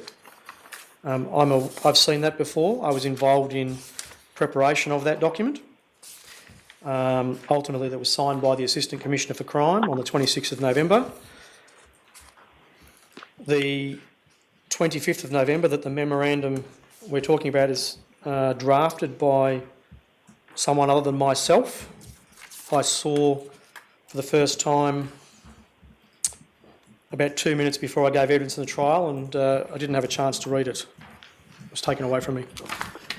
Who took that away from you before the trial? Mr. Edwardson, sir. Who gave it to you before the trial?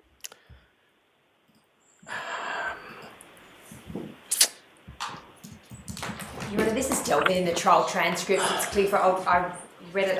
I'll leave it. I'll leave it, Your Honour. I'll leave it. It's manifest on the trial transcript. I'll leave it, Your Honour. I'll just ask these questions.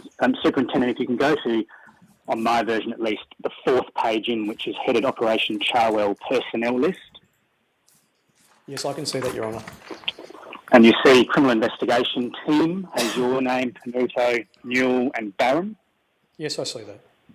What did it mean by Criminal Investigation Team? Well, I didn't draft it, so I'm not sure. I thought you said a moment ago you had a hand in drafting it.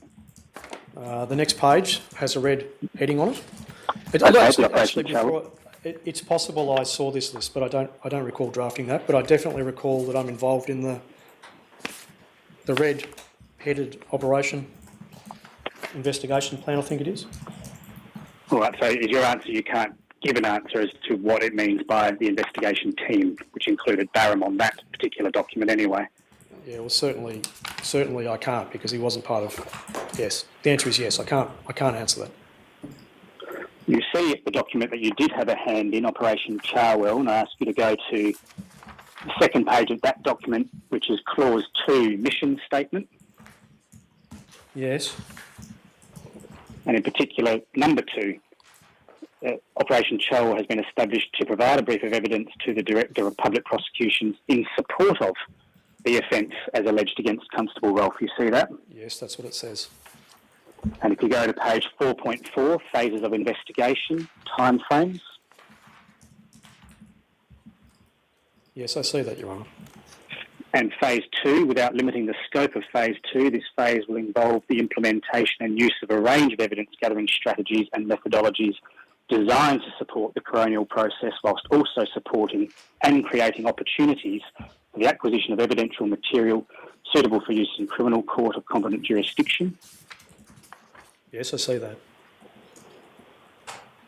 And if you can go back to the Proctor report, at page 147, you attended a visit to Yuendamu on the 5th of December 2019, which included Andrew Barham. Yes, that's correct. And what did you do? There was a community meeting, was there? I'm sorry, sir, I didn't hear what you said. Was there a community meeting? There was a meeting between Mr. Dole and Mr. Andersich and a number of persons from that community, yes. Was Andrew Barham there? For about 2 minutes. Mr. Barham and I were trying to get access to the crime scene, and the people who we'd organised to be available to us to give us access had decided to go to Alice Springs for the day. So Mr. Barham and I couldn't complete our duties. We were off to the side of this particular gathering. Mr. Barham had, my recollection is Mr. Barham was hardly even in the room. He may have been in the room, right, but he was hardly ever in the room. So is my perception wrong of that Operation Charwell document when it talks about finding material to support the criminal prosecution against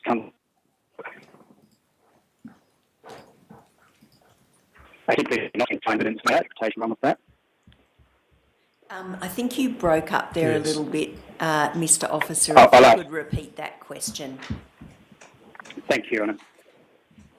In the Operation Charwell document that I took you to, where the mission statement refers to providing a brief of evidence in support of the offence, is my interpretation wrong that you're only trying to find evidence that will make out the prosecution against Constable Rolfe? Your interpretation is wrong. It is very. So It is commonplace to it is more common that people are charged with offences such as murder shortly after the event and an investigation continues. So during the course of that investigation, you are seeking to find additional materials that might support the prosecution case. It is not the case that you are charging and then trying to find evidence that make out the case. But you were certainly keeping an open mind. Of course I was. Can I just, I'm almost finished, Your Honour. Yeah. At page 147 of the Proctor report, I just want to ask whether you agree with what Commander Proctor says. And he talks about the Yuendamu visit, and he talks about Professor Alpert, who gave an opinion very similar to Mr. Barham. In light of this, it is difficult to accept that either Barham or Alpert could claim their neutrality as an expert. Barham was firmly ensconced with the investigation team, and Alpert was contracted to provide evidence by the NT poll executives who formed part of the Operation Charwell investigation and who approved his selection in contrary to the advice of the DPP. Not surprisingly, both Barham and Alpert provided identical opinions given access to the same restricted information. Do you agree with what Commander Proctor states there? Can I object? There's just a number of different things that Commander Proctor states there. So what is it that Mr. I'll break it down. Thank you. Thank you. Do you accept that Mr. Barham could not claim neutrality as an expert? No, I don't agree with that, Your Honour. Mr. Barham was... Do you accept that he was... Sorry? I'm happy to take the question if you wish to ask. I'll let you finish, yeah. So Mr. Barham was not co-located with the investigation team proper. He was outside of that environment, and very, very shortly after he had been brought into the investigation as a consultant, I might add, I sent him a piece of correspondence which clearly articulated that his role was to be a consultant and that he could access any materials he wanted, he could draw any conclusions he wanted, they were all a matter for him. So there was no influence from the investigation aspect into what he was ultimately assessing. That was his purview. As for the engagement of Professor Alpert, is that the second question? Yes. Would you like to ask it again, sir, so I'm clear what you're asking of me? Yes, so do you agree with Commander Proctor when he says that Barham was firmly ensconced with the investigation team? No, I don't agree with that at all. And do you agree with Commander Proctor that Alpert was contracted to provide evidence by the police executives who formed part of the investigation and approved his selection contrary to the advice of the DPP? So, Your Honour, I think that question has a number of parts also. The first part is that Mr. Alpert's engagement cannot occur other than through the process that we go through, but Mr. Alpert was not engaged to conduct his review to arrive at a particular conclusion. He is an internationally renowned expert, regardless of whether or not he has to be paid for his time to review the materials and the events. Whatever conclusion he reaches, I would suggest that it would be foolhardy for him to arrive at a position that wasn't a position he felt was right, rather than that an investigator or an investigation team were trying to achieve. And I would dispute the fact that he did that. Just one last question. You're on a completely different topic, Superintendent. You interviewed Claudia Campagnaro during the investigation. Yes, I did, Your Honour. How did you come to receive the information which led to you interviewing her? There was this is a long time ago. There was, I believe, some information that came through a member of the tactical response group who had been in Yuendamu shortly after the events of the shooting. That information, I don't recall specifically, that information filtered through to my team.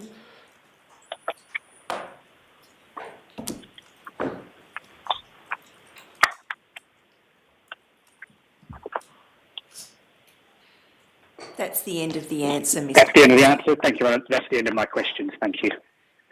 Yes, I note the time will return at 2 o'clock. Coronial report downstairs, take our leave.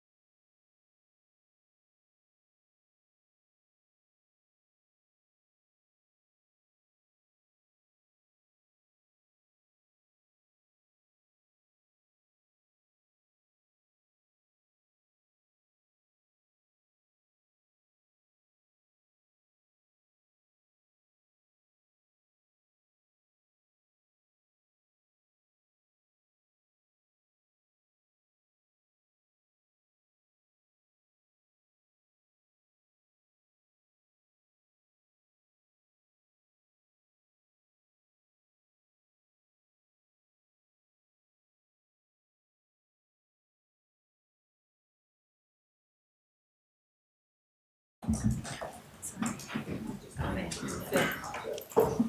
you going to give Mr. Bolton any maxim? Yeah, I was just going to call him. Thanks, Rob.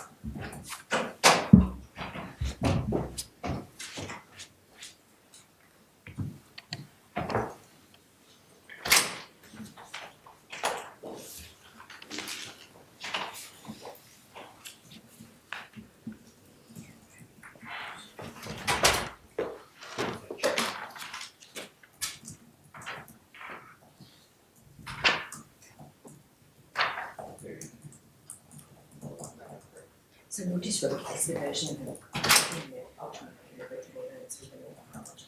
And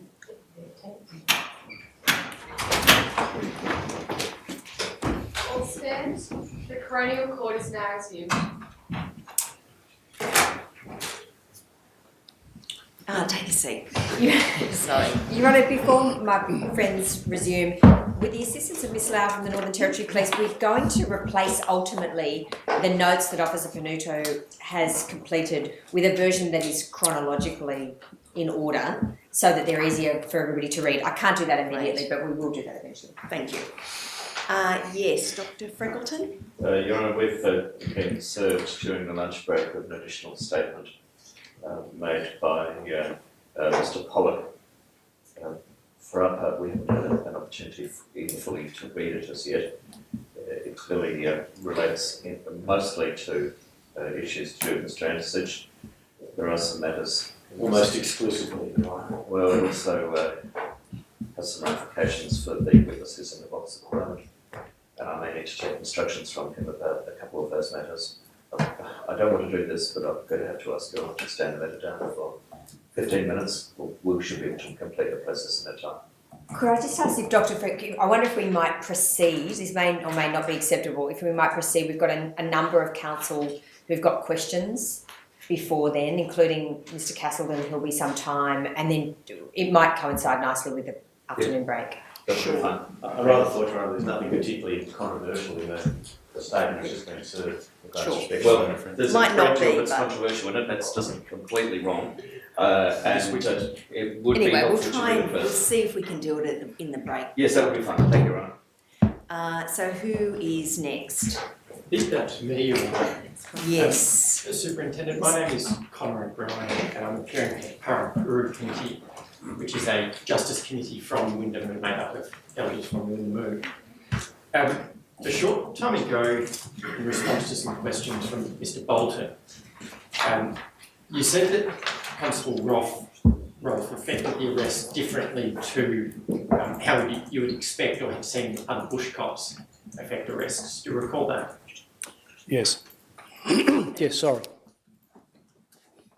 And at that time you were, as I understood it, critical of the way the arrest of Kumanjayi Walker had been affected. Is that accurate? Yes.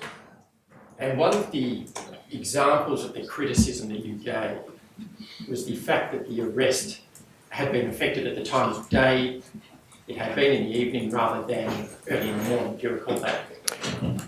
I do, Your Honour, but it wasn't specifically a comment about the time of day being wrong that when it occurred. It's just that there were better opportunities to manage the risk. And Superintendent, that's just what I'd like to clarify with you. What other elements or features of the arrest are you critical of?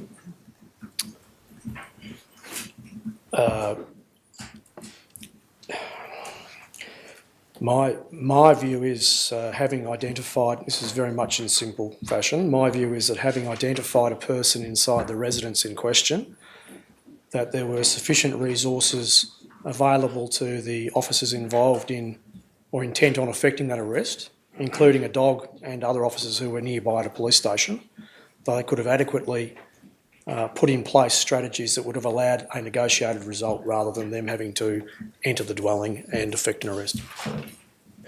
So that is the haste with which the house was entered? I think there needed to be a greater appreciation of risk and that the officers involved, having the information they did, most likely should have recognised that there was risk associated with the plan that they clearly ended up going with. Are you critical of the adequacy of the permission that was sought to enter the premises? I am, sir. Are you critical of the way in which the fence was jumped rather than entry through a gate, for instance? It was unusual, yes. Are you critical of the way that weapons were carried through this process? Yes, I was. And are you critical of the way that community members were spoken to through this process?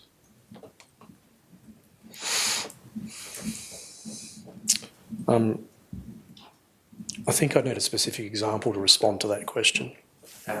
For example, we have evidence before the coroner of an interaction Constable Eva with a member of the community outside the house. Do you recall that? I do now, yes. And are you critical of the way that the community member in question was spoken to at that time? Not an ideal way to have a conversation, I would have thought. Thank you. They're my questions, Your Honour. Thank you. Any other questions? Mr. Castleton? Yes. Sorry? No, thank you, Your Honour. I did indicate I had some questions, but they've been answered Thank you. through previous counsel. Yes. Thank you, Your Honour. Superintendent, my name's Castleton. I appear for Mr. Pollock, former superintendent. Just want to go back in time to that period shortly after the incident. You give evidence today that you were appointed as the commissioned officer in charge of the criminal investigation, and shortly thereafter, Superintendent Pollock was appointed as the commissioned officer in charge of the Coronial investigation. You accept that? Yes, sir. And did you come to learn shortly after Superintendent Pollock had been appointed as the commissioned officer in charge of the Coronial investigation that the coroner had indicated that he wanted a gold standard investigation? I've heard that term, yes, sir. And did that term filter down to you from either Assistant Commissioner Antisich or Commander Dole? I'm not sure, sir. I definitely have heard the term gold standard. And did you come to learn in those early weeks following the incident that the criminal investigation was just part of a much larger Coronial investigation? Your Honour, I believe them to be their own entities, but clearly the criminal investigation would service in part at least the coronial aspect. And do you accept that one has regard to the major crime instruction and indeed the general order for deaths in custody that the coronial investigation will take primacy? The answer is quite possibly that is right. However, I think it requires some qualification. Right, well, let's just deal with that in turn if we may. I take it that by the time of your appointment, or shortly after your appointment, you reviewed the major crime instruction. Yes, I did do that. And do you agree with me that, if you need a copy, please say so, and I'll have one made available, but if one has regard to clause 24 of the major crime instruction, you accept that it states in very clear terms a death in custody may also involve a criminal investigation. In such circumstances, consideration needs to be given to the accuracy of the criminal investigation to ensure that this complements and does not impede any custody-based investigation. That's what it says, sir, yes. And you accept that when one has regard to that clear instruction in the major crime instruction, having regard to the express language of the death in custody general order, that the Coronial investigation was to take primacy. Based on what you've read, sir, that's the way it reads, yes. And did you in practice adhere to that throughout your investigation, throughout 2019 and 2020? I don't understand the question, to be honest, Your Honour. I'll withdraw that. As part of your criminal investigation, were you tasked to obtain statements of commissioned officers in relation to critical response decision making? I had one conversation with their deputy coroner that I can recall, Mr. Kelvin Curry, I believe, with another police officer who was present, and there were some questions asked about the timing of obtaining certain statements, and some of which were from the senior executive officers, Your Honour. I recall that conversation. As to your use of the term tasked, I don't necessarily recall that.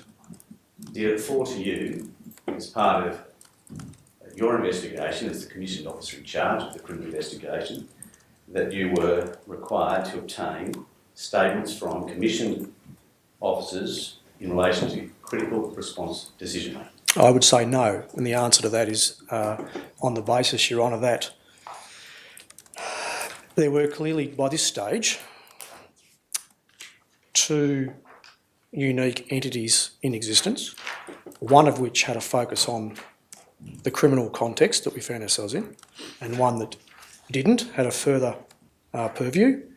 And my view was then, and remains now, that those statements to which you refer were statements that could have been obtained by the other half of this particular, the other entity. Were you, Superintendent Panito, responsible for drafting briefing notes? And if need be, please say so if you need it, but I want to read from briefing note number 4, which is under your hand.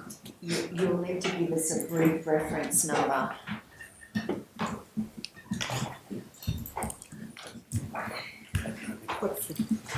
I might need some assistance.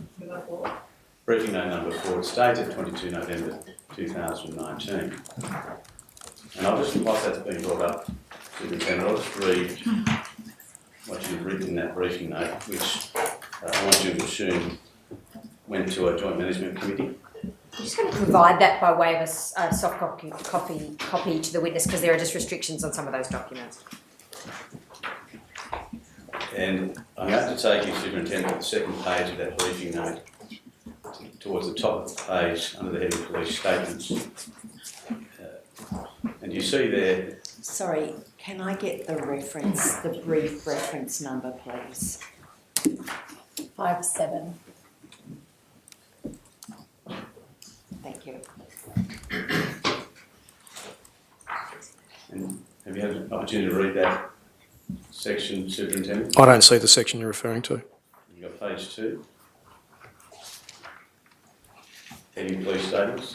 Second paragraph under that heading reads as follows. The obtaining of commissioned officers' statements as they relate to critical response decision making is currently being progressed with a plan to commence interviews over the coming weeks or so. And you accept now that you were cast. I'm sorry, sir, but the document you're referring to is not the document I'm looking at. Briefing note number 4. There may be a number of briefing notes called number 4, Mr. Castleman. That's why we're trying to get Is it the IMT or the JMT? Yeah, the document that is being referred to, Your Honour, is not something that came from our investigation. That's a different briefing note, number 4.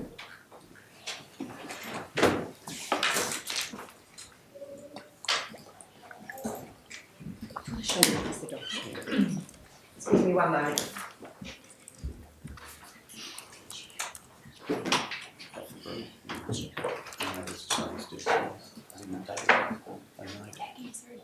I'll just have the document shown to you, Superintendent. Of course, sir. There's not signed, it's Kumanjayi unsigned. Okay. Is there a brief reference? Not on this document, Your Honour. If you could just excuse my back for one moment.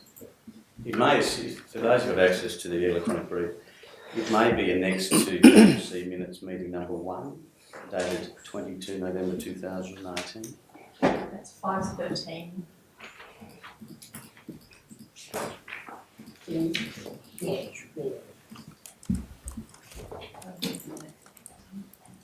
Perhaps the witness could be shown. I'm Thank you. so trying to find it though. I'm terribly sorry. That's all right.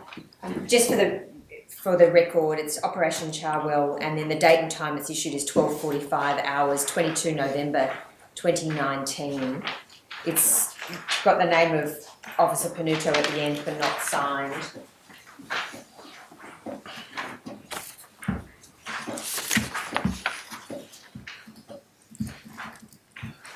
So do we think it's 513, JNC Op Tower? No, Your Honour. 516? Yeah, sure. Is this the one? What, number 4?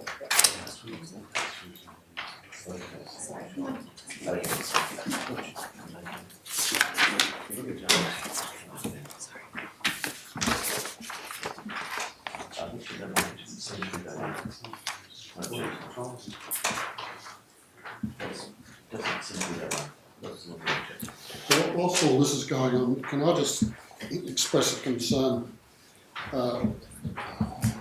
Since my late arrival back from lunch, I've just received a copy of the statement made by Mr. Pollock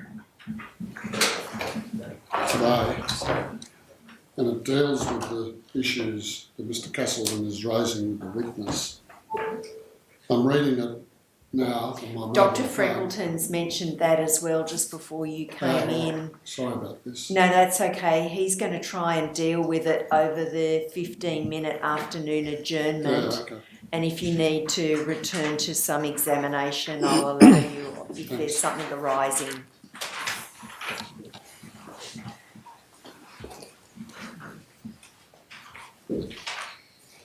I have the document now, Your Honour. Unfortunately, we don't. Does that Oh, I'm sorry. still? Sorry.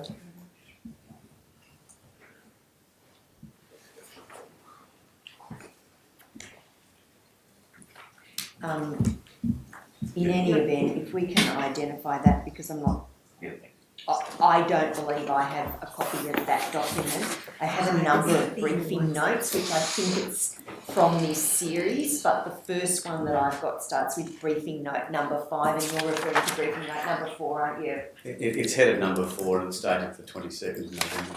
And it might be the item C that was provided at the briefing. Your Honour, But if you've got the document, you've got a copy of the document, so I'll allow you to continue and hopefully we can and I'm happy for identify that those. document to be marked for identification to assist you right.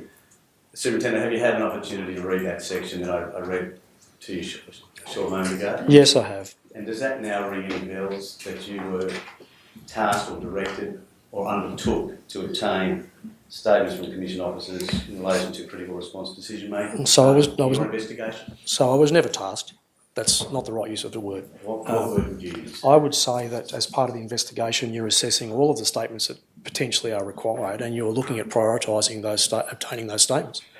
The statements of commissioned officers who were not involved in the actual events on the ground at that particular time, in my view, did not necessitate me to progress them as the priority. They are something that we would have gotten to in time. I wasn't suggesting that you were going to do it there and then, shortly after the 22nd of November, but I was just simply putting to you as a proposition that as part of the many things that you're undertaking as part of your investigation, one of those included taking statements from senior police commissioned officers in relation to critical response decision making. Do you accept that?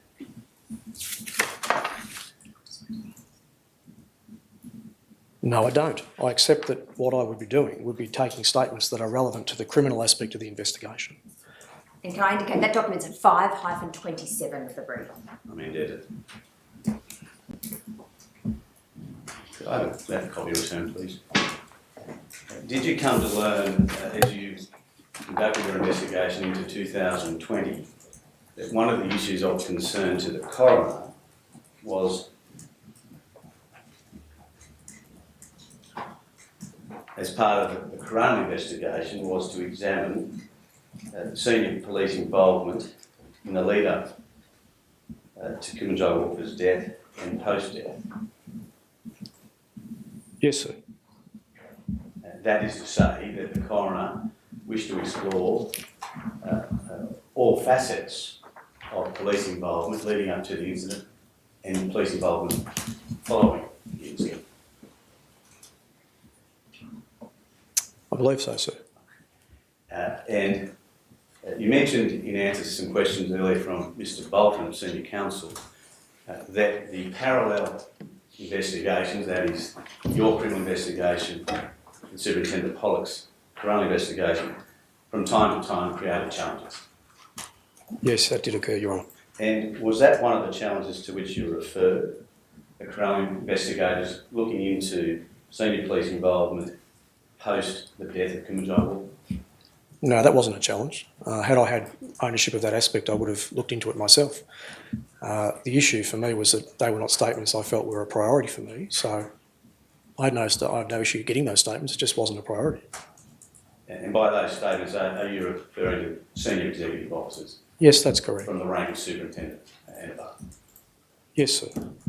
And was the purpose of those statements, when you came to get them, or if they did get them, was that to ensure that there were no gaps in their critical decision making that may not have been recorded into the electronic files held by NTPs? And that would be the intent of obtaining those statements.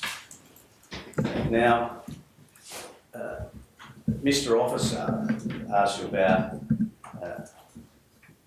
an interaction that Superintendent Pollock had with Assistant Commissioner Antisich on the 16th of April 2020, and it was put to you in general terms that at that meeting Superintendent Pollock raised some concerns around Detective Senior Sergeant Barham's expert opinion. Do you recall that? I recall that, sir. Question? Yes, sir. Do you have any recollection today that from around mid-April towards the middle of May, any senior officer discussing with you concerns raised by the Coronial investigators in relation to Detective Senior Sergeant Barham's expert opinion?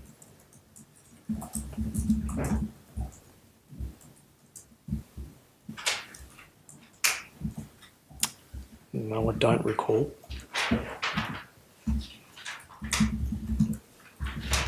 Do you yourself, in that same period of time, mid-April to mid-May 2020, have any recollection of you yourself, Superintendent, raising with any senior officer, that is, officer above your rank of Superintendent, concerns you may have held in relation to what the criminal investigators, what the Coronial investigators were doing in relation to their investigation vis-a-vis your own?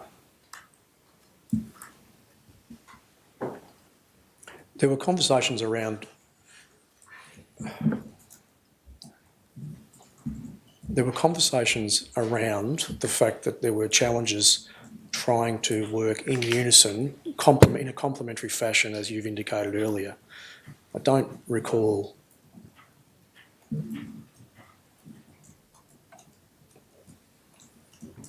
No, I would concede that there were challenges and they might have been discussed, but I don't recall specifically in response to the question as you phrased it. Were there, in that window, give or take a week or so, any discussions between yourself and any senior ranked officer in relation to why it was the Coronial investigators, on behalf of the coroner, were looking at or were interested in matters that occurred after Kumanjayi Walker's death or passing? What date, sir? What date did you say? Mid-April to mid-May. May I have a moment, Your Honour? Can I just ask what you're looking at, Superintendent? My diaries. Thank you.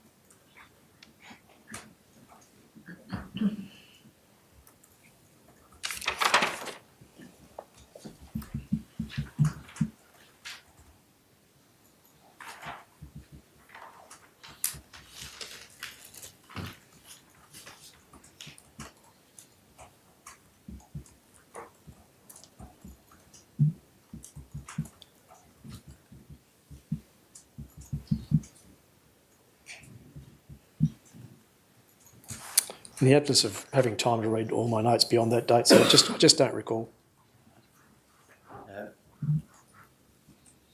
Could Superintendent Panuto be provided with a copy of Superintendent Morgan's statement? Certainly.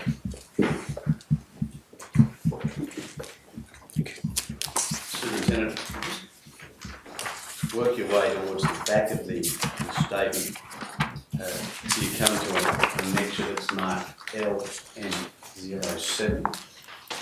It's an email from yourself to Lee Morgan dated 27 April 2020. Takes up half a page. Half a page is text, the other half is 27th of April, sir. 27 April, yes. Yes. And you see there, it's an email, a responsive email from you addressed to Lee Morgan. And you see at the end of that email, you say, following to that end, it would be helpful if you can consider and provide the following advice. One, coronial specific issues do you want addressed arising directly from the criminal investigation? Two, the arrest of Mr. Roth occurs on 13 November 2019. How far beyond that date and what specific issues of relevance after that time are of interest to your investigation? Do you see that? Yes, I see that. And then, could you then please turn to the next page, which is LM08. And you see there further email, this time from Lee Morgan to yourself, dated 28 April 2020, 0845.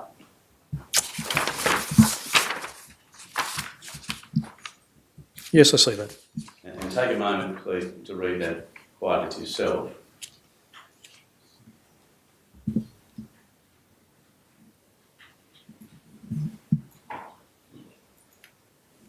Yes, I understand the content. Now, after you received that email, firstly, did you have any discussions with Commander Dull in relation to the contents of that email? Oh, not to my recollection, but it's possible, but I just don't recall it. Do you recall whether or not you forwarded that on to Commander Dull? Or No, I don't, sir. when you received that email, did it cause you any concern as to why it was that Detective Senior Sergeant Morgan at that time was asking you a series of questions that related to matters that occurred after Kumanjayi Walker's passing?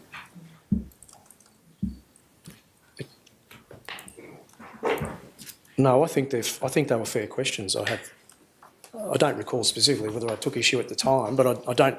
Now that I read them, it doesn't really cause me any alarm. They're questions I'll be happy to answer if I had the opportunity. When did you cease to be the commissioned officer in charge of the criminal investigation superintendent? Oh, I think it was, as I said, Your Honour, about approximately 12 months after the event, approximately. And at any time, whilst you were the commissioned officer in charge of the criminal investigation, was it raised with you by senior members of the Northern Territory Police concerns that they may have held in relation to the Coronial investigation, taking an interest in matters that occurred post Kumanjayi Walker's passing? Possibly is the answer to that. I do have a recollection, and I don't recall any. I don't know where I heard that or have had that conversation, but it's possible because that's not unfamiliar to me.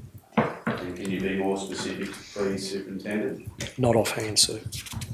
Were there any concerns raised in that 12-month period that you were the commissioned officer in charge of the criminal investigation, concerns that the Coronial investigation may in some way undermine the criminal investigation or prosecution case?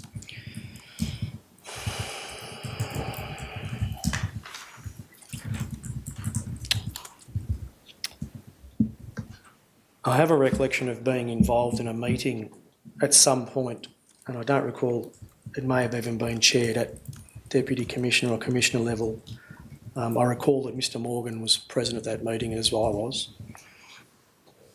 And I think my recollection is that there was I don't even know what the right terms are. There was a conversation in that meeting. Or that meeting was, I think, around these issues potentially, but I just don't recall what the conversation was. Do you recall who was raising the concern? At the meeting? Yes.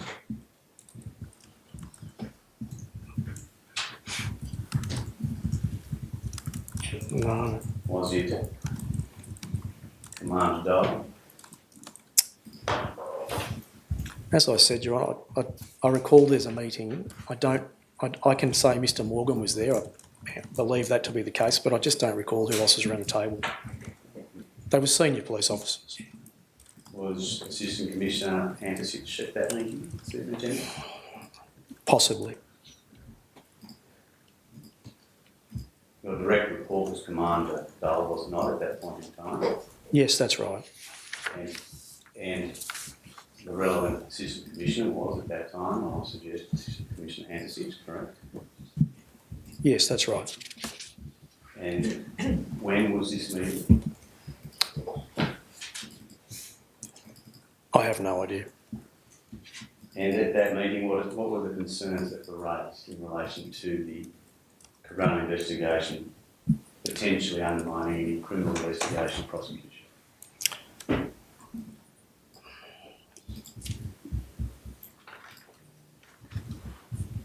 Again, I come back to that. I don't specifically recall that there was anything that I can give in detail, and I can only speak in generalities, Your Honour, in that I recall there was a meeting, there were some high-level police there, and I remember Mr Morgan distinctly, and it's likely that the people you're talking about were present. However, I just don't recall the detail. Was there a discussion about suspending the Coronial investigation to enable the criminal investigation to run its course? I don't recall that. Was there a discussion about changing the structure of the Coronial investigation by putting in a commander between the commissioned officer in charge of the Coronial investigation? I was never party to any conversation about that, to my recollection. Was it discussed at this meeting concerns that may have been held by other members at the meeting about how often Superintendent Pollock would have contact with the Office of the Coroner? No, I have no recollection of that. Thank you. Any other questions other than Dr. Freckleton? Then should we take the afternoon adjournment for 15 to 20 minutes? Your Honour, might we just take about 15 minutes, and I just have to indicate we have to get through the witnesses this week. So with respect to the next witness, Officer Dole, we might have to return to stopwatch orders. Sure. We'll adjourn for 15 minutes. The Coronial Court now stands temporarily.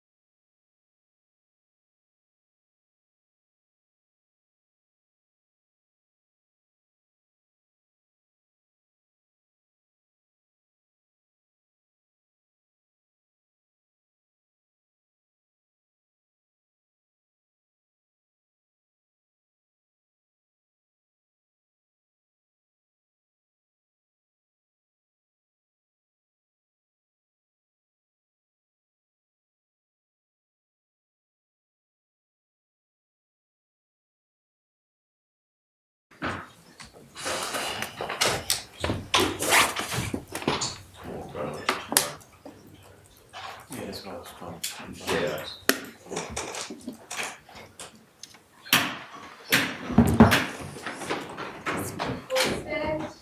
The Coronial Court's narrative. Please be seated. Dr. Frederick. Thank you, Rona. That time is helpful. Thank you. Superintendent, I'd like to return to the sequence of your major involvement in the early phase, please. I think you've said to Her Honour that your appointment as senior officer in charge of the criminal investigation was at about 7:30 a.m. on the morning of the Sunday the 10th. Is that right? Yes, Your Honour. And who was it who informed you of your new role? I received a telephone call from Commander Dole. Prior to that stage, 7:30 in the morning, did you know much about what had happened the night before? Hardly anything. All right. So did you, at that stage, set about informing yourself as to the events of the night before, so as best you could be told of? As much as I could, yes. And did that, in short, take you a few hours? Yes. And did you speak to a number of different people? Yes, I did. Do you remember just roughly whom you spoke to? I had conversations with Mark Malagorski, Detective Senior Sergeant. I think I spoke to Mark Grieve, a Detective Acting Senior Sergeant, then in charge of Major Crime. I believe I may have had a conversation with Mr. Phillips at some stage during that day, who was based in Alice Springs. Yes. And possibly a number of other conversations, but I don't specifically recall. And were you made aware that various members of the IRT and others were spoken to around and about 3 o'clock in the morning on the Sunday? I did become aware of that, yes. You told Her Honour that you were able to view the video at just after 3 o'clock on that Sunday morning, is that right? 3 o'clock in the Sunday afternoon. Why did it take that amount of time for you to be able to see the footage? As I recall, the ability to view the vision was not possible until such time as the officers had returned from Yuendamu back to Alice Springs, and that the cameras obviously needed to be downloaded. So that took some time, as I understand it. Yes. All right. So on the basis of that, it's a fair description that you became troubled about whether the force that had been used, the discharge of the firearm, had been appropriate in the circumstances, and wanted to think about it further and inform yourself more about it. Yes, that's right, Your Honour. Now, there was a JMC at just after 5 o'clock that afternoon, is that right? Yes, that's right. And that was referred to as an INT at that stage, is that right? No, I think there was a confusion around the acronyms. I believe that it might have been Assistant Commissioner Anisic who was referring to it as an IMC or similar, but the meeting was a JMC, a Joint Management Committee meeting. Right. What was the purpose of it? It was the first, that Sunday afternoon, that was the first meeting, Your Honour, we had as a group, where it was an investigations group. Myself and Mr. Malagorski, for example, had our first opportunity to speak to the senior executives who would be sitting on that committee about the events of the previous night. Okay, it was the first opportunity to speak to them about it. What's the purpose of such a gathering? So the JMC is constructed of usually senior officers, Your Honour, who come from different areas of the agency. Depending on what the actual matter is and where it occurs, will sometimes dictate who's there. It would usually comprise the Assistant Commissioner Crime, the Commander Crime, the Senior Investigating Officer. It might in this case obviously include a representation from the Professional Standards Command. It would also potentially have, there may be scope potentially for the Regional Assistant Commissioner, which would be the Alice Springs-based Assistant Commissioner or their delegate, to be involved. And generally it's a high-level decision-making body. Now, is it a body that gives you orders or instructions, or does it have another function? No, in my experience, it's seldom that they would give you instructions. Is it an opportunity to raise issues, get feedback, and informal guidance from senior colleagues? So I have used it in that way many times in the past, and in this particular occasion on that night, I did in fact use it as a sounding board to Obviously, I had, by that stage, decided that it wasn't going to be a conversation with Mr. Rolfe just yet. Yes. So I used that forum as a sounding board to say, here is what I've got at this point in time and what we're working with. And from memory, I recall perhaps I had a section of the body-worn video, I think, from memory we had, and that group was given an opportunity to view it so that they themselves knew what we were dealing with. And had some members of that group not seen it as yet? I would think that's correct. All right. And did they give you some feedback in terms of their impressions and where the issues lay, so far as they were concerned? Yes. All right. Now, if you could turn to page 145 of your notes, please. I think you record your memory of what took place there. Did you take these notes contemporaneously or just a little bit after the meeting? No, I don't recall there was at the time, Your Honour, but it's, as you're well aware by now, I make notes, as close to the event as possible, while it's contemporaneous in my mind. And you indicate in there about halfway down, Rolfe conversation to be delayed, likely under caution, and I think there's a question mark there. Yes, that's correct, Your Honour. Is that your thinking on the basis of the feedback you got from the IMC? Is it JMC? JMC, Your Honour. Is that representative of... So that's representative of my thinking, and as a result of the meeting, supported by that group. And you immediately under there, you refer to ICAC. What was the role of ICAC in relation to what you were doing? We have to go back in time to be able to give it context, I think, Your Honour, as ICAC was still in the Northern Territory quite a fledgling or very much an agency in its infancy. They were still trying to find their feet. I know that they were to be giving briefings via the Professional Standards Command as to any items that they thought fell into the misconduct space, and of course they had ultimately they were making sure that the investigation itself had the relevant integrity over it. So that was the reference there. And Rolfe and Ebo were to be offered administrative leave for their welfare, and if they do return to work, they're to be given administrative duties. Is that the... I wrote that down, yes. All right. Now let's go to the next morning, if you wouldn't mind. There's a meeting with the GPP involving a number of personnel. Is that right?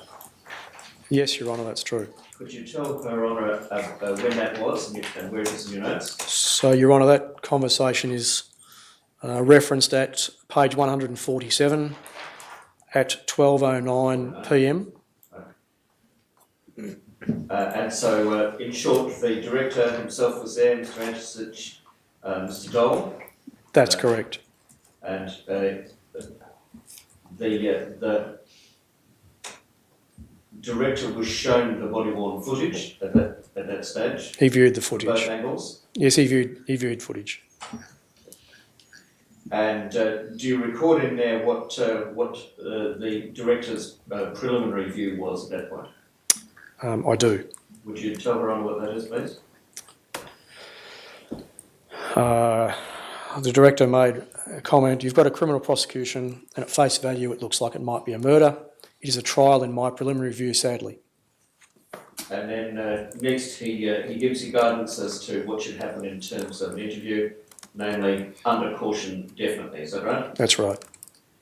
Now, the director, rather than making any definitive decision about charging on the spot, made a request of you, is that right? Yes. And just tell Her Honour what that was.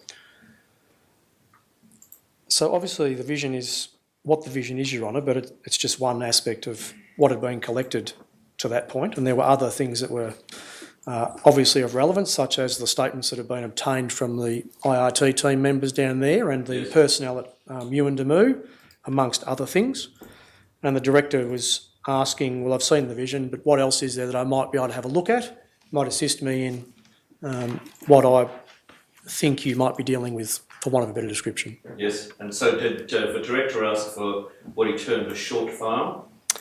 The term short file is mine. I apologise for the confusion caused. I didn't know what to call the package we were giving them because I didn't consider it an opinion file. Yes. Could you distinguish what you mean by those two expressions, please? Well, an opinion file, in my mind, Your Honour, would be would be a package akin to a complete investigation, which has a report across the front of it that indicates that this is what's progressed to, where we've progressed to, and we're now seeking guidance as to whether or not we have a case, and whether or not there's, the DPP guidelines of our prosecution are met. In this particular case, that was not my thinking at that time, as I recall. My thinking was that we weren't offering up an opinion file. We were actually asking for confirmation that I guess what I was seeing and what others were seeing, they were seeing, and that we were potentially dealing with a criminal offence was there, and at what level was it a prima facie case.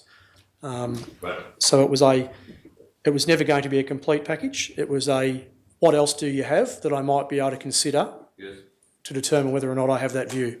So if we say it was a truncated version of an opinion file to enable the director to make a decision about the viability of charging, would that be accurate? It was definitely. Why would you give it another name other than simply what has already been called a short file? Is that a question to me, Your Honour? Yes. Okay. Sorry, Dr. Frickle, I just don't think it's helpful to give it another label. Yeah, well, I don't want to give another label. I'm wanting Your Honour to understand what this witness meant by a short file. I think I understood it. You got it. All It's right, very different from an opinion That's file. right. That's right. Now, are you comfortable in providing that short file to the director to express his opinion about what should happen next? Well, it was an unusual situation. It's not one I'd found myself in previously. I wrestled with a little bit of what we're actually going to present and how we're going to present it, to be fair. Yes. But I felt that ultimately any information that we could provide to the director to assist him at his request, we were going to try and support. Right. And did you brief the Deputy Coroner about the situation that same day?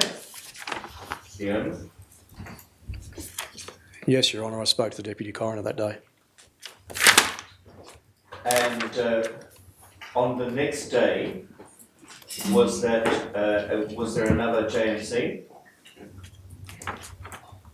November 12th, Tuesday? Yes. And was that at 8:48 in the morning? Yes. And was there a particular purpose for that JMC to be convened?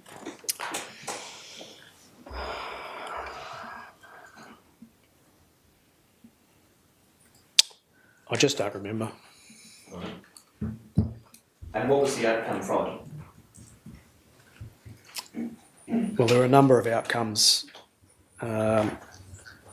mostly that related to the progress of the investigation and the way that it was to be or going to be progressed. Yes. Such as, I've got some dot points there which we've discussed a couple of. 151? Yes, that's right. Start of 151, talking about, having now had that first meeting with the director, Your Honour, I was talking to things like, we need to, if we're going to get a version of events from Mr. Rolfe, we need to do that at the earliest possible time. We're talking about those sorts of issues.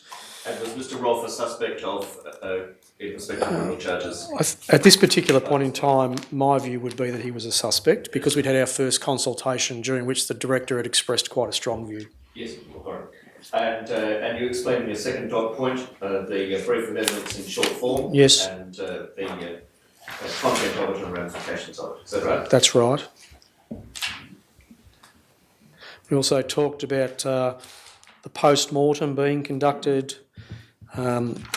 We were talking about the fact that there were people on the body-worn video at Yuendamu that we still needed to identify. It was at this particular, I think it's probably best to say at this particular time, the JMC is not a particularly refined beast. We're still working through a lot of preliminary information to identify where I want to be able to take that next meeting and things like that. So it's kind of shedding the stuff as you go and working on the priorities. Yes.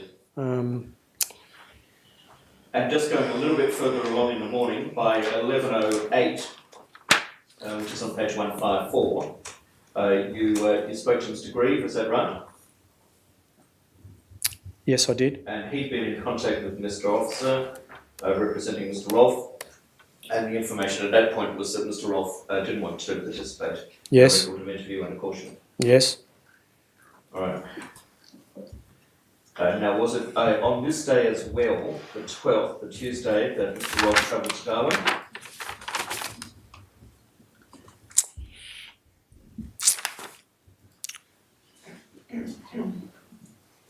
It was in the afternoon. I believe so, sir. I actually don't know. That's all right. Let's move over to the next day then. There was another meeting at 9:12,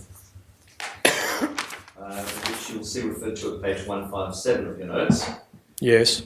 Now, this wasn't a JMC, I don't think, was it? This was just yourself, I beg your pardon. Yes, yourself, Mr. Pollock, and Mr. Malagorski. That's right, sir. And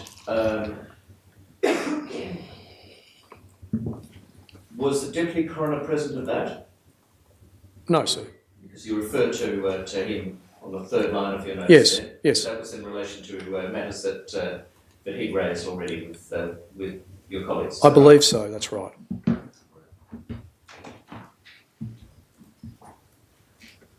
In the normal course of events, the coroner would be the one who would be managing that media engagement, I guess, for want of a better description. And I think that the conversation with Mr. Pollock was that it had been shared with him that perhaps some of the police who'd made comments in the media shouldn't have made comments at the time they did. You record a meeting with Mr. White, Mr. Andersich, and Mr. Doll at 10:24. Yes. And at that point, you informed them that the DPP is recommending a serious criminal charge. Is that right?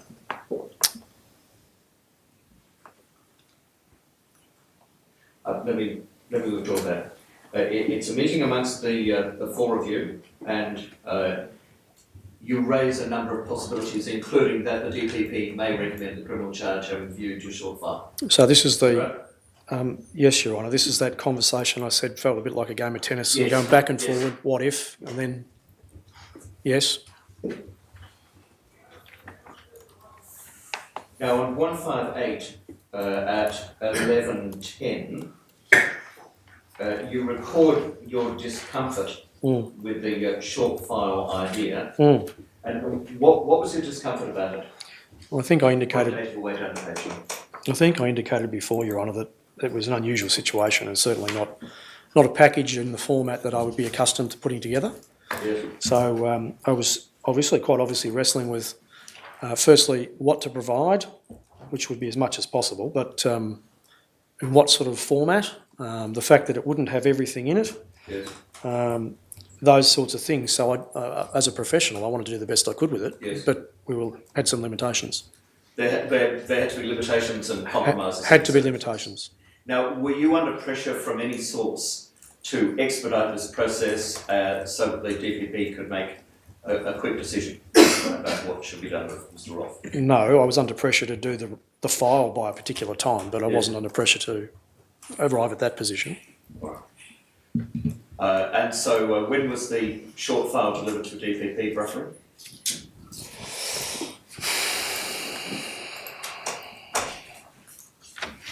Later that day, Your Honour, at about later that day at about 1:52 in the afternoon, I believe. All right, there was a meeting with the DPP at about that time, wasn't there? Yes, Your Honour. And the short file was considered by him and his deputy.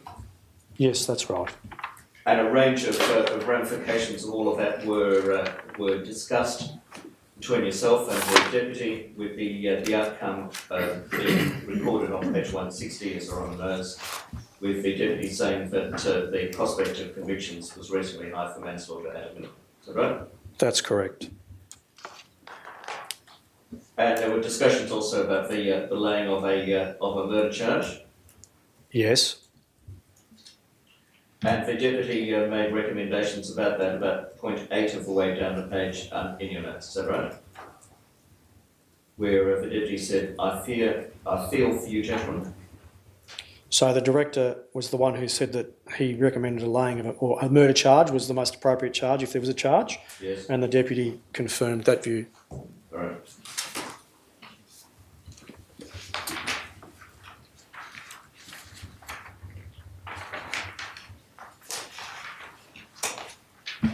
And what was your intention upon that indication from the director and the deputy? Well, my intention was that we had a prosecution we were going to have to progress. Yes, and did that involve a time factor in relation to the laying of these serious charges? At the conclusion of that meeting, Yes. no.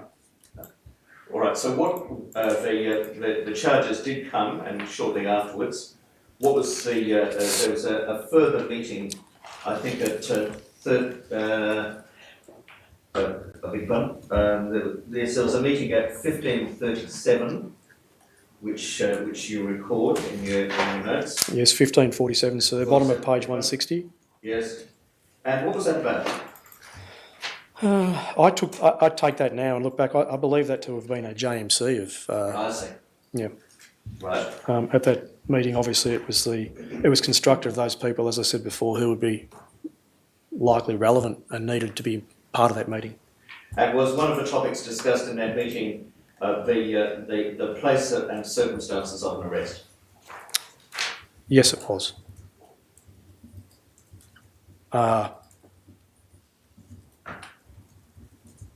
And once again, was it a toing and froing involving Mr. Murphy, Mr. White, Mr. Antisich, yourself?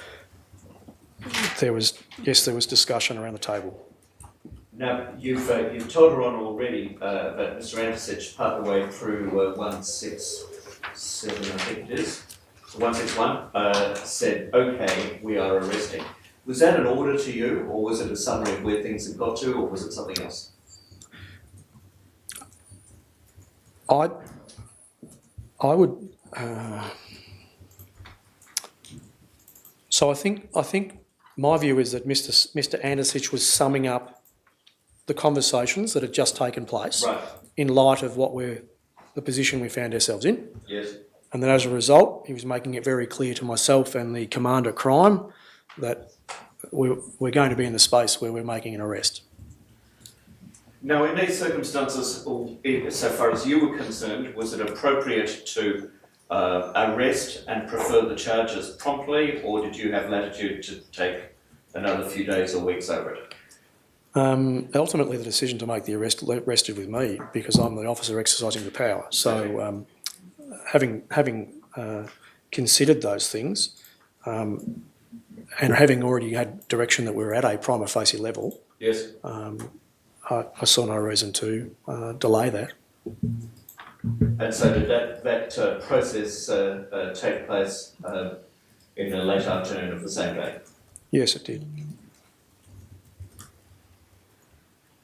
Now, did anybody place you under any pressure, duress, to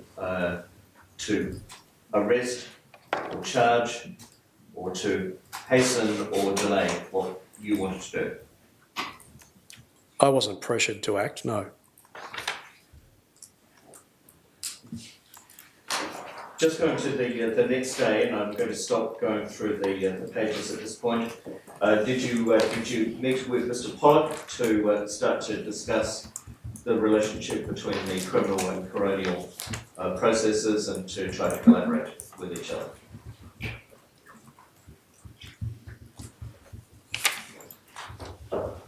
Yes, I met with Mr. Pollock. And was one of the outcomes of that meeting an agreement that there would be regular meetings thereafter?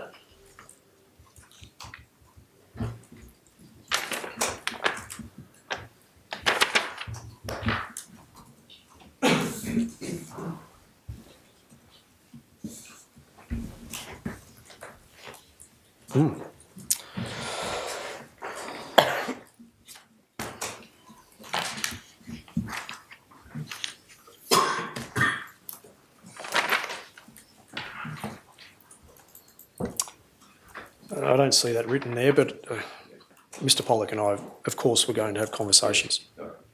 And you did have regular meetings thereafter? We met on a few occasions. Right. And was the aspiration of those meetings to collaborate? Yes, one of those was that, yes. Now, you were taken to a document by our learned friend for Mr. John. And you were taken to, in particular, LMO.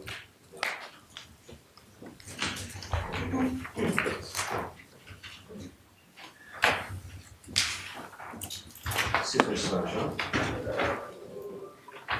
Okay.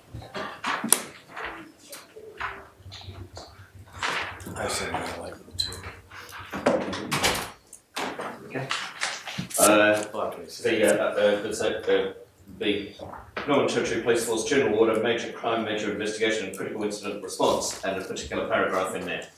Yes, I was. I'd just like to clarify what you were communicating to him. Let me read to you the last two sentences of that document. A death in custody or a serious custody incident, for example, may also involve a criminal investigation. In such instances, consideration needs to be given to the adequacy of the criminal investigation to ensure this complements and does not impede any custody-based investigation. Yes, I recall hearing that. Now, what did that communicate to you about the relationship between your criminal investigation and the Coronial investigation? Well, that obviously they were part of a bigger I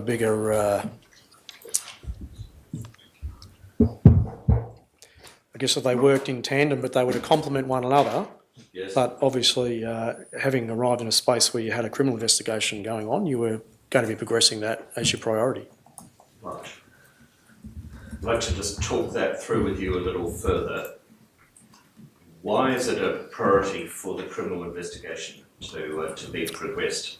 Well, I think that the rules of evidence are considerably different to start with. Yes. There's a whole range of issues that you would be coming across in the criminal space that need to be considered under powers that you would exercise in that forum that would be very different to those exercised in a coronial space, which has, I won't say possibly more relaxed rules of evidence. And there's a chance that evidence you collect, if you're using the coronial thinking, you would taint for the criminal. Right. Why, in the interests of a criminal investigation, would that be problematic? In essence, you're saying, I take it, that it could adversely affect... It can adversely affect it. You stand to lose aspects of your evidence. All right. So what follows from that in terms of how the two investigations need to interact with each other? Well, I believe, and it was confirmed by the director, that criminal aspect needs to have the primacy in this once you've arrived in the position we were in. Now, what does that mean? Obviously, at a practical level, it means a lot of work needs to be done quickly on the criminal investigation to put the brief together. What does it mean, for instance, in terms of what should and shouldn't be done as part of a coronial investigation? Well before the criminal trial started. Well, I think there just needs to be some recognition from the coronial side of things, if there is two sides, Yes. that potentially there are some issues that need deconflicting, and there needs to be some care taken with inquiries that might have been made on that side of the house, if you want to call it that. Yes. And as a consequence of that, anything collected in the criminal space would have been shared directly, I would have thought, straight away with the coronial side of things. But as for the coronial stuff, not all of it's necessarily going to be relevant. So I think it needs to take something of a sideways step. You've used this word deconflicting a few times. Is there the potential in principle for there to be different agendas for the two investigations? I think that's obvious, sir, yes. Of course there are. And in this case, were there some different agendas? Yes. And so far as you could see with Mr. Pollock, was his agenda for the coronial investigation born of enthusiasm to advance the coronial inquiry as quickly as possible? I object to that question because it's not Superintendent Pollock's agenda. I'll put it another way. Agenda of the office. Yeah, of course it is. There were a range of matters that were raised by Mr. Pollock with you as the weeks stretched into months, is that right? Yes. And did some of those relate to issues arising in the criminal investigation? Yes. And did he communicate some things which were troubling him in terms of the way in which the criminal investigation was being undertaken? Yes. And did you listen to what was said to you by Mr. Pollock? Yes. Respecting that he was a man of considerable experience in criminal investigations as well as coronial? Yes. But were there some occasions in which you made a decision that matters raised by Mr. Pollock were more his province than yours? Yes, there were differences of opinion at times.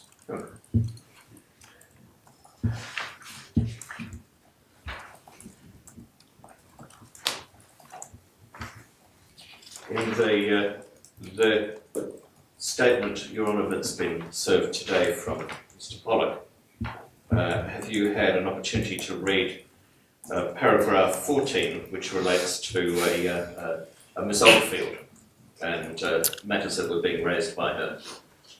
Yes. Now, was that an issue that was raised with you by Mr. Pollock? I believe so, yes. Now, what happened between you and Mr. Pollock in terms of your perspectives, focusing on you for now, in terms of this issue to do with Miss Oldfield? So as I recall, the issue that Mr. Pollock raised was that there was a transcript which didn't accurately reflect words that had been uttered. Yes. Being open to the input of someone such as Mr. Pollock, who's an experienced member, I undertook to have it enhanced, I believe, and we did that. Right. The audio I'm talking about. Yes. And then as a consequence of that, I subsequently, having heard the enhanced version, was inclined to agree with Mr. Pollock's view of what had been uttered. Right. So is that an example of a collaboration between the two of you? I would like to call it that, yes. All right. Now Mr. Pollock's raised an issue about a statement of facts. That's is that a summary form that can be utilised with pleas of guilty? That's what that is. And he's raised concern that the statement of facts wasn't amended to include the correction which he'd identified and which you agreed with. Is there anything you can say to Your Honour about what happened there? I don't recall that it was or wasn't amended, but obviously, Your Honour, I'm aware that the evidence is actually the recording and not the transcript or what's written in a statement of facts. And at any rate, was there any talk at any stage about a plea of guilty? There was no talk of a plea of guilty. Now, going to the investigation that you did broadly, did anything occur which impeded the quality of your investigation? Yes. Tell Your Honour about that, please. We talked earlier, Your Honour, about the challenges around deconfliction and also around differing priorities from the criminal side of things as compared to the coronial side. I'm cognizant of the relationship, but the best example is quite possibly the discussion we have already had this morning about obtaining statements from members at a senior executive level around critical decision making post-event. In my respectful view, they perhaps were not my priorities at that time, and there was a number of occasions. I don't want to say a number of occasions. There was an occasion or two where I can recall feeling that perhaps there was a bit of white noise being created by these conversations and perhaps a confliction of these priorities. Let's be a bit more specific about it. Was there a particular issue to do with Assistant Commissioner Beer and her preparedness to make a statement? Yes. Now, was that statement an important one for the criminal investigation from your point of view? No. Right. But did Mr. Pollock tell you that he thought that it was important for the criminal investigation and also for the Coronial? I don't recall whether he said criminal and coronial, but I'm aware that Mr. Pollock thought the senior executive statements were very important very soon. All right. And now, is it fair to say that was something that you just didn't share the same perspective on? I understood the importance of them, however, they weren't something that was high on my list of priorities with what I had going on. Right. Okay. So I asked you these questions under cover of whether your investigation was in any way impeded. What you've told Her Honour, for instancing this one, is that you had a difference of opinion about the significance of statements from that person and one or two others perhaps for the criminal investigation. Some of them, yes. All right. And so did the fact that you two had different perspectives on that impede what you were doing in preparation for a criminal trial brief? So obviously there were potentially some issues maybe relating to things like disclosure that might have become problematic. There was... Just to explain that out a little bit more for Her Honour, if you would please, because of course those working on police generally have obligations to let the defence know a range of things. If there are issues impacting upon the sufficiency of the criminal brief or material that might contribute to it, what have you got in mind in this context in respect of disclosure? Well, I reflect on the... first and foremost, we had folders on computer setup, yes. And a lot of material was saved in the folders. Certainly in the stream that I was in, that criminal stream, there was a large number of folders, and I believe in that overarching folder there may have been a coronial folder. To this day, I have no understanding whether or not I actually have access to it. Or whether there were some aspects of that folder that I wasn't able to access. Is this the coronial component? This is the coronial component. So I note many months later when we're in the criminal space, there are things said that indicate that I perhaps haven't disclosed material that was not available to me, and or alternatively I had access to things and had changed them, all of which were not the case, and in every respect I had no knowledge that what was in any report that might have been prepared. Is the point at any rate that if there are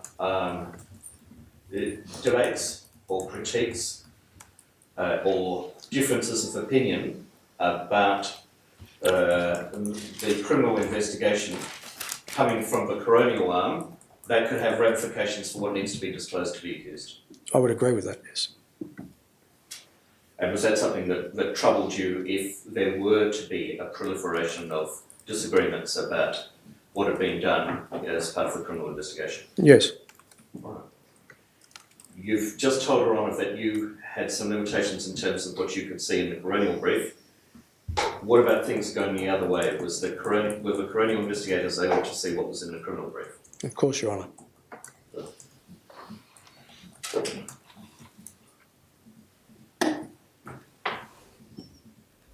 You've been asked some questions this morning about the role of Mr. Barham. Was he at any stage in any way part of the criminal investigation team? Absolutely not.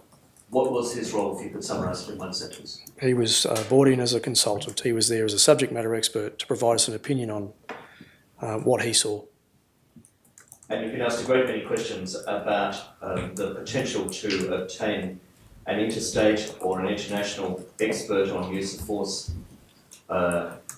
Beside Mr. Barham, what was the purpose of getting or seeking an additional expert? We discussed that earlier. Obviously, so just in summary, what was the purpose, and who was particularly keen on that happening?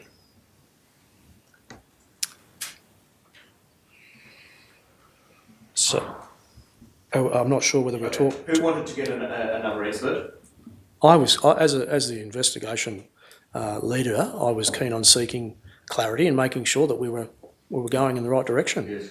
And did you consult the DPP about that? Yes, I did. And did the DPP have a similar view? Yes, the DPP had a view. And was it similar? It was similar. Right.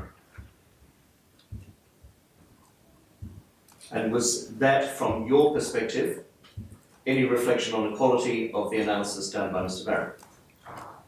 No, Your Honour, this goes back to what we discussed prior to lunch. No, it had no reflection on Mr. Barron at all. And in fact, did the attempts to find another expert commence before Mr. Barron had done his report? I believe so, Your Honour. We had already reached out to New South Wales, is my understanding. Although, passage of 3 years. Now, have you had a chance to reflect on the quality of the criminal investigation that you were in charge of in the years subsequent? Yes. Do you regard it in any sense as a failed criminal investigation? No, it's not a failed criminal investigation, no. Why do you say that? Because the success of a criminal investigation, in my view, is not judged solely by whether or not you can achieve a conviction at court. When it ultimately becomes a jury decision based on the evidence you collect. So if you're able to put all the evidence in front of them and a jury decides that the person in front of them is not suitable for conviction or a finding of guilt, well, that's not necessarily a failure. Again, reflecting with the benefit of the passage of time, was the investigation in the way that it was undertaken biased in favour or against the interests of Mr. Rolfe? I don't believe so. Are there any significant things that you would do differently with the wisdom of hindsight in the criminal investigation that you undertook? There are a couple of things with reflection that I would do differently. What are they?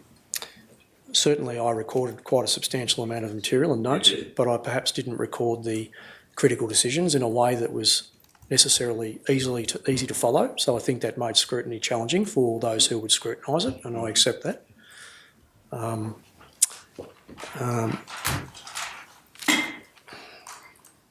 We could be here all day, sir. I would do some things differently, yes, I've learned from it.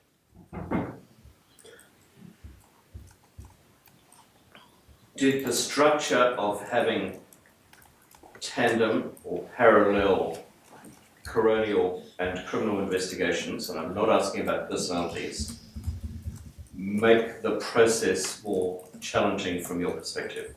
Yes, it made it more challenging. So what's the answer to reducing the challenges in that regard in your mind? In my view, Your Honour, is that we need one particular individual, as I've indicated, sitting at the top of this particular structure, and they are ultimately the decision maker as a senior investigating person, regardless of whether it's going in a particular direction. They are responsible for those critical decisions at the top of that investigation. In charge of the criminal investigation, but also being properly responsive to the coroner when she or he has issues that they want addressed as the criminal investigation is proceeding. Yes. Thank you. Thank you. Nothing further? Can I ask a couple of questions? I won't be long. Have you had a chance to read Mr. Pollock's statement that was dated today?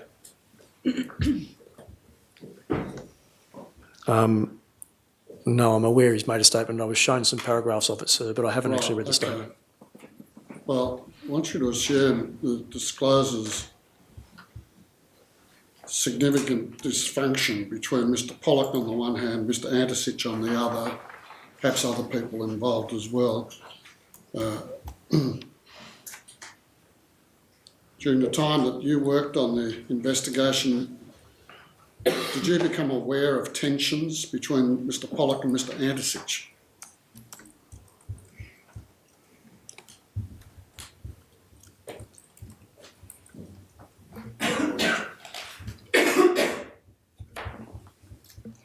I have to say yes, only on the basis that I was in that meeting I indicated before, and there was that, I don't recall the senior officers there, embarrassingly enough, but there was a meeting of senior officers, and I know Mr. Morgan was there, and it was, I think it was about deconflicting, is my recollection. So yes, I think there was tension. Were you still on the investigation when Mr. Proctor was effectively removed, Mr. Pollock was effectively removed from his role?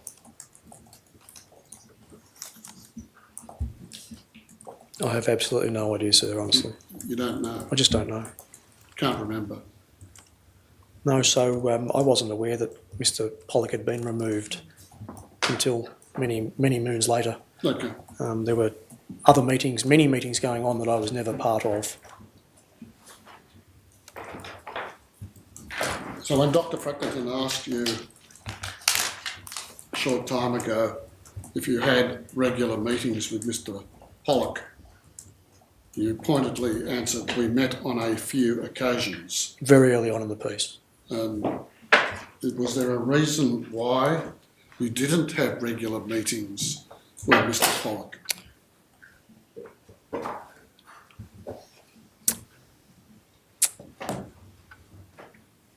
Not that I can think of, but it certainly, with reflection, it would have been of considerable benefit. So it's a failing. Whose job was it to coordinate activities between the two strands, the coronial strand and the criminal strand of the investigation? That would have happened above me, as I understand it. Well, whose job was it? It would have to be the Assistant Commissioner of Crime, I believe. Who's that? Then it was Mr. Antisich. Mr. Antisich's job. So whose job was it to structure the mode of communication between the two strands? Well, I don't actually know the answer to that. I imagine it has to have been at the AC level. In fact, actually, I take that back, Your Honour, that's misleading. I've seen a coloured chart that shows there is a structure, but I don't recall what's on that chart. But there were meetings going on my stream with the JMC, and I believe there were meetings going on with Mr. Pollock's Coronial side of the house. And then Mr. Pollock and I took it upon ourselves to try to engage anyway. As for it being formally decreed, I don't recall anything along that of that nature. Yeah, so I did that's helpful, but was there someone whose job it was to get the two streams to meet or to communicate effectively or regularly, or both? I would imagine that there would be, sir, and as I said, it would have to be. Can't remember who's on the chart. That's what I just said, sir, but it would have to be the Assistant Commissioner of Crime. That's Mr. Antisich. I believe so. Right. We were both working for him. You want to just very briefly, yes, I may. Superintendent, you've just given evidence that you do recall some tensions existing between Assistant Commissioner Antisich and Superintendent Scott Pollock, correct? I'm not sure I used the word tensions, but yes, there must have been some issue. Whatever issue there was, do you believe now, sitting in the witness box, that in any way compromised the integrity of the first criminal investigation? I don't believe so. The coronial investigation? I object to the question. This possibly answer that question. Last respect. Well, I withdraw the question. So you don't believe that any tensions or whatever personality issues you describe, I think, as issues, impacted in any way in the criminal investigation while you were involved, is that right? That's right. And you're aware that information that was gathered for the purposes of the criminal investigation while you were on that job for about a year were then relevant to the coronial investigation? Correct? That's right. The second issue is this. I'm just going to hand you a copy of your notes. In this case, they're in chronological order, but for the benefit of my friends, I'm referring to an entry on the 17th of December, page 4 of your notebook, 7-109A, Panuto Notes. If you wouldn't mind, if you have a look at page 3, you'll see there's a redacted portion I don't want to ask you about, but it appears that you had a conversation with somebody by the name of Mr. Dave Hickey, or a police officer, is that right? I know who you're referring to. I missed the page number. I put a post-it note Oh, on there. happy with that one? Okay, I wasn't sure. Okay, so Yes, I know that Mr. Hickey's a Right. police officer in the state. you see the redacted reference, and then if you turn over the page, you'll see the reference to the 17th of December. just to place it in time. Yes. At the top of that page, there are these words, Warrior v Guardian. Consider officer-created jeopardy / preventable. Were they that's your note, obviously. Was that a note of something you were discussing with the officer I just mentioned? Yes. Who is that officer, Officer Hickey? He's a detective inspector with the Queensland Police Service. And what was the purpose of that conversation with him?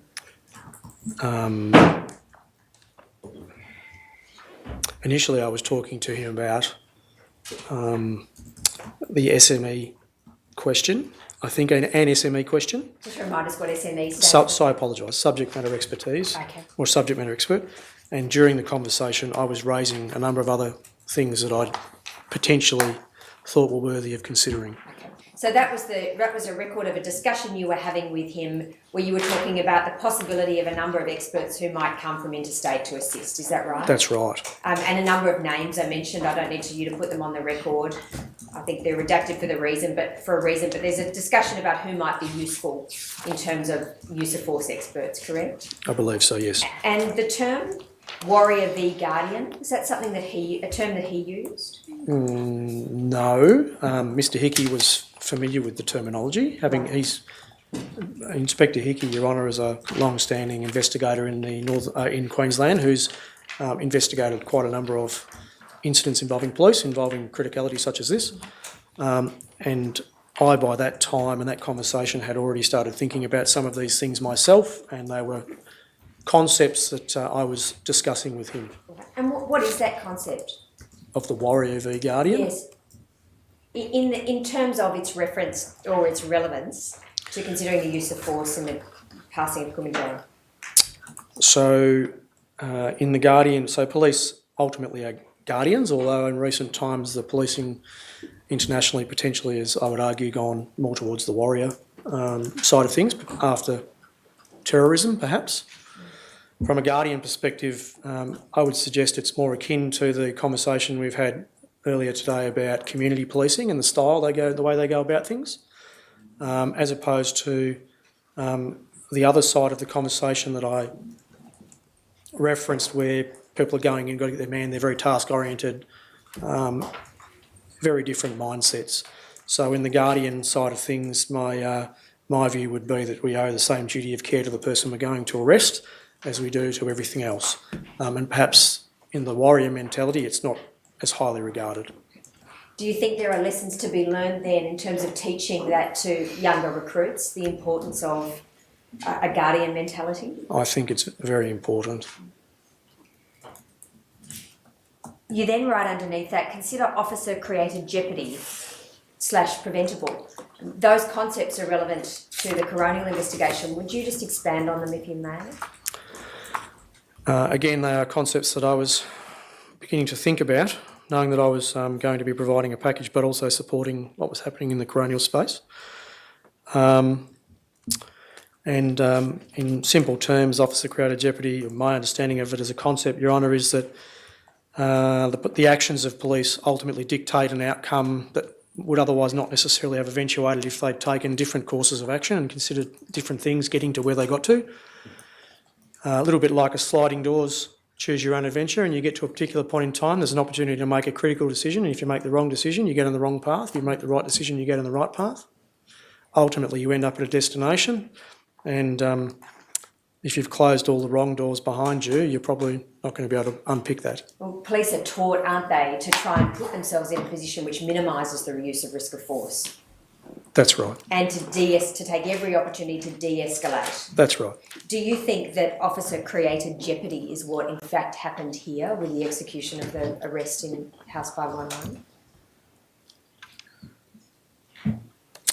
Yes. And you referred earlier, I think in relation to questions from Mr Bolton, about understanding what the 5 a.m. arrest plan was.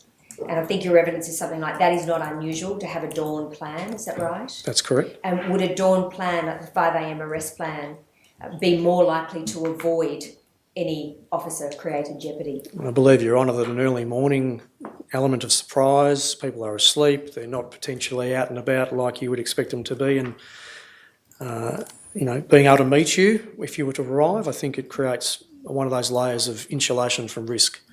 So it was a less risky arrest plan than what happened on the day? I suspect that is right, yes. And it's a plan that is well known to minimise risk and in terms of use of force, is that right? Yes, it is. Nothing further on.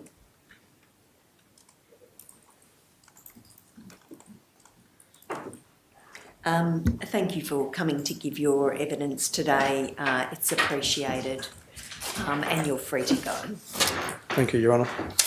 Your Honour, I note there was reference to the statement of Superintendent Lee Morgan. That's in the brief of evidence at 7-7. I withdraw that 7-97B. Thank you.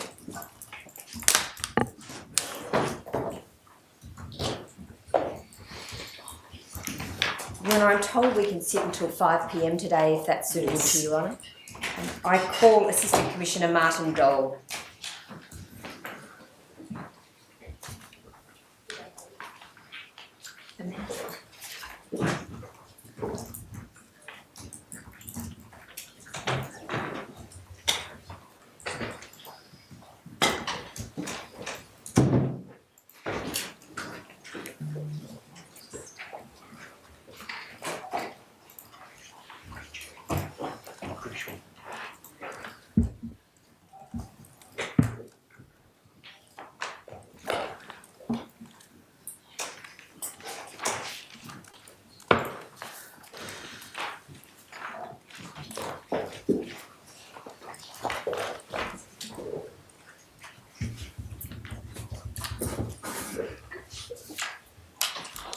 Assistant Commissioner, please take a seat. Thank you, Your Honour.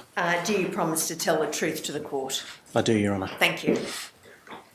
Sir, could you please tell the court your full name for the record? My full name is Martin John Dole. You're an Assistant Commissioner of Police in the Northern Territory. That's correct, Your Honour. I'm the Assistant Commissioner of Regional and Remote Operations. Where are you physically located to do that job? I'm physically based here in Alice Springs. You've been a police officer with the Northern Territory since January 1997, is that right? That's correct, yes. How it is, old Your were Honour. you when you started with the force here? I just turned 21 years old. I'm going to start by asking you a little bit about your background in the Northern Territory. Where did you grow up? I actually grew up at the community of Yuendamu. I spent the years from my birth till early childhood there. And we moved into Alice Springs prior to me commencing schooling, Your Honour. Just pause there. I think Mr. Officer wanted to be online, isn't it? Okay, great.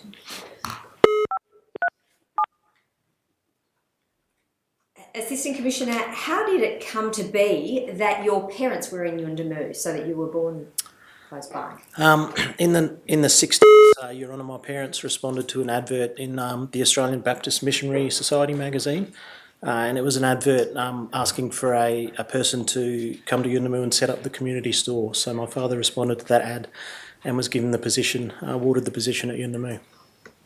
And are you aware whether they'd had any involvement with the Northern Territory prior to that time? No, they had no involvement with the Northern Territory at all. So you remained in Yuendamu, I think, till you were about 5 at that early time, is that right? I believe 4 or 5, yes. It was prior to commencing school. Sorry, just one moment. Hello. Oh, hi, Mr. Officer. We've just commenced examination of Assistant Commissioner Martin Dole. We've just learned that he grew up until he was about 5 in Yuendamu when his parents went there to manage to set up the community store. Thank you, Anna. Assistant Commissioner, how many stores were there back then? Back then, when my parents went, there was only the one community store. Subsequently, there was the mining store run by the Barters. Run by the Barters? Yes, that's correct, Your Honour. And I'm going to ask you to reveal your age, but do you recall the year now that your parents landed in Yuendamu? It was late 60s, I believe. Sorry, was the question how old am I? No, well, I'm turning 47 shortly, so I'm currently 46 years old. Okay. So your parents arrived there before you were born, is that right? That's correct. They spent approximately over 10 years in that community, I believe. And what do you remember about your time growing up in Yuendamu from tiny baby to 5?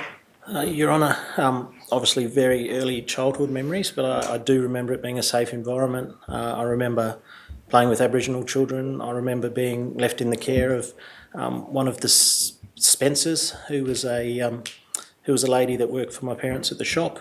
I was brought up with her children, and I still see them in town today, to this date.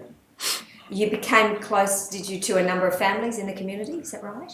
That's correct, yes. I've still got those strong relationships today and still speak to those people in Alice Springs and across the territory where I come across them. What were the family groups that you and your family had most to do with when you were there? So particularly we had relationships with the Spencers and the Robertsons that I remember, but there's numerous family groups. There was the Williams, the Langdons, the Rice, the Sims. There was lots of family groups that I recall being familiar and friendly with. Your parents spent then around 10 years there, including those years before you were born. Can you tell us whether they have happy memories of that period of time? Oh, absolutely. I know my parents used to describe it as some of the formational years of their lives. I was still in possession of many Super 8 videos of times back then, community events, sports carnivals, all the joyous occasions that you see on communities, and it had a big impact on their lives. I'm aware of that, Your Honour.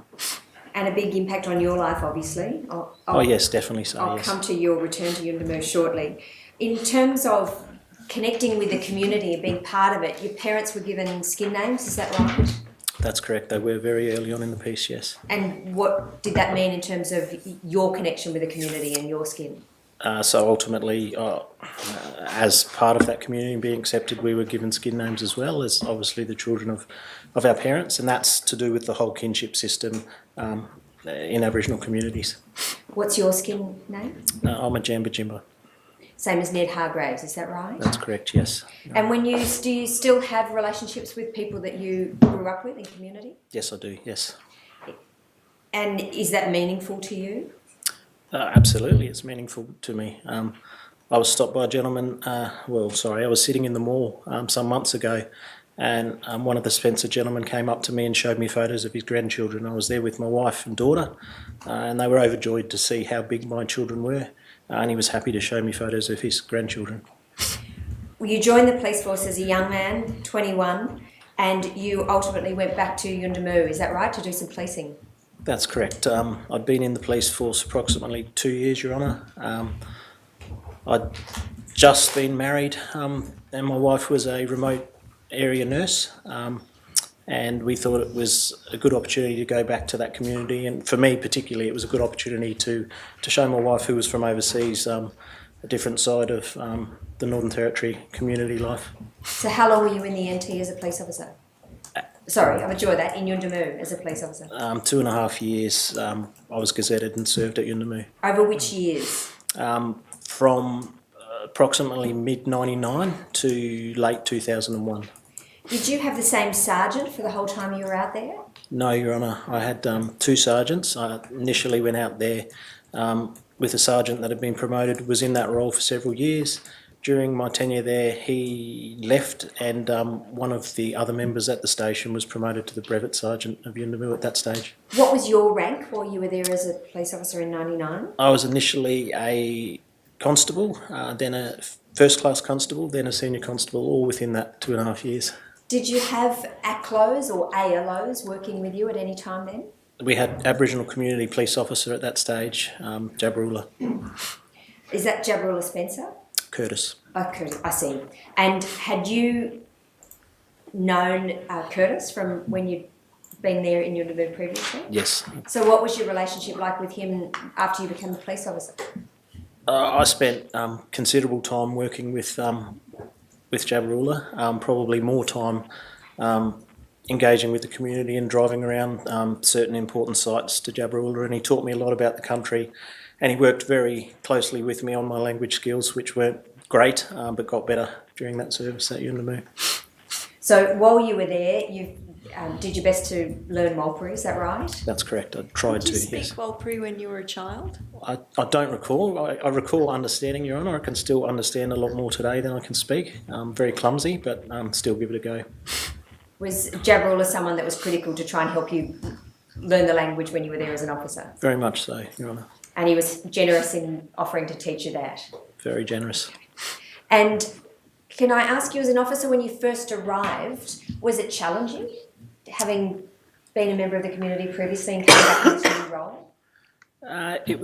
It was different in the concepts of a lot of people were happy to remember my parents, and no, not really challenging. Not really challenging at all. I think I had strong community relationships, and I leveraged off the respect that my parents had, not necessarily I had.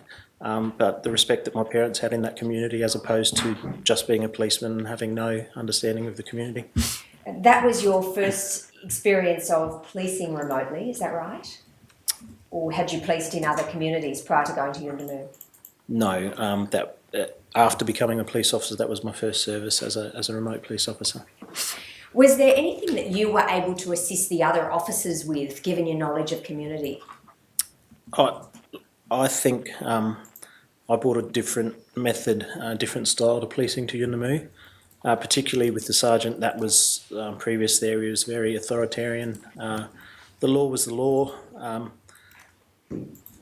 I'd like to say that I brought a more community-based aspect to it and leveraged off those relationships that I had with people, particularly my work with Jabrula. We were able to resolve matters and have people, I suppose, come to the police station. It was certainly a more community-focused approach than what had previously been the case. Do you feel like that had an impact on the sergeant as well?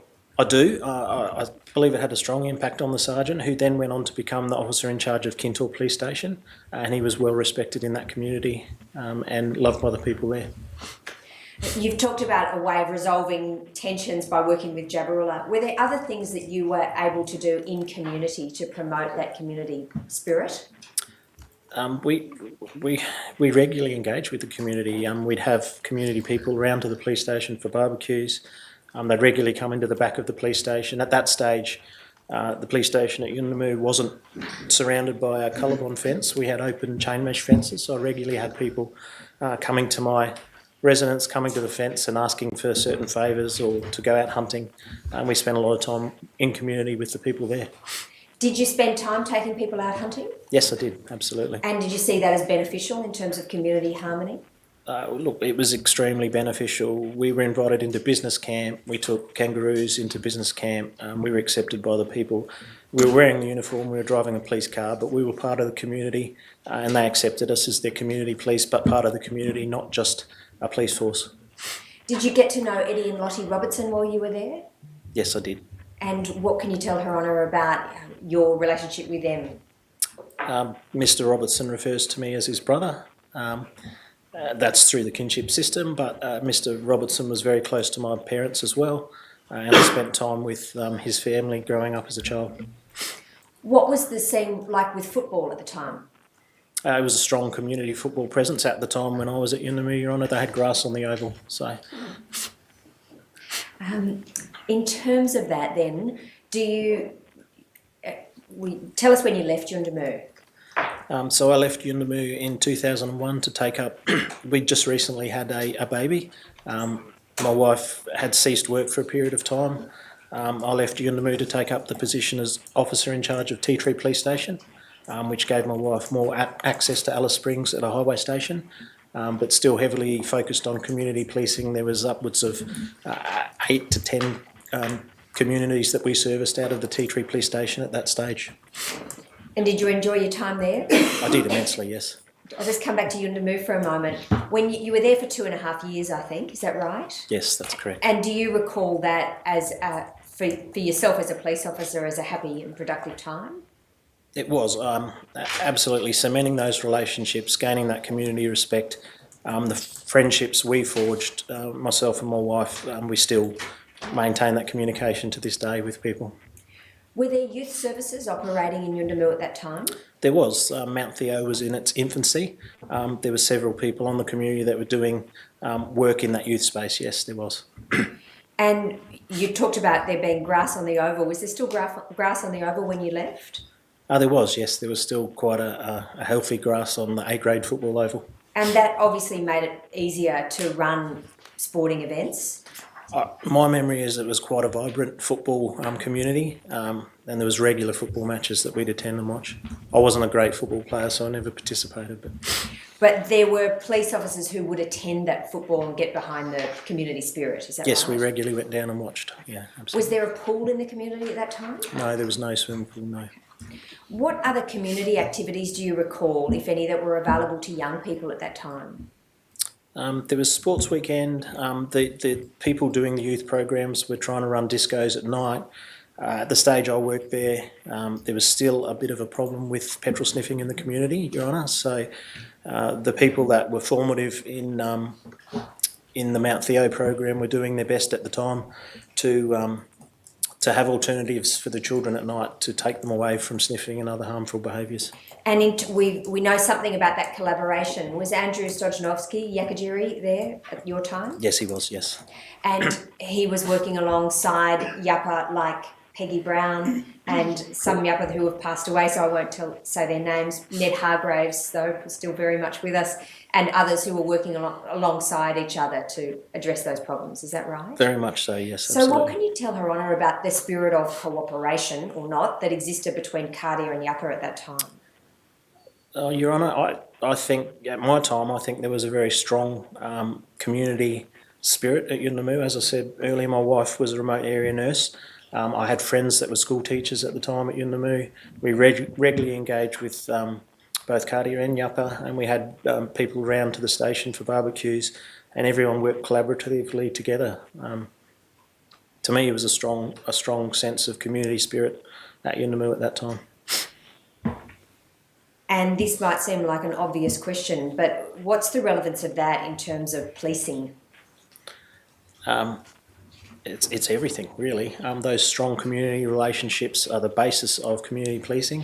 It goes back to the appealing principles, really, of policing by consent, having the respect of the community and having the authority to police them. By peeling principles, that's P-E-E-L, is that right? That's right, yeah. It comes from a UK concept about community policing, is that right? That's right, and policing the community by consent, Your Honour. Have you been back to Yuendamu, even in a relieving role at any time as a police officer? I've been back to Yuendamu several times, but not to serve on that community. I've been back for various investigations at times, Your Honour. I attended as part of this investigation to introduce Assistant Commissioner Anisic to the community. I attended the funeral at the community of Kumanjayi.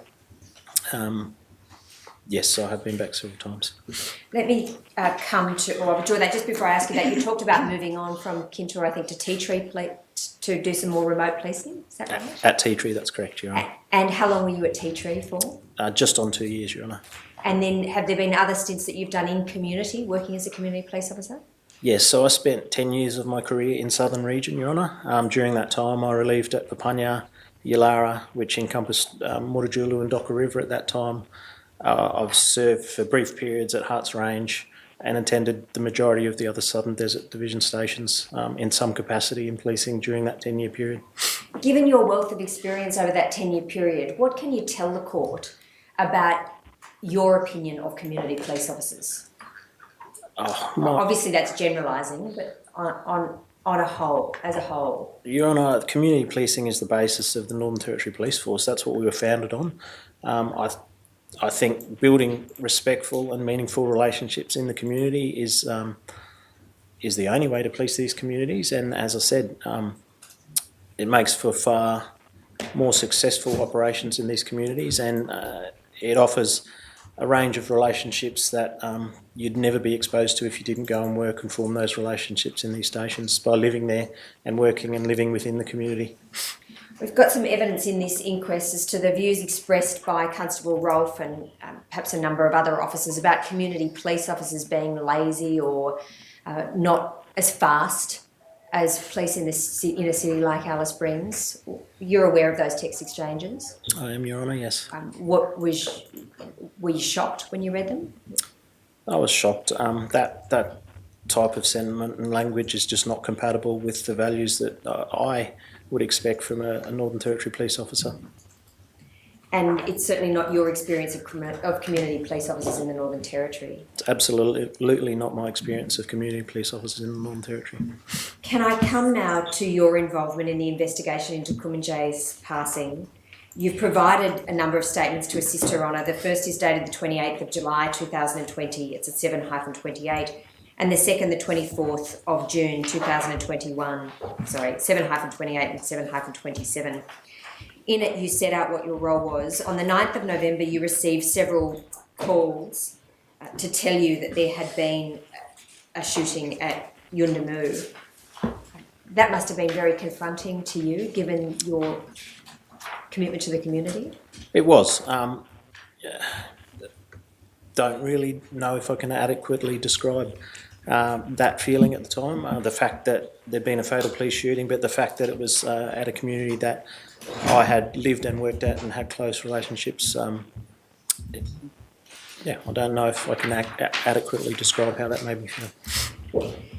On the evening of the 9th of November, you were informed first from Deputy Commissioner White that he had allocated Detective Superintendent Joe Foley to attend, Foley, to attend to the investigative response. Is that right? That's correct, yes. And the matter had been declared a critical custody incident. You then received a further call from Acting Superintendent Kirk Panutu, who at that stage was acting in the role of Detective Superintendent of Crime Division, and he was on his way to assist with resourcing. Is that right? That's correct. Yes, that's absolutely correct. On Sunday the 10th of November, you received a call from Assistant Commissioner Antisich, who advised you of certain things. One of the things he told you about was that the commissioned officer in charge of the investigation needed to come from Darwin and not Alice Springs, given that an officer from Alice Springs had been involved in the shooting. Is that right? That's correct, yes. And you understood why that was the case? Yes, I did. That was in accordance with policy, and that perhaps should have been, not perhaps, that should have been a consideration at the time of allocating that initial officer in charge. Were you then given a specific role with respect to the investigation? So I was the commander of crime at the time, so ultimately I was the overall investigator in charge. So.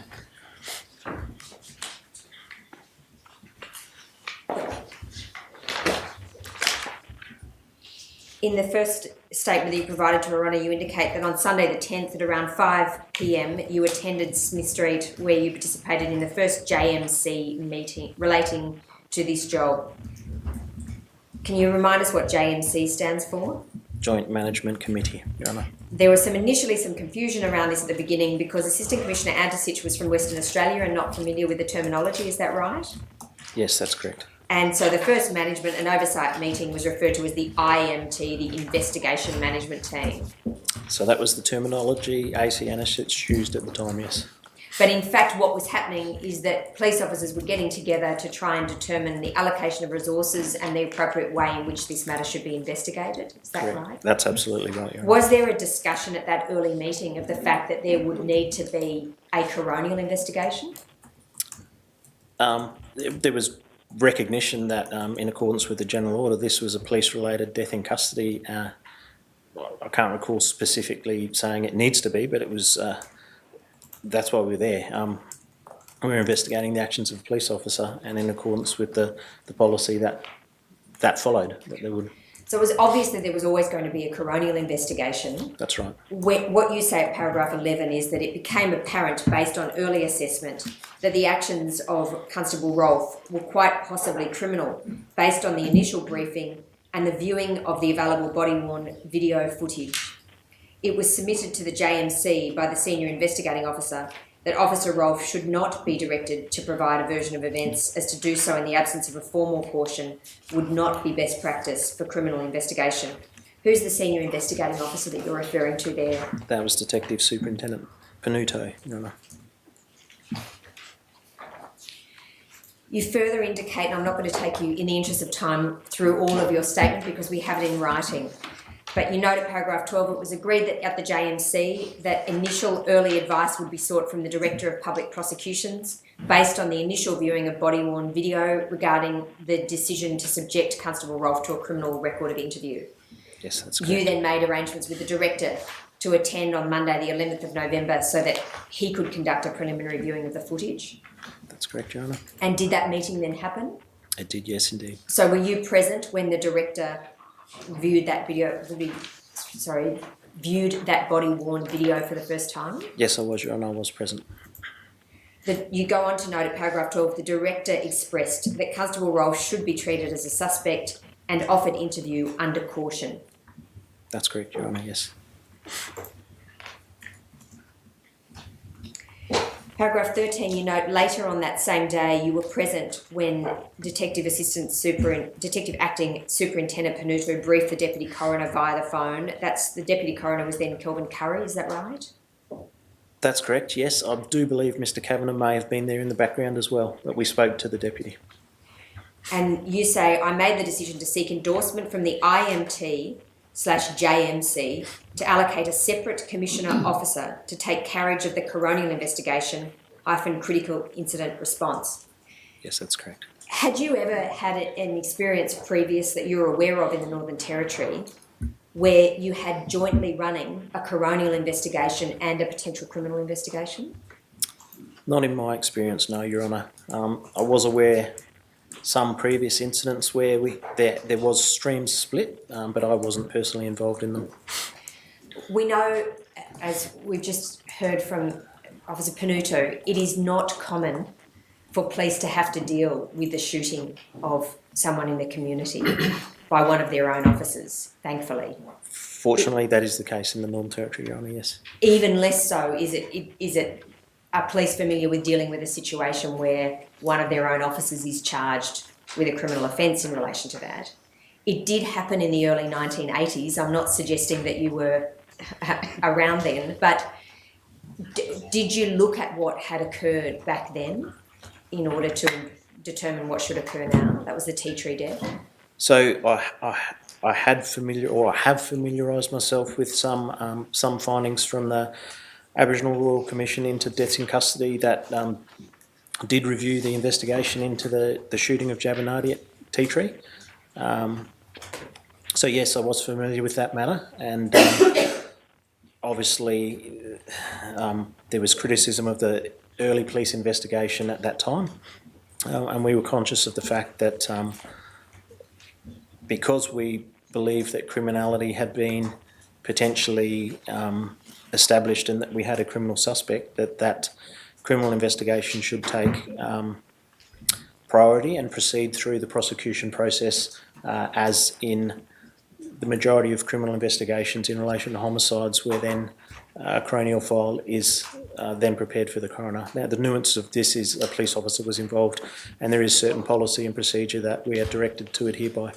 Had you ever met Constable Rolfe at all in the course of your dealings? No, I'd never met him, no. So what was the rationale in terms of allocating a separate commissioned officer to take charge of the coronial investigation? It really was at the direction and realistically at the assistance of the Deputy Coroner. He made it painstakingly obvious at the time that he urged the Senior Executive of the Police to allocate appropriate resources to the coronial investigation at that time, and that it shouldn't be put on the back burner and it should progress at the same time as the criminal investigation. On the 13th of November, you briefed Detective Superintendent Scott Pollock on the decision that he would be allocated the role of the commissioned officer in charge of the coronial investigation. I believe I did, yes. You're familiar with his reputation in the Northern Territory? I absolutely am, yes. And you're aware that Detective Superintendent Scott Pollock had served for many decades in the Northern Territory as an investigator?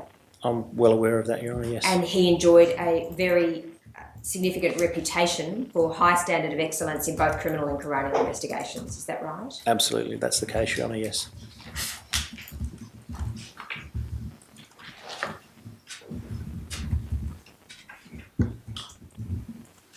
At paragraph 15 of your statement, you note later, after briefing Detective Superintendent Pollock and giving him the role with the coronial investigation, you re-attended the DPP with the Assistant Commissioner then Mr. Antisich, Detectives Panutu and Malagorski. Further material was provided to the Director and Deputy Director, Mr. Matthew Nathan. Do you recall now what that further material was? Yes, there was some transcripts in relation to the initial statements that were taken from the attending police officers at Yuendamu, and various other witness statements from people that they were able to obtain from Yuendamu. You note, after viewing that material and watching the body-worn video footage, both the Director and the Deputy Director advised that a charge under the Criminal Code of murder was appropriate. Is that right? That's correct, that occurred, Your Honour.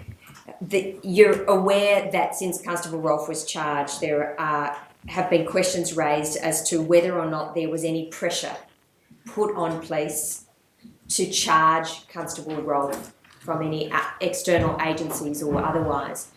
Was there any political interference at all with the decision to charge Constable Rolfe? Absolutely none whatsoever, Your Honour. Did you think that it was justified on the basis of the evidence that you had available on the 13th of November and in the absence of any explanation from Constable Rolfe to charge him with murder?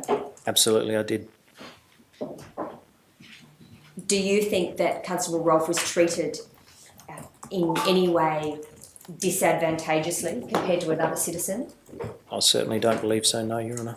Do you think he was shown any favours? No, I don't believe so. You went to the community of Yuendamu, is that right, as part of your investigations? That's correct. In early December, I attended the Yuendamu community with several other police officers, Your Honour. Do you recall whether or not Officer Barham was there when you first attended the community? Officer Barron came with us on that trip, yes, Your Honour. And for what purpose was Officer Barham there? So Officer Barham was taking the opportunity to inspect the residence where the shooting had taken place. Arrangements had been made to access that premises, but it turned out that the people that were to facilitate that had left the community at that stage. Did Officer Barrett, or did you meet with the community? Yes, I did. I met with what it was in that stage, in its infancy, I believe, the Purumpuru committee. Was Officer Barham attending at any committee meeting? He may have been in and out, but I don't believe he was there for the entire period, no. What was the primary purpose, I'm sorry if you answered this, of Officer Barham to be there in the community? Officer Barham was there as the use of force expert to inspect the premises and familiarise himself with the environment of where the shooting had occurred and to conduct his own initial assessment of the scene. I just want to direct you, if I may, to a memorandum which was sent by Mr. Panutu. It's dated the 8th of January. It is attached to one of your statements, 7-28. And I'll just read you from this section. Under the subheading Criminal Investigation, Mr. Panutu notes that Operation Charwell, by this stage, 8th of January 2020, has already engaged the services of a local expert, Detective Senior Sergeant Andrew Barham, to examine the use of force aspect within the local context, and this aspect of the investigation is ongoing. His recommendation after that memorandum, which sets out issues about outsourcing of expertise, is that the progression of the criminal aspect of Operation Charwell can only be served via appropriate use of force subject matter expertise. Did you agree with that? Yes, absolutely. And due to environmental factors currently in existence within the Australian law enforcement community and community proper, with regard to Constable Rolfe's circumstances and the death of Kumanjayi, Operation Charwell investigators recommend that the request be supported. He was basically suggesting at that time that consideration be given to funding an overseas expert like Professor Alpert. Yes, that's my recollection of the memorandum, yes, Your Honour.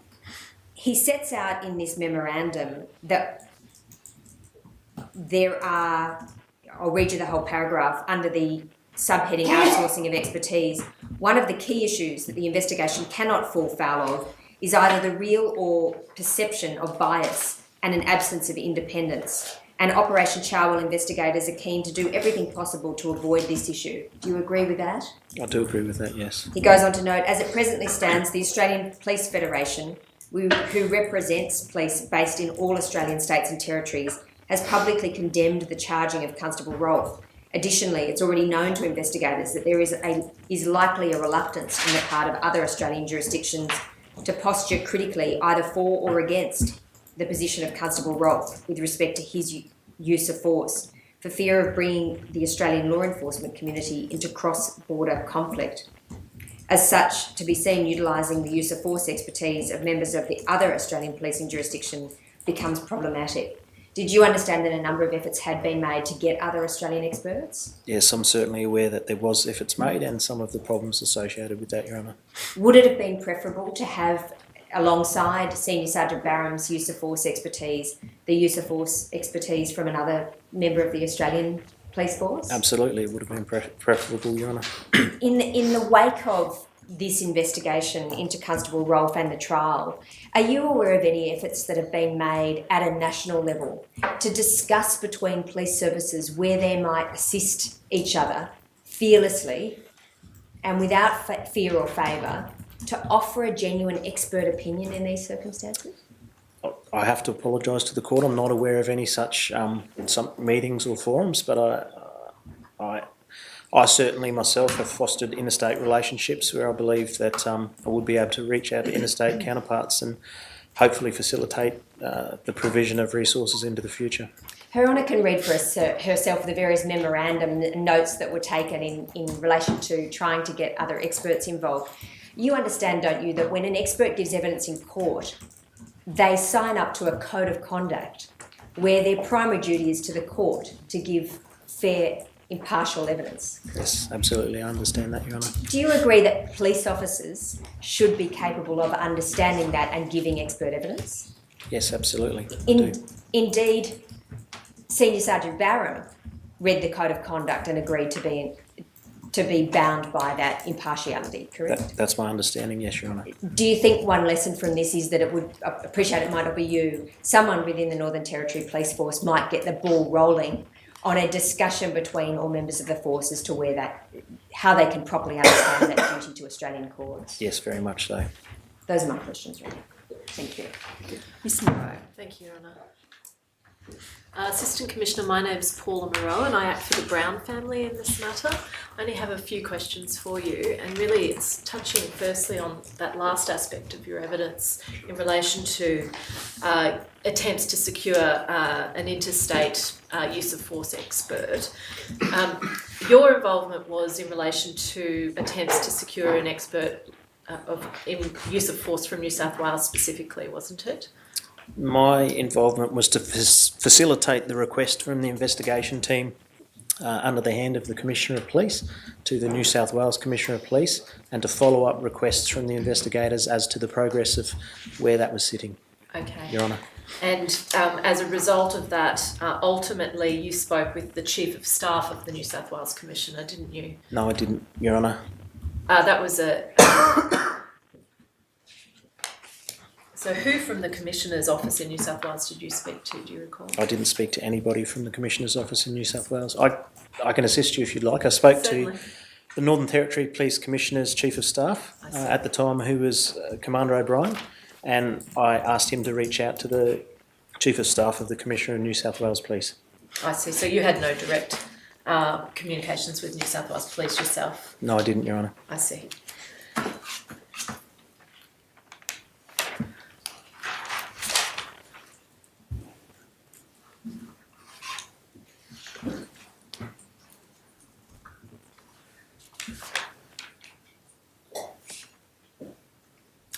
Do you have any suggestions as to how the situation that presented itself, which was that we ended up with no interstate Australian-based experts being willing to be produced for the proffering of an opinion in this case, could be improved on in the future?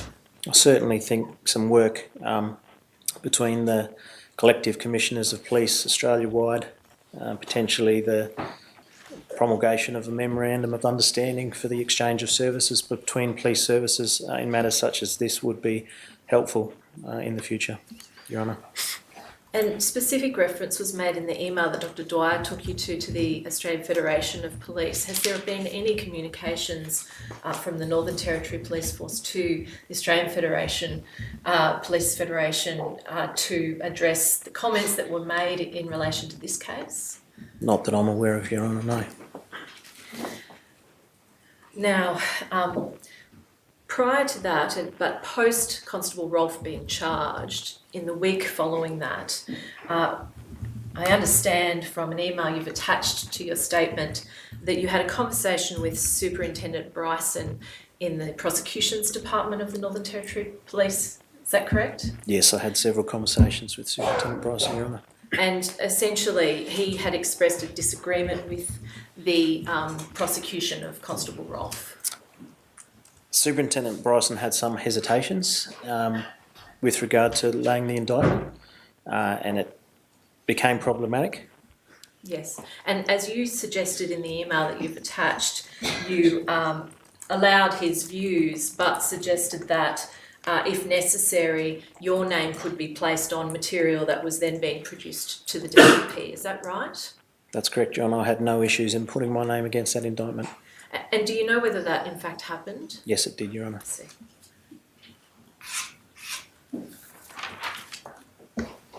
Thank you, they're all my questions. I just have a couple of questions, Your Honour. Assistant Commissioner Doyle. My name is Greer Bow. I act for the Walker, Lane and Robertson family, to include, of course, Lawyer Eddie Robertson, who you've just spoken about today. I just have some questions really in relation to some, drawing on your experience of being in Yuendumu as a constable and, of course, as a young person, about your observations of cultural matters such as sorry business. Now, obviously that's not a Walpry word, but you understand generally what I'm referring to. Did you yourself ever observe sorry business as a police officer or constable in Yuendumu? Yes, I did, Your Honour, many times. Yes, and then I won't, understanding then that might be at the time that somebody passes immediately and can continue on for a number of months, even years, but also occurs around a funeral. Absolutely correct, yes, Your Honour, yes. And those are things that you observed as a police officer? Yeah. And did you ever attend funerals yourself in Yuendumu? Yes, I have attended funerals at Yuendumu, yes, Your Honour. Those entire community events often in that sort of area, would you agree with that? Yes, that's correct, Your Honour.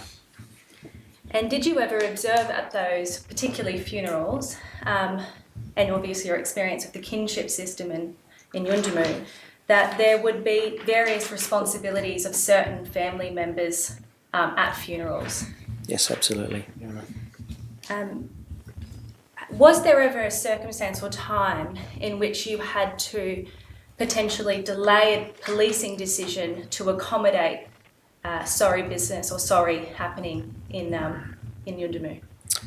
I don't recall specifically, Your Honour, but it wouldn't have been outside of the scope to do that. But I don't recall a particular occasion where we'd had to defer policing activities specifically in relation to it. But so you said that, but it wouldn't be outside what you would maybe naturally do, understanding the significance of sorry. Yeah, absolutely, Your Honour. Okay. The next sort of topic I want to talk about is traditional punishment. It's been referred to as payback often in this inquest, but it's just that general area. You're familiar with traditional punishment, particularly for Walpry people? Yes, I am, Your Honour. Have you ever observed traditional punishment? Yes, I have, Your Honour. Would you be comfortable telling any stories about that? You can anonymise people or your experience of that observation. So I've witnessed spearings occurring at Yuendumu on numerous occasions when I was a police officer there in relation to seeking to exact payback and finalising matters of conflict between aggrieved parties, Your Honour. Did you find that did in fact cease conflict between parties and circumstances? On many occasions, yes, but not always. Okay. Is it predominantly yes or predominantly no? Or you couldn't say? I couldn't really say. Okay, all right. Obviously those are things that you observed yourself, but was it through the support of the Aboriginal community police officer that you got a lot of that cultural knowledge? Yes, absolutely. So as I stated earlier, I worked very closely with Jabrula in my time at Yuendumu, and he went to lengths to explain certain nuances and customs and cultural aspects that, whilst I had lived there as a young child, probably opened my eyes to a lot more of what was going on, particularly as a police officer, Your Honour. And just my final sort of question on that, after you finished your gazetted time in Yuendumu, did you pass on the things that you had learned to other officers in any formal or informal way? So when I left Yuendumu, it wasn't a matter of transitioning the whole police force. So I believe there was somewhat of a legacy left with the OIC who remained at the station and then went on to serve at another police station, and the second member was also still at Yuendumu. So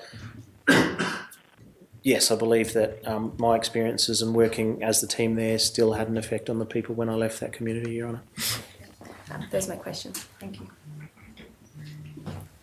Mr Bolton? My name's Philip Bolton and I appear for the North Australian Aboriginal Justice Agency.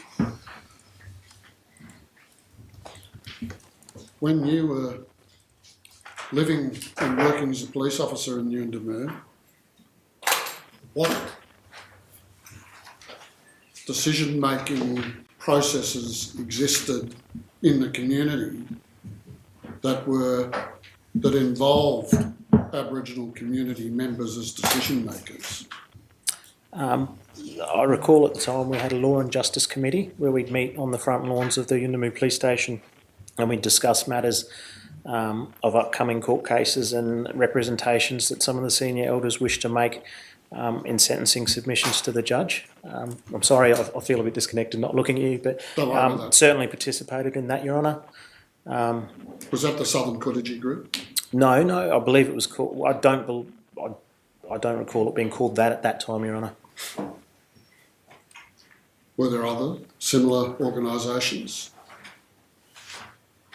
As a community police officer, it was our practice to consult extensively with the community, particularly around all matters of community unrest. It wasn't uncommon for us to consult senior elders when the shop had been broken into. We didn't have large incidences of unlawful entries, and we were very easily able to resolve them by going to senior community people and seeking their assistance in identifying perpetrators of these offences. And more often than not, there was community solutions to what was the appropriate outcome for the people, generally the young people that had committed some of these offending behaviours. When you lived there at that time, was there a local elected council that ran local council issues? Yes, there was. There was a Yuendumu Community Council.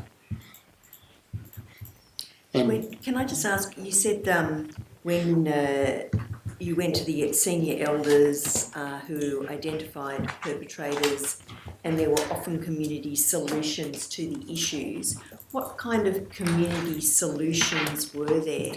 So it may involve cleaning the store. Cleaning the store? Cleaning the store.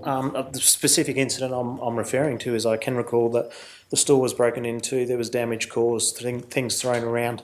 The community was able to identify a couple of young people that were involved in that, and the community asked them to come and clean up the store, and that was undertaken, and the decision was made that it didn't need to go down the justice pathway. And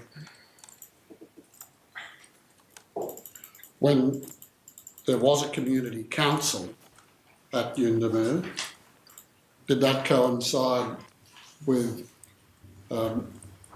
CDP or CDEP work programs or work for the dole programs? yes, so there was a strong CDEP presence when I was at Yuendumu, and there was a strong Yuendumu Community Council that we regularly attended and spoke to about issues on the community, or were summoned to seek a police explanation on certain things that were going on, Your Honour.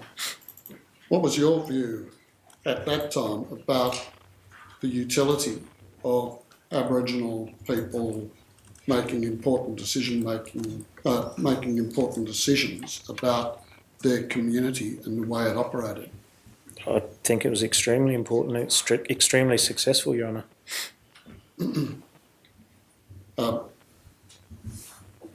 Have you had similar experiences in the other remote Aboriginal communities that you've worked in? I have, Your Honour. There was certainly community councils in some of the communities outside of Tea Tree. I haven't worked extensively across the top end, Your Honour, but I'm aware that previously there were strong community councils. Currently, the system is larger community councils encompassing many communities, and in my experience, that's not as successful as the locally appointed community councils. Why is that? There's less local representation, and often there's conflicting opinions between people from different communities, and I don't think there's as strong a representation from the community itself, and sometimes their voices may go unheard. But that's just my opinion, Your Honour. Your Honour has heard evidence from some of your colleagues about the burdens placed on Aboriginal people in Yuendamu in particular to attend various frameworks as it were, people that need to be consulted. Have you got a view about how that particular burden impacts on the effectiveness or utility of local decision making? I do. We often use the parlance in policing of meeting fatigue. Sorry, meeting fatigue. Meeting fatigue. Yeah, understand that. It's certainly been conveyed to me as the Assistant Commissioner by several of my divisional superintendents that some communities are exasperated by the level of requests for them to attend and participate in meetings that may not actually encompass any meaningful contribution by them, but their expectation to attend is always there.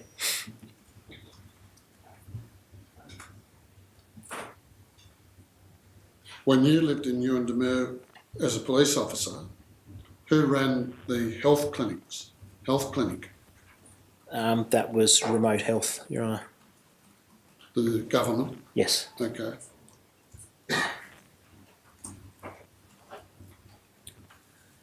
In relation to traditional punishments or payback, in the period when you worked in Yuendamu, were they subject to criminal sanctions? The person spearing, for instance?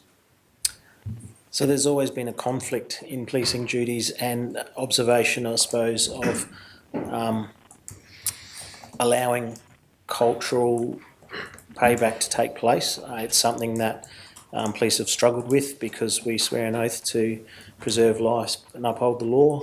It's difficult to stand by and observe potentially serious harm be inflicted on somebody, and it's something that's never been easily navigated by police on communities. But I think with the assistance of our ACPO and some understanding of how beneficial that may be to resolving the situation on communities, is my experience that particularly back then there was a lot of discretion used by community police officers in some of these events. To press you just slightly, can you remember anyone being charged with a criminal offence for participating in such a process? I can't recall that in my time there, Your Honour, no. Were there in place some safeguards for dealing with injuries, like liaising with the clinic in relation to such incidents? Yes, absolutely. Now again, it's not your job to make the laws, but it is the law that someone who's been subjected to traditional punishment cannot use that in mitigation of any penalty in a civil court or criminal court exercising such jurisdiction. Do you think it's relevant when someone falls to be sentenced that they have been subjected to traditional punishment? I do, Your Honour. I can recall, if the court's willing to indulge me, I can recall an incident when I was working at Tea Tree, where an offender that was in custody for the offence of murder was released by the court for the purpose of traditional punishment, and he was released to the community of Tea Tree to undertake that. Roughly how long ago was that? That was when I was serving at Tea Tree in 2001, Your Honour.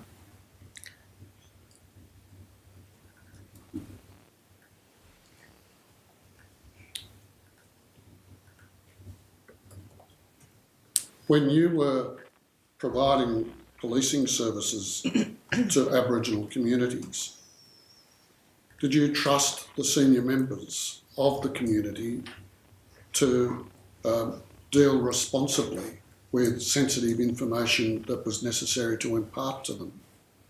Yes, I absolutely did.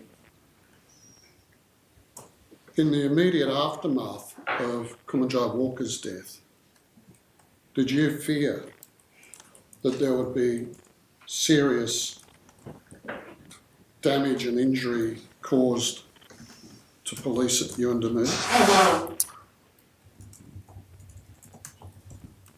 No, I didn't have the apprehension. I was concerned that there would be definitely some emotional reaction by the community.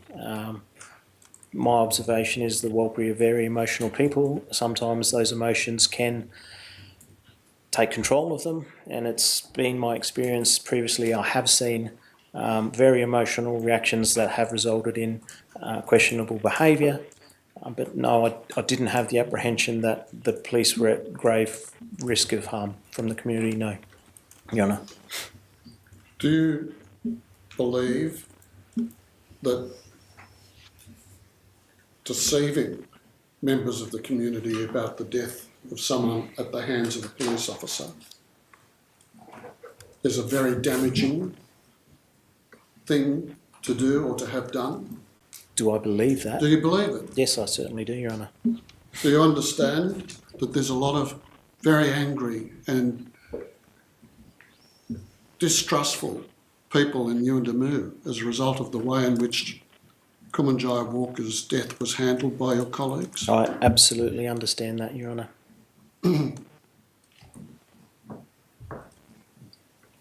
Did you fear that there'd be a domino effect from Yuendamu right through all the Aboriginal communities in the Northern Territory, that police stations would be overrun, burnt to the ground, people killed or injured because they're police?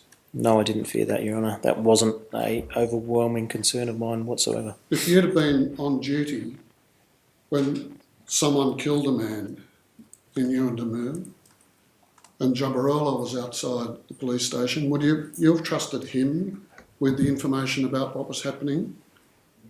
Implicitly, Your Honour. So,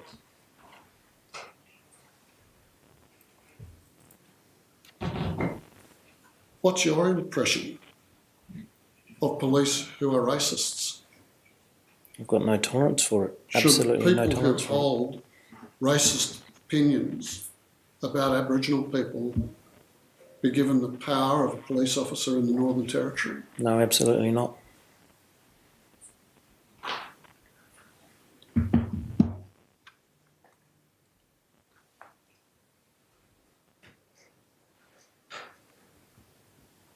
In the documents attached to your materials in the Coronial brief, we learnt about how the Federal Police Union impacted on decision making regarding the selection of a use of force expert.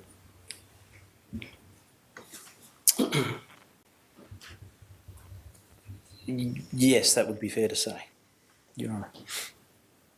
To some extent. This was a particularly fraught investigation for you and your colleagues as Northern Territory Police, because it was a police officer who had killed an Aboriginal 19-year-old boy in a house in a remote community, right? Yes, I don't dispute that. Apart from the federal executive of the Police Association holding very strong views about the charge charges that were brought against Mr. Rolfe, were you aware that there was a strong body of opinion amongst police officers, for instance in Alice Springs, that he should never have been charged? Yes, I'm aware. There was polarising views within the police force and within police forces all over Australia. Were you living in Alice Springs in the period of... No, you were in Darwin when he got charged. But were you aware that serving police officers met in fairly large numbers at the police station to discuss what had happened? No, I wasn't aware of the specifics at that time. No, I wasn't, Your Honour. You followed the commentary in the media about the appropriateness of having charged Mr. Rolfe with murder, I take it? Yes, I have seen numerous media representations and commentary on that matter. Including commentary from the Secretary of the Northern Territory Police Association? Yes, absolutely, yes. I've seen media releases and a piece to air. Would it be fair to say that there are still raw nerves in and amongst your colleagues about what happened and what's still happening in this inquest? In some parts of the organisation, yes, it would be fair to say that's the case, Your Honour.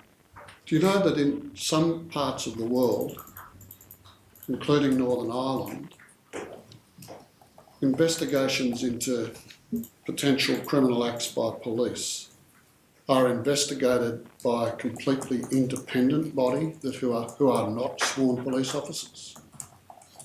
Are you aware of that? No, not particularly. I wasn't aware of that, no. Can you see some utility in there being complete separation between the police who investigate police and rank and file police? Yes and no. I can see some utility, but I can also see some difficulty with that approach. The size of the police force in the Northern Territory would be one hampering condition to set up a completely independent body to investigate police, perhaps. I apologise, sir. I'm not quite sure what you mean by that. It would be hard to maintain a standing independent body to investigate the alleged misconduct of police. From within the police force or from an external body? Well, we do have an ICAC, Your Honour. And you also have an ombudsman. That's correct. But the ombudsman mechanism is largely intertwined with internal police investigations, right? That's correct, Your Honour, yes. And it's very difficult to disentangle them, isn't it? Well, my understanding is the Ombudsman's focused on complaints against police and behavioural concerns. The ICAC looks more at misconduct and criminal matters by police, and anything of a criminal aspect, the Northern Territory Police Force has primacy, and that can be anything from sexual assaults to fraud matters to, as in this case, homicides. When Mr. Rolfe was charged with homicide, was that matter referred to ICAC? It was referred to the ICAC well before he was charged with homicide, Your Honour.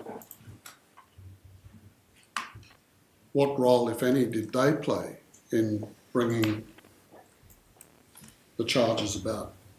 They played no role in bringing the charges about, Your Honour.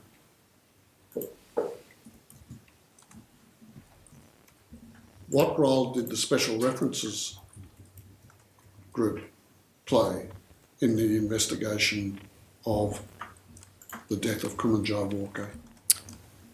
Several officers from the Special References Unit were utilised as investigating officers under the command of Superintendent Panuto.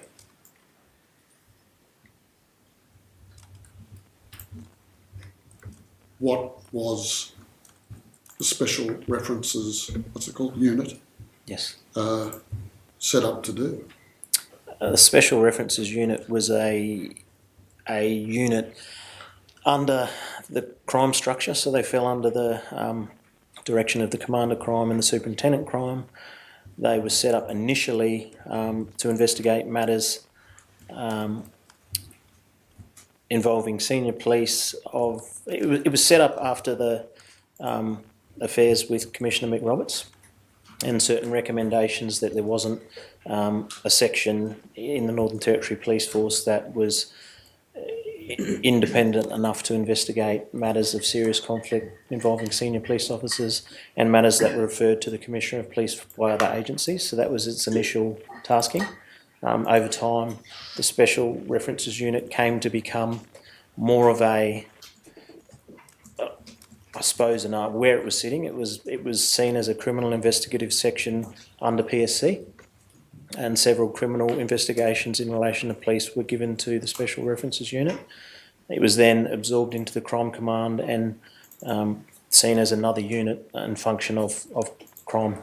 So essentially, by the time you got involved in this matter, it was not in any way independent from the police investigation. No, it was another section under the control of the Superintendent Crime. Well, shouldn't there be an independent group of police, whether they're called police or not, to investigate particularly serious allegations of criminal activity by police officers, even for perception purposes? There is some merit in that, but I believe that all police officers should have the ability to investigate their own without fear or favour, Your Honour. And when you choose to go into an investigative stream, you make the decision that one day you may be investigating your colleagues. You know, you and your colleagues have copped criticisms on both sides of the ledger. I'm very well aware of that, Your Honour. Unfair to charge, no justice provided. Wouldn't it be better if it was somebody who was quite clearly independent who made the important decisions? As I said, I'm not suggesting that's not a perfect world. Other police forces have oversight agencies that come out and investigate with police, and I've actually had these discussions with certain agencies in the Northern Territory that perhaps there should be active oversight from the beginning. I know New South Wales have the LEC that turn out and investigate matters involving police use of force, involving fatalities, and they turn up at the initial stages of the investigation. So I see some merit in that, yes, Your Honour. So far as sharing of expertise in police investigations of police officers, that is sharing between jurisdictions, there was a problem in this case, wasn't there? There certainly appeared to be a problem, yes. And it seems that the problem was that the interstate agencies didn't want to be seen to hurt a police officer or to help a police officer or both. Is that right? It is, and it's something that I hadn't seen before, Your Honour.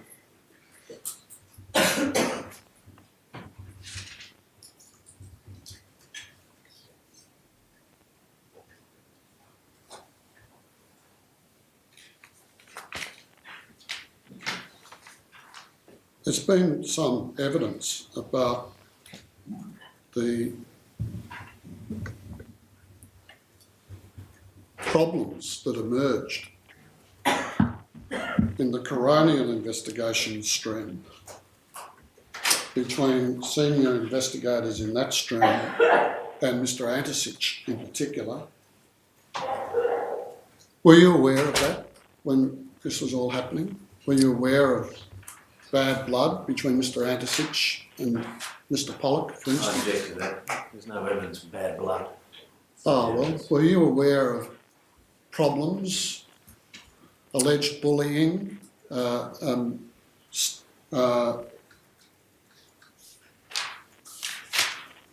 by Mr Pollock against Mr Antisich? No, but to be complete in my answer, I wasn't aware of any alleged bullying, Your Honour. I was aware of some frustrations of AC Antisich in his attempt to understand the process and his keenness to receive information from the Coronial stream. In retrospect, forget about what happened. In the future, if there ever is another homicide investigation involving a suspect police officer, do you think there should be parallel coronial and criminal investigations taking place simultaneously? No, I don't think it's effective, and in fact, that has the potential to be problematic. And I don't think it was the best scenario in this circumstance either. That's all I wish to ask. Your Honour, I believe that Mr Officer only has about 5 minutes. Might we allow for that cross-examination to take place if it is just 5 minutes? Yes. Mr Officer? Yes. Thank you, Your Honour. Can you hear me all right? Yes. Thank you. Assistant Commissioner, you were asked some questions by Mr Bolton of Senior Counsel about the divide in opinions amongst police officers having some impact on the investigation, or at least presenting a difficulty. You recall that?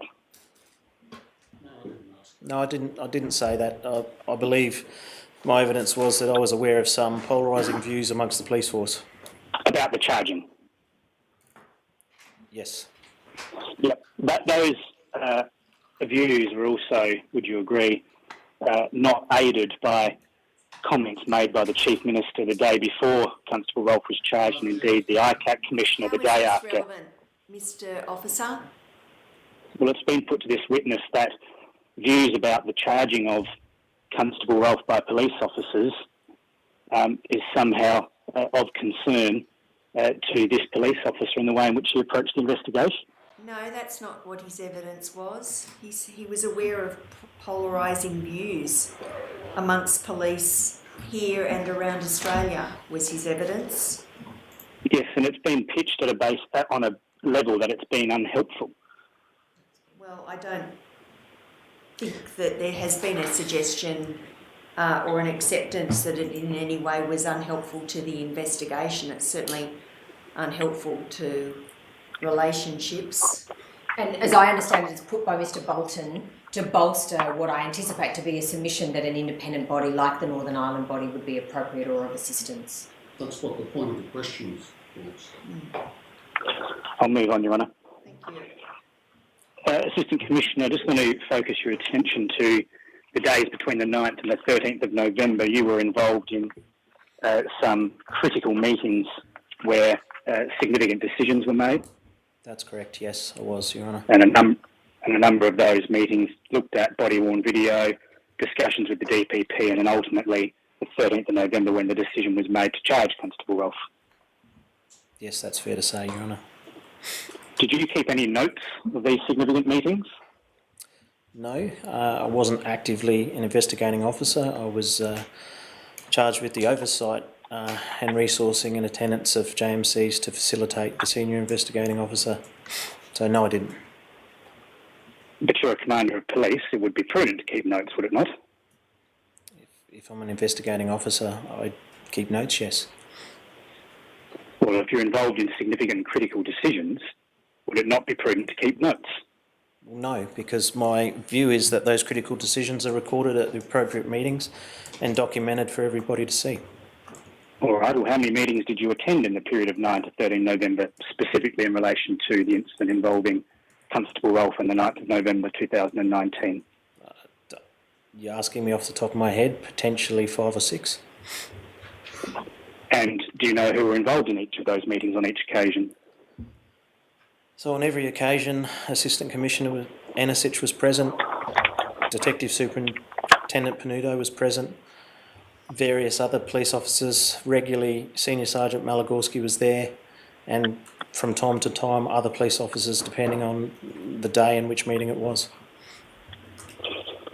On the 13th of November 2019, which in the afternoon, which is when the critical decision to charge Constable Rolfe was reached, Superintendent Canuto has in his notes that there was a private meeting of the senior executive, including the Commissioner of Police in the Deputy Commissioner of Police office at about 3:34 p.m. Were you involved in that private meeting?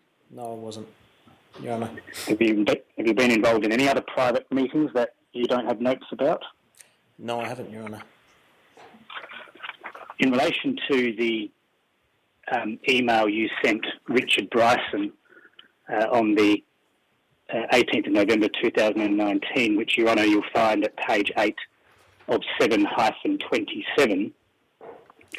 And I just want to give you the opening paragraph, Assistant Commissioner Richard, in respect of our conversation on Friday and my undertaking to provide you with information advice around the interaction with the DPP and what was considered or otherwise by them. Did you have a discussion with Superintendent Bryson where he had formed a view or an opinion that perhaps it wasn't the right timing to charge, if I can put it that way? No, that wasn't his primary concern. What was his primary concern? 7-27. Page 8. What was his primary concern or concerns? Superintendent Bryson expressed to me that he had the desire to have a written advice from the DPP.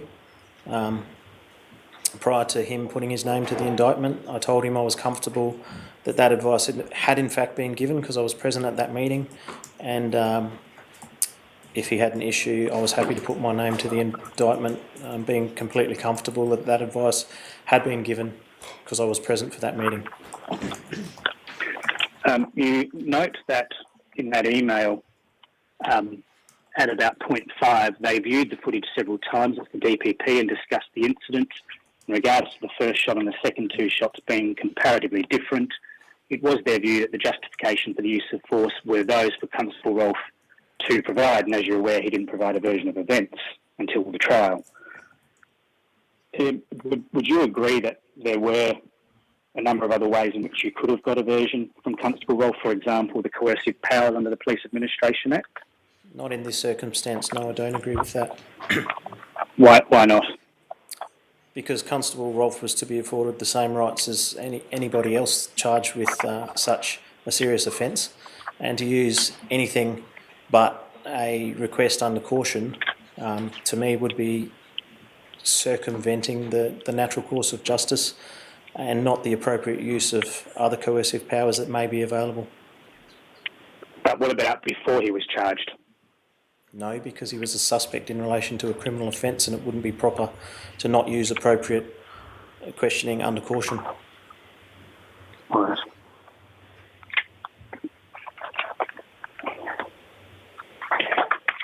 Did your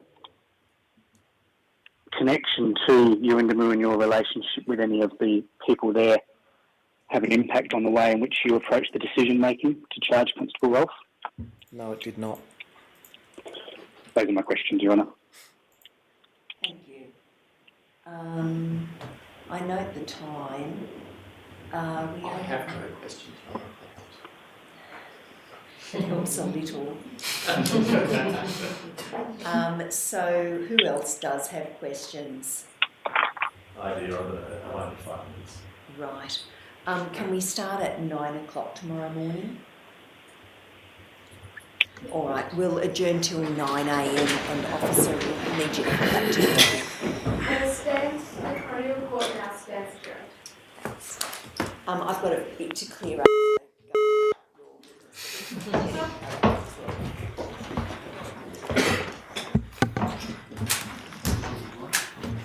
got a decision Pollock tomorrow. Can I just indicate for the benefit of my friends that apart from establishing